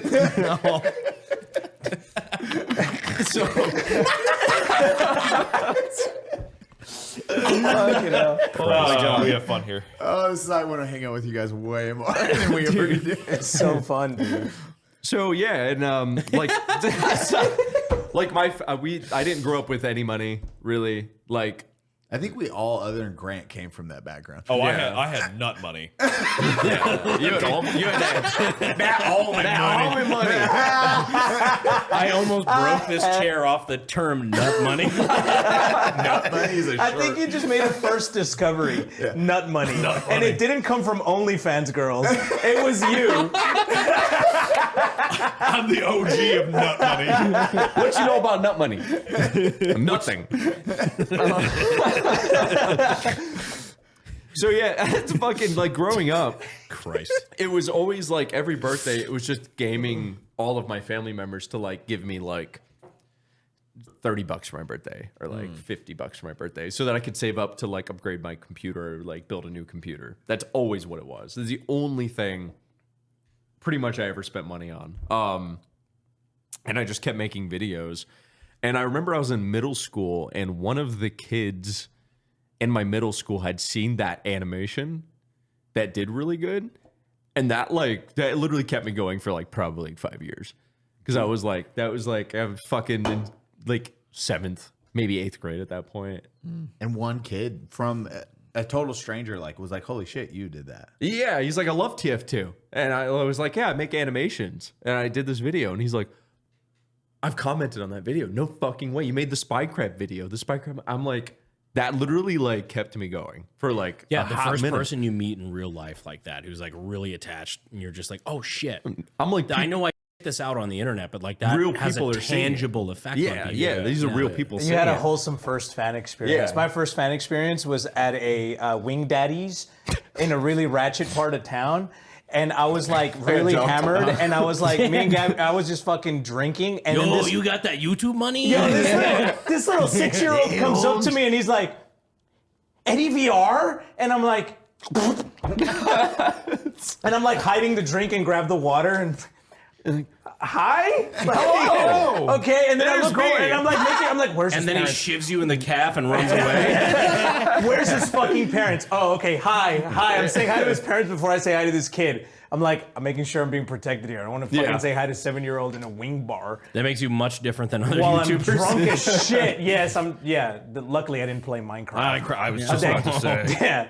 That kid would have been in danger if I was playing Minecraft. So God damn. So That clipped audio right there. So I can meet Canyon Boys real quick. So I started playing Minecraft. Fuck. That's the next part of the story. Is that it? So I started playing. Yeah, so I started playing Minecraft. He just shot your story in the knee. I used to be an explorer like you till I started playing Minecraft with minors. No, that's not what that's what they're called, right? When they dig for coal. Misinterpretation. Sorry, James. Go ahead. So I started doing like Minecraft, and then like Fallout 4 was coming out at the time, and I started uploading these Fallout videos, and they started getting like 5K views. And until that point, I was getting like 60 views a video, like nothing. Yeah.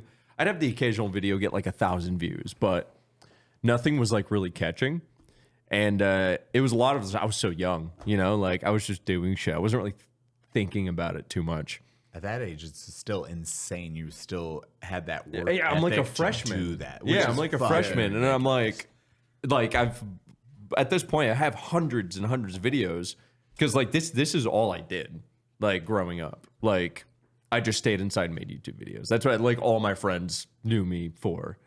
It's like I just sat there and fucking like made videos, and yeah. So this Fallout stuff started picking up, and then I kind of was like, maybe I should do a lot of Fallout stuff. And that did good for a little bit until Fallout, of course, fell off because games taper. And I didn't realize that. So that was a learning experience. And at that point, I was able to get like a couple thousand views per video minimum. And I was like, this is insane. And pretty soon I hit 1,000 subscribers. Yeah, nice. And I was like mind blown at this point. Because by that point, I'd probably been doing it for like 10 years. 10 years to get 1,000 subscribers, right? Yeah. I still have all my Let's just clarify that. Let's just put that into perspective. 10 years of making videos to get 1,000 subscribers. So 100 subs a year. You're doing great. And the people out there that's like, I work so hard. Imagine that. That is the perseverance you need. It's shutting the fuck up.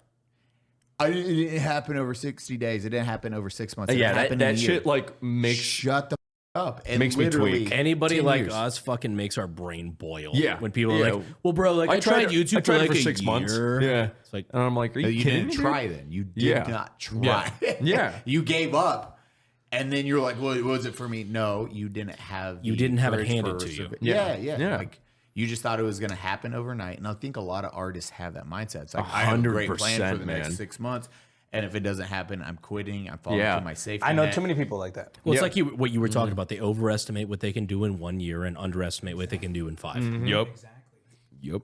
Oh, I love this table right now. This is Such a good table. everyone. I know the comments like I am so motivated right now. The audience here will be so motivated. I hope so. Yeah, I hope so. Oh, it's not hope. It's all one of these motherfuckers are gonna be like, I'm a piece of and I need to work harder. I need to upload. and it's not just about YouTube. It's about literally anything. You're fucking It's the same. Yeah. It's the same. If I wanted to be a mechanic, if I wanted to be a fucking anything, it's literally it applies to anything. Yeah. It's not just YouTube. Exactly. It's not gonna get handed to you. You gotta fucking earn it. Yeah, and the thing that you'll find is if you go out there and you actually just keep putting in the work and make it happen, it does. Like it's the people who set an expectation for themselves. And they do it completely on their own, like fruition and everything. And it doesn't happen exactly how they want it to. And then they give up. And it's like, fuck, well, how bad did you really want that? Like it's the idea of like you shoot for the stars and land on the moon, like that sort of thing. It's like, I set expectations for myself all the time that I fall short of all the time, but I fall short of them in a fucking rad way. Yeah. It's like, you just set your expectations high and work toward those. Exactly. You'll end up in a great place. Yeah. And so it's like I'd be business partners with all of you. And thankfully, Brandon, Cody, Nick are my business partners, Jake, Show. Like everyone has these high expectations going into each and everything.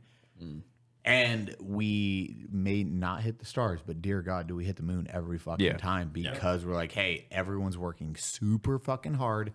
No one's quitting or no one hits a part. We're like, that's good enough. There is never good enough. I don't know if you guys ever think that. It's like, it's never fuck. because it's the hunger.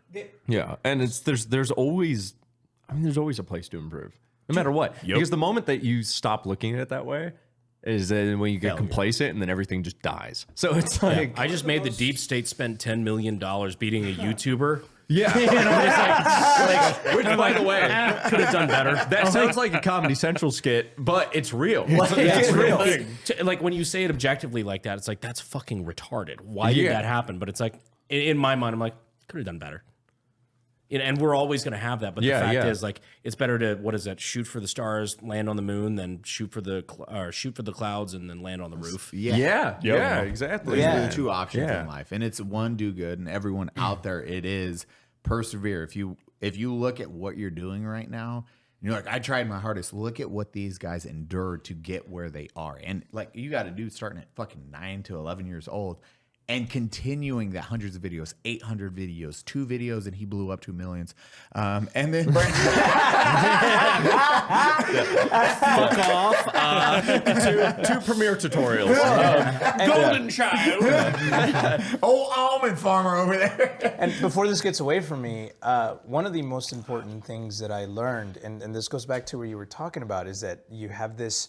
You feel sick. You don't feel like you've done enough yet. Like you still have so much more you can offer. And I forgot where the fuck I learned this quote from, but I internalized it a long time ago, and I've repeated it to myself and repeated it to myself.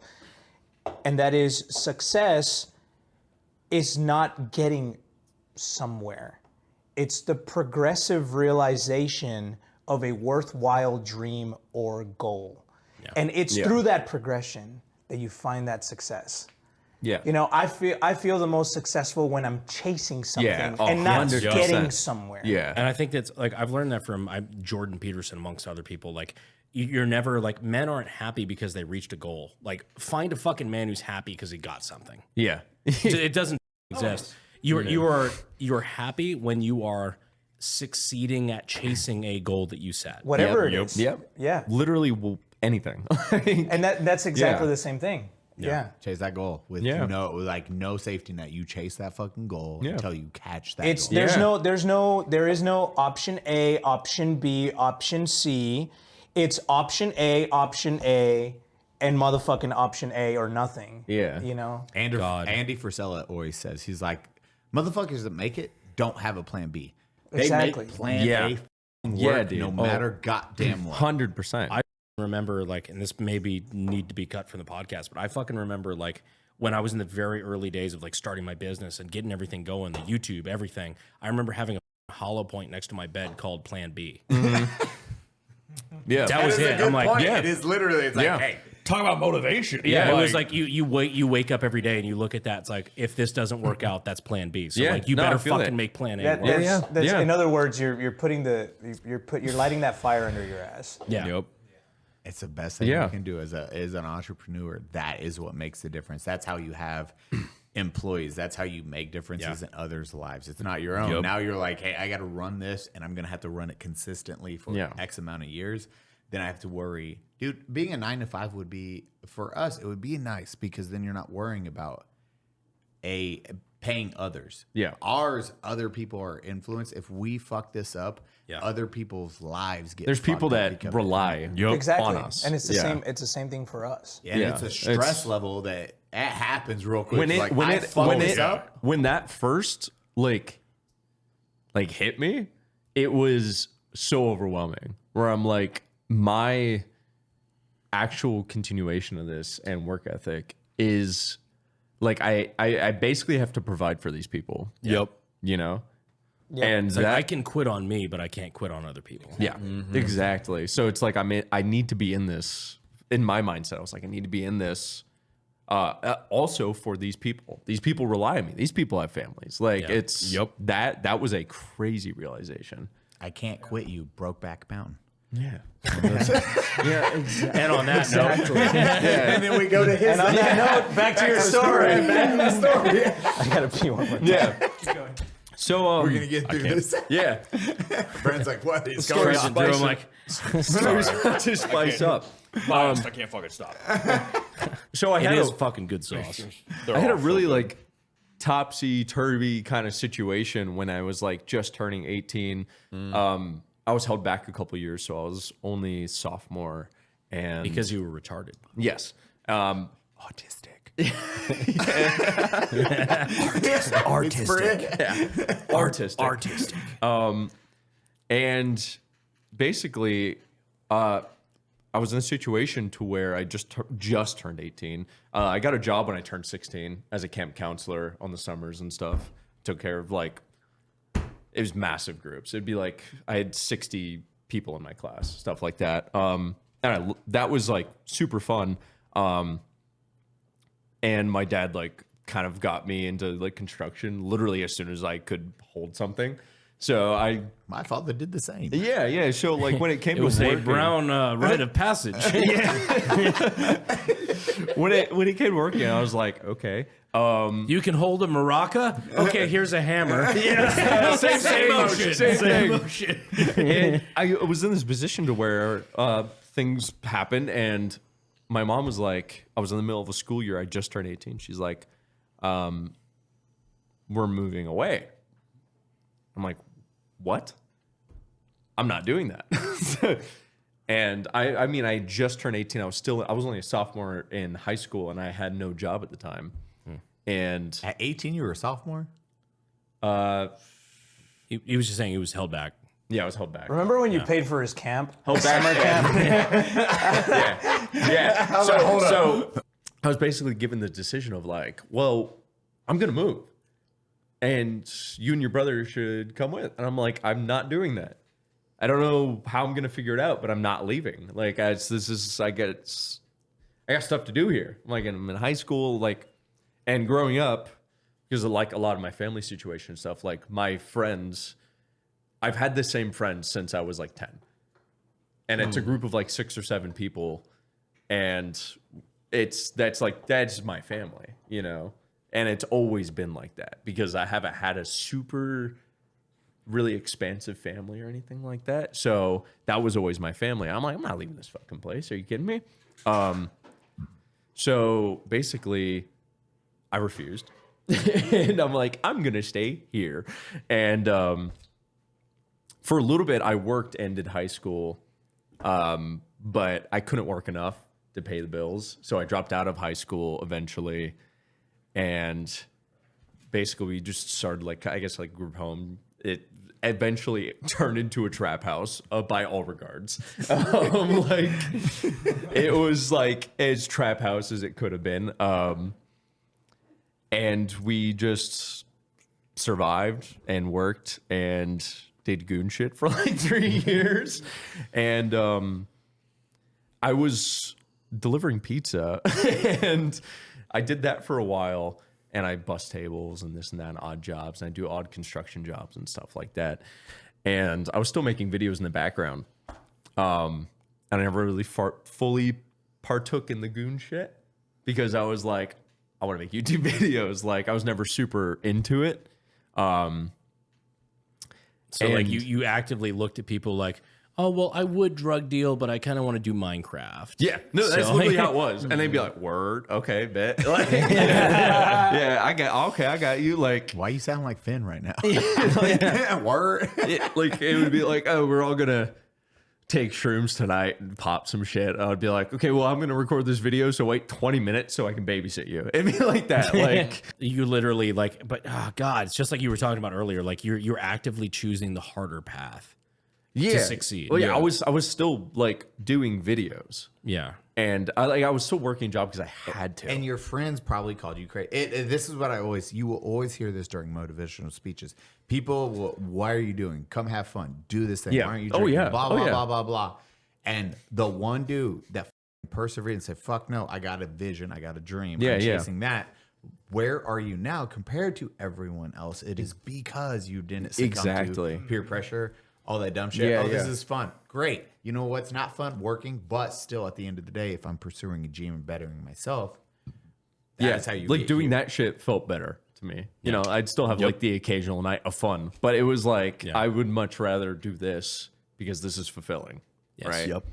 And so that went on that was like a couple years of that, probably like 3 or 4, and then eventually, I ended up getting an editing job for Laserbeam's sister. If you guys know who Laserbeam is. The biggest creator in Australia. Yeah. I'm too old. Would not The Fortnite guy. The Fortnite guy. Fortnite guy. That is why I don't know. I'm also still too old for this. You know how you're the AK guy? He's the Fortnite guy. He's the Fortnite guy. He's the Fortnite guy down under. Down under. Yeah, exactly. I don't answer questions. Want to answer questions? Who's coming on the podcast soon, hopefully? Oh, I'm so excited for that one. Oh, yeah? Who's that? Mr. In-Between, Scott Ryan. Oh, I don't know who that is. Mr. In-Between's like it's such a great fucking Australian crime show, but like the guy's like he's the writer, director, main actor. Oh, nice. Like he's a fucking rad dude.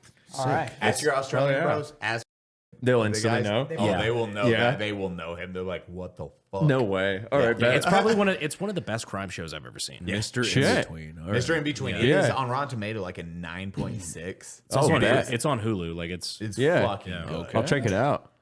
So yeah, I got this editing job because when I originally signed up with that MCN, they had a Meet a Creator chat, and I met this guy named Toasted Shoes when I was 14.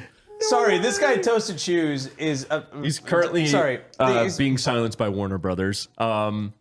He makes Toasted Shoes makes mods on games, and he like actively mods. Oh, so he like puts like but he Looney mods Tunes. Like unmoddable games. If you've probably seen it. It's like what's he under right now? He was modding something in Mortal Kombat. Mortal Kombat. Holy shit! Why do I know this? Is insane. Because everyone knows who Toasted Shoes is, but he never gets credit for it, so he's never blown up because everyone always takes credit for his shit on the post his internet. clips, yeah. And so this time he got a cease and desist from Warner Brothers For all his Mortal Kombat, Yes. which is a lot. Yeah. We were in a call with him, and That's all of his like earning videos. That's his livelihood. we were in a call Literally. with him. We called it the Warner Brothers support chat, and and we told him, we're like, bro. All the boys called him. We're like, you have to capitalize on this now. This was like 2 weeks ago. This is like 2 weeks ago. So after we deliberated ideas with him, and we're like, you have to do this. And so the next thing he did was, it came from our little support group. He went to Movie World, which is a Warner Brothers, like a Six Flags, but for Warner Brothers. So they have all the Warner Brothers characters. Gold Coast. And he went in with what looked like an autograph book, but was disguised. It was a consent release form To use their likeness. for each character. So he goes up to So it'd be the. like Tweety the bird, and it'd be like a picture of them, and then a cutout square, and he'd be like, "Can you sign right there?" And then he'd pull it up, and it's consent release. He got like He's got like he did amazing. Yeah. So now he's fighting back with like, I have permission from every character themselves. Yeah.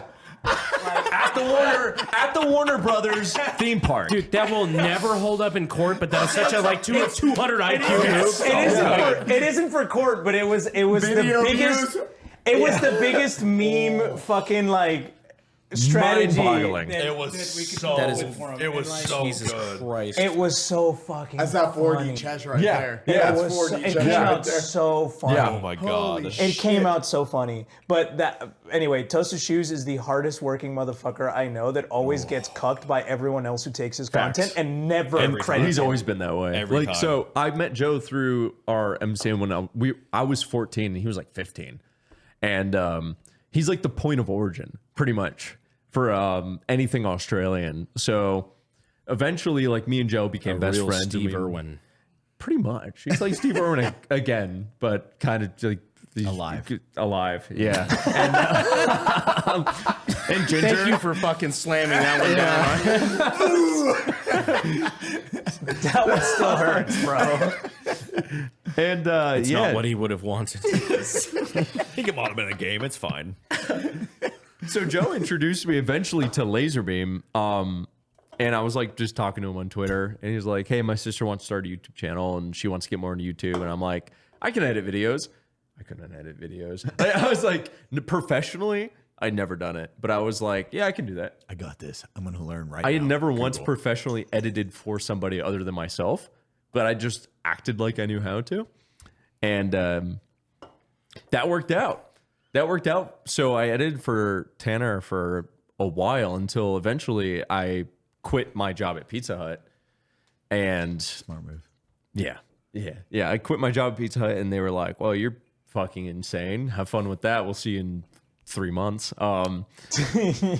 Relatable. Yeah, and I did that for a bit, and then eventually Joe's friend Mully, I get into this like Snapchat conversation with him, and me and Mully are just like talking for this instance, and that's it. We talk like one time, that's it, and then a year later, Mully's working for Tanner with me, right? So Mully's kind of my boss, and so I knew Mully for a while. He would grill the shit out of me, just be like, "Work harder," like constantly. Boss, being a boss. And one day he just called me and started ranting about his fucking life problems. And I was like, I've never been in a call with this guy.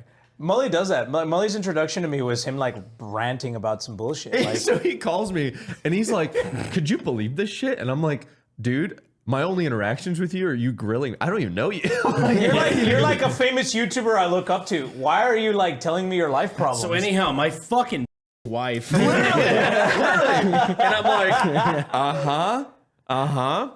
Meanwhile, Mully had started this VR channel, and I was like, "Man, that's fucking stupid." I was like, that might be the lamest shit I've ever seen in my life. No joke. That was my first initial reaction to Mully Jesus. when he started his VR channel. I'm like, that is, I would not like clockwork. You could Clockwork Orange me. I'd fucking close my eyes. Like there's no way you could. This is stupid. I'm like, this never shit, pay out. This shit I joke about is like, yeah, the Like, bro, you couldn't have waterboarded that out of me. Dude. I'm like, I'm not.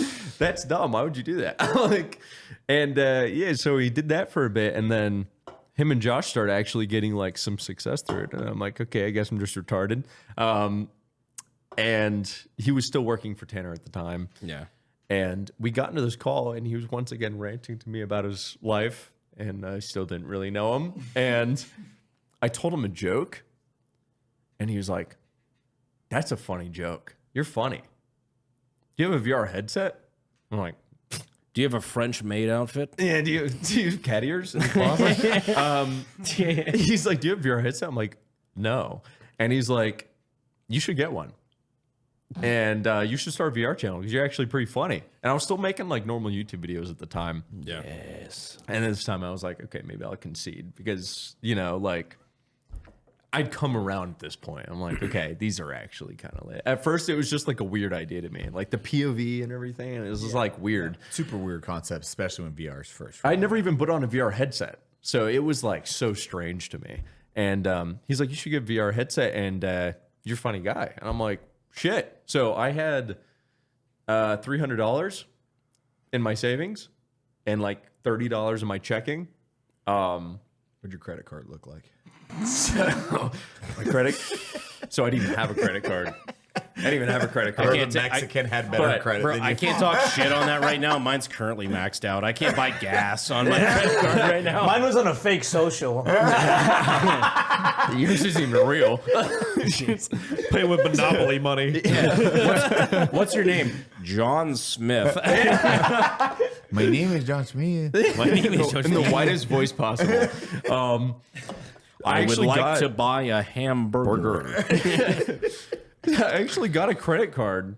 I don't know why. I was just like, yeah, maybe I'll try this VR shit. I got a fucking credit card, and went into debt because the only debt I had at that time was like hospital bills, and I'm like, I'm never paying that. Are you insane? Like, that's not happening. But I got a credit card and went into debt just to get a VR headset, and I had $300, so I went $1,300 into debt, and I was like, man, I hope this turns into anything. Yeah, because I'm making like a couple grand a month max. I'm like, I could really, this would be cool. And Molly got me into this TikTok, and he's like, tell that joke you told me in that call when I was ranting about my life. And I was like, okay. So I did the little joke routine, and it actually did really good. Holy fuck. You nailed him. Is that our Japanese chef? Yeah. King Troutu. King Troutu. He's taking a little He's taking a little break right now. He took off the bandana and now he's put a cowboy hat on. He's gonna cook a steak next. Every meal's a different costume. Sorry, I didn't want to interrupt. Are we having barbecue for dinner? Yeah. Keep going now. I got it. So yeah, I fucking got this VR headset and I did this meme and it did like average. It did pretty good. Like it wasn't anything crazy, but Molly was like, "Yeah, that was funny. People liked that." Was it this one? I Boomer. have it. Yeah, I have Yeah. OK Boomer pulled up. Yeah. Yeah, check this out. So this is OK Boomer. This is what Juicy's talking about. Boys, I got that Google Home. Check this out. Ready? Hey Google, start a boomer chain. Okay, Boomer. Okay. Yeah, baby. You can get this thing just go forever. Okay, Boomer. Okay, Boomer. All right, shut up. Okay, Boomer. Stop that OK Boomer, dude. What are you doing? Okay, Boomer. Okay, Boomer. Okay, Boomer.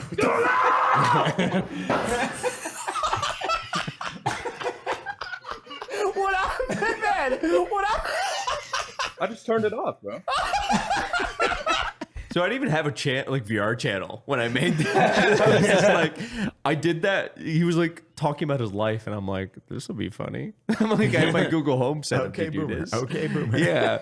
And he's like, do that on TikTok. So that people liked it. So I'm like, maybe I'll do this VR stuff. And then it took off. And then I did one video, and it got like 1,000 views in the first day, and I was like, my fucking little head exploded. I was like, no way, we make it out of mud with this one. How many subs did you have at this point? Around 2,000, right, or something like that? On my other channel, like main. Well, how many? Well, on VR channel? Yeah. I had like 1,000 subs when I made the first video.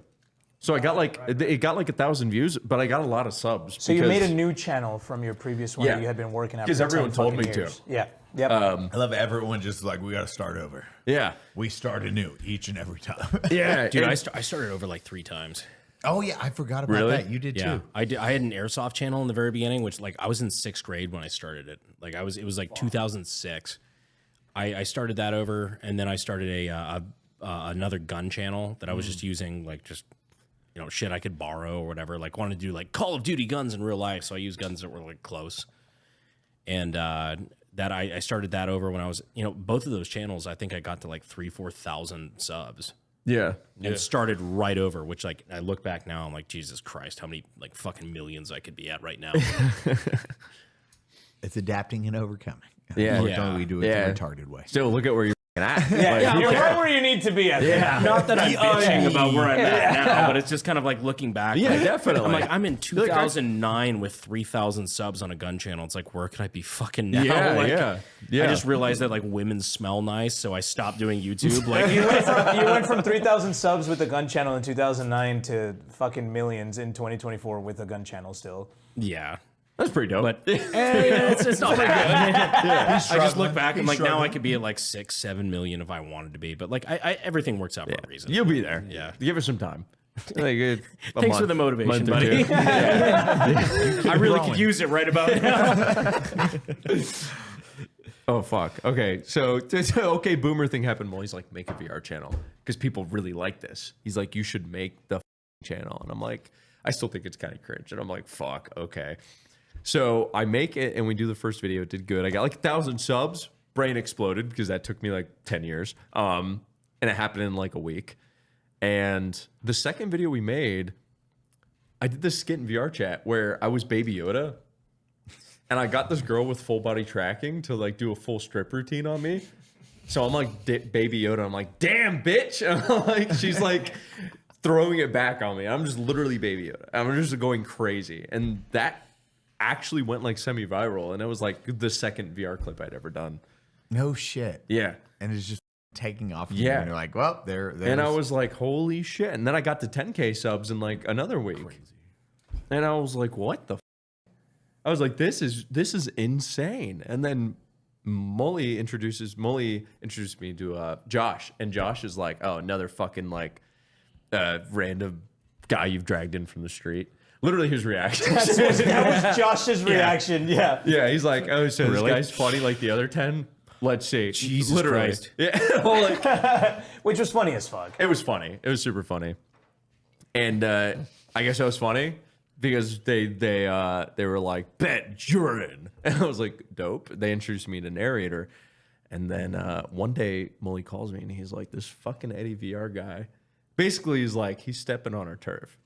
He's like, I remember this. and I'm not kidding. We have never spoken to Eddie. I think any he of hopped us. into our side of the border, is what they say. Yeah, yeah. Like he's like linking me videos, and he's like, "Have you seen this? we've got this illegal You seen this competition. fucking guy? I have some intel on this guy. We can get him out of here." Like, Me and Eddie actually met in a Pavlov lobby. Way before Way the boys before. started. And we I both- accidentally met him, and I was like, I couldn't tell him I was starstruck. I was like, it's your fucking Narrator. Yeah, yeah. I'm in, But I'm in a, like a random. It's like a COD lobby, but like in VR. And Pavlov. And I was like, and he was like, and I was like, I was in a team with him, and he's like going in the front lines. And he's not even recording. He's just like, and now in the front lines, we have EddieVR walking through this. And I had no subs or anything at that point. And I'm like, I'm getting narrated by the fucking Narrator. No way. Like, there's no way. And then I got cut off. I was gonna ask him if I could join him for another game.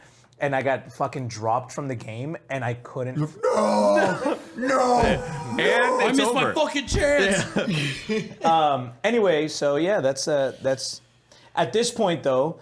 I remember all of the boys got together for PAX 2020. Yeah, we'd made like a handful of videos together at this point. PAX South 2020 was right before San Antonio. It was Yeah, it was here in San Antonio, and it was Was right, it really? Yeah. Oh, it was, shit. it was right fun. before COVID. That was and right before I moved here. Yep. And Yeah, I didn't have the money to buy a plane ticket, so Molly bought me the plane ticket because I had like $90 in my checking. We had account, only made and a I had couple zero- videos I had together. zero in my savings because I bought a fucking VR headset. What's crazy is when I met Freddie and I was on my last leg. Yeah. It's PAX West.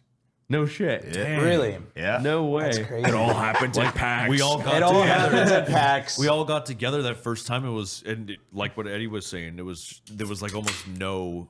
Is it easy? There was no change. Yeah, it was instantly. Yeah. Until we walked out of IHOP and I slapped Molly in the face with a dildo. That was great. That was so for his birthday, he slapped him with a dildo. It's like But- in VR? No. I want to feel the recoil. So that night we went to one of the nights in PAX. We went to I think the club is called Paramore. It's here in San Antonio. It's dear. like they have like drag shows on Sunday. yeah.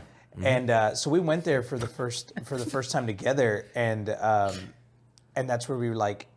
That's Juicy landed and went straight to this club like to come meet us, and that was the first time I've met flown Juicy. like one time in my life at this point. Like I've been on one plane for a family trip. And we're when I at was, like this 10. fancy ass. And some random Australian is like carting me out to Texas. I've never been to fucking Texas. You're like, and I'm like, I have like, I have enough money for dinner. And I'm like, But we're like, bro. I'm not hungry. Don't worry about me. yeah. I'll take water. Oh, dude, I've done that so many times when I was fucking broke. Like, oh yeah, no, dude, I ate beforehand. before I came Yeah, yeah, here, don't man. worry I'm about good. it. Yeah, yeah. It's fine. Well, I don't drink alcohol. Yeah. That was the first time I ever met Cody outside of like an event or something like that. I remember I came down to like fucking Fort Mill, South Carolina. I was on my way back to Fayetteville at the time. And I remembered like me and him met up for lunch, just hanging out. He was with his ex and shit like that. I'm just like, oh yeah, no, dude, I'm good. Like I ate before I came, and like I was too embarrassed to say, like, dude, I don't have have money. $3 left Yeah. on my fucking debit card. Yeah. Like I have no money. I can't eat. The struggle is real. I love this. Dude, by this point that we met up all together, we had a solidified group, and Juicy was like the baby of the group. He was the only one who hadn't, I guess, flourished in the YouTube space yet. He had like 2,000 subscribers on his VR channel. I had like 3 videos. And by the time we went to PAX, I just hit 10K because of the Baby Yoda meme. Yeah. I think, it was something I remember like that. I just hit 10K and it was like mind blowing. And he's at PAX with no money, and I remember I was like, "Have you ever had an old fashioned before?" He's like, "What the fuck is that?" I'd been to a bar one time because I My couldn't. uncle gave me 2 when I was 12. Yeah. By this point in my life, I had just gotten my first. You mean the big pacifier dippy sauce? By this point in my career, I had just gotten my first big YouTube paycheck. And I just turned 21 when I showed up. He had as just well. turned 21, and I'm like, and Mully and Josh had also just gotten like their first big break as well, and they're like trying like expensive drinks and shit like that. And to me, They were that's at like 100, I was like, 200K what the fuck is going on, dude? stuff This like is that. crazy, right? So Juicy's here, and we're like, we have videos of all this shit, and we're like, we're buying him like expensive drinks, like like a $15 old fashioned. You know, that's an expensive drink. You know what I mean? Like, I'm like, the f- are you doing? He's like, what? I don't even know what mixed drinks are. And I remember, I shit you not, bro, that night we all sat down at the gay couch at Paramore. And It's a good couch. That was a really good couch. We all sat down together and we looked at Juicy and we were like, okay, bro, you're the newest one to the group, or you're the youngest one in the group as far as subscribers go. And Josh sat him down and was like, okay, look, we're going to develop this strategy around you. We're going to make you the face of the boys for the next few months or the next year. Yeah. And we're going to all put all this effort together, and we're going to make the boys flourish. And you're going to be the face of it for a while. That way people can flock to your channel, and we can have you like Grow all the pillars of the boys. Come up to us so that we can Yeah. have this foundation of all of us, right? And Josh said within a year you're gonna have 1 million subscribers. And I was like, you're retarded, dude. I'm like, the fuck are you talking about? 1 million subscribers in a year? I'm like, I have 3 videos. And I remember You I talk literally- like you're like the lean Shane Gillis. Dude, I looked at him and I was like, what are you talking about, bro? Like, fucking 1 million subscribers in a year? You're fucking retarded, bro. Whatever, bro. I was like, you're insane. And he told me, he's like, we're going to get at least a silver play button, probably a gold. And I'm like, You see what I mean? You're actually fucking like, you're out of your mind. Like, and within a year, sure enough, it was like Juicy, 4 months. We all 5 got months. we all got our Yeah. gold play buttons within a year, Yeah. and Juicy got his. I coming had a from month like a where I couple got thousand 800,000 subscribers. Wow, dude. Yeah. Fuck. And it was like, I was still in the trap house. That's how fast this happened. Like, I'm still in the same environment, same stuff happening. And I'm like, I just picture you in a trap house, but with a throne. dude, it was, You're I was too, very nice. I was not even. I was like, the holy Iron shit. Throne, except the iron is needles. Like, Sit if you dare. 1,000 needles fall on this throne. it was like a whole year before I was like, I can spend this money. Like literally. Yeah. Because I was like mortified. I'm like, because my first big check was like, I was 27 grand. And I was like, This will disappear. this is more money than I've ever seen, but it'll be gone. Like, what if this is a one-time thing? It you took know? me about 2 years before I think I ever spent anything on myself. Yeah. Like Yeah. 2 years of the money coming in. Yeah. Before Same. I'm like, I'm willing to do it. Yeah. so scared. And I your story is like extremely inspirational, dude. Like, Yeah. to see like in such a short amount of time you go from nothing to something in like such a Yeah, it could have drastic just stopped at any point. Yeah. such a drastic Like- way. You could have derailed in so many ways and followed your environment and like Yeah. and you're here like inspiring millions of people. That's very like, I'm fucking proud of you, bro. On that note, I think now we can end this at 4 hours and 34 minutes. We're not going to do an after show. No, dear God. After show? Yeah, they usually do after Yeah, shows. we're not doing that one. I can't wait for the comments because I know everyone's going to be like, I get unsub for 4 hours and 34 minutes. Oh my God. I can't believe that Holy shit. The average retention time is going to be 1 hour and 38 minutes. Oh, you're welcome. clip that. It's going to be around there. Guys, thank you so fucking much for that. Thank you, guys. Yeah. Thank you for letting us just come on here and just spout shit for 4.5 hours. I feel like I went from like passive friends to like deep, very good friends with you Yeah, guys yeah, after yeah. this. You literally Like, just got all of our life stories. Yeah, Yeah, that was. Yeah, I thought we were gonna come in here and like just talk about YouTube and just like be fucking idiots for Helldivers or an hour something. or something like that, and like hey, you want to talk Helldivers? No, Brent. We have more time. We have more fucking time. Dude, I got 130 hours. Jesus Christ. Oh, what level? I think I'm level 78. Oh shit, I'm like 49. So That's a shame. casual, you know. get good, Congressman. Brandon, I want you to close this out. Take Cody's spot. Thank you, everyone, for watching this episode of Unsubscribe. I am joined by Eli Double Fap. We've got Juicy. We've got EddieVR, your narrator, and myself, Brandon Herrera. Thank you guys for watching this episode of Unsubscribe. We appreciate you, and we will see you in the next episode. Love you guys. Goodbye. Adios.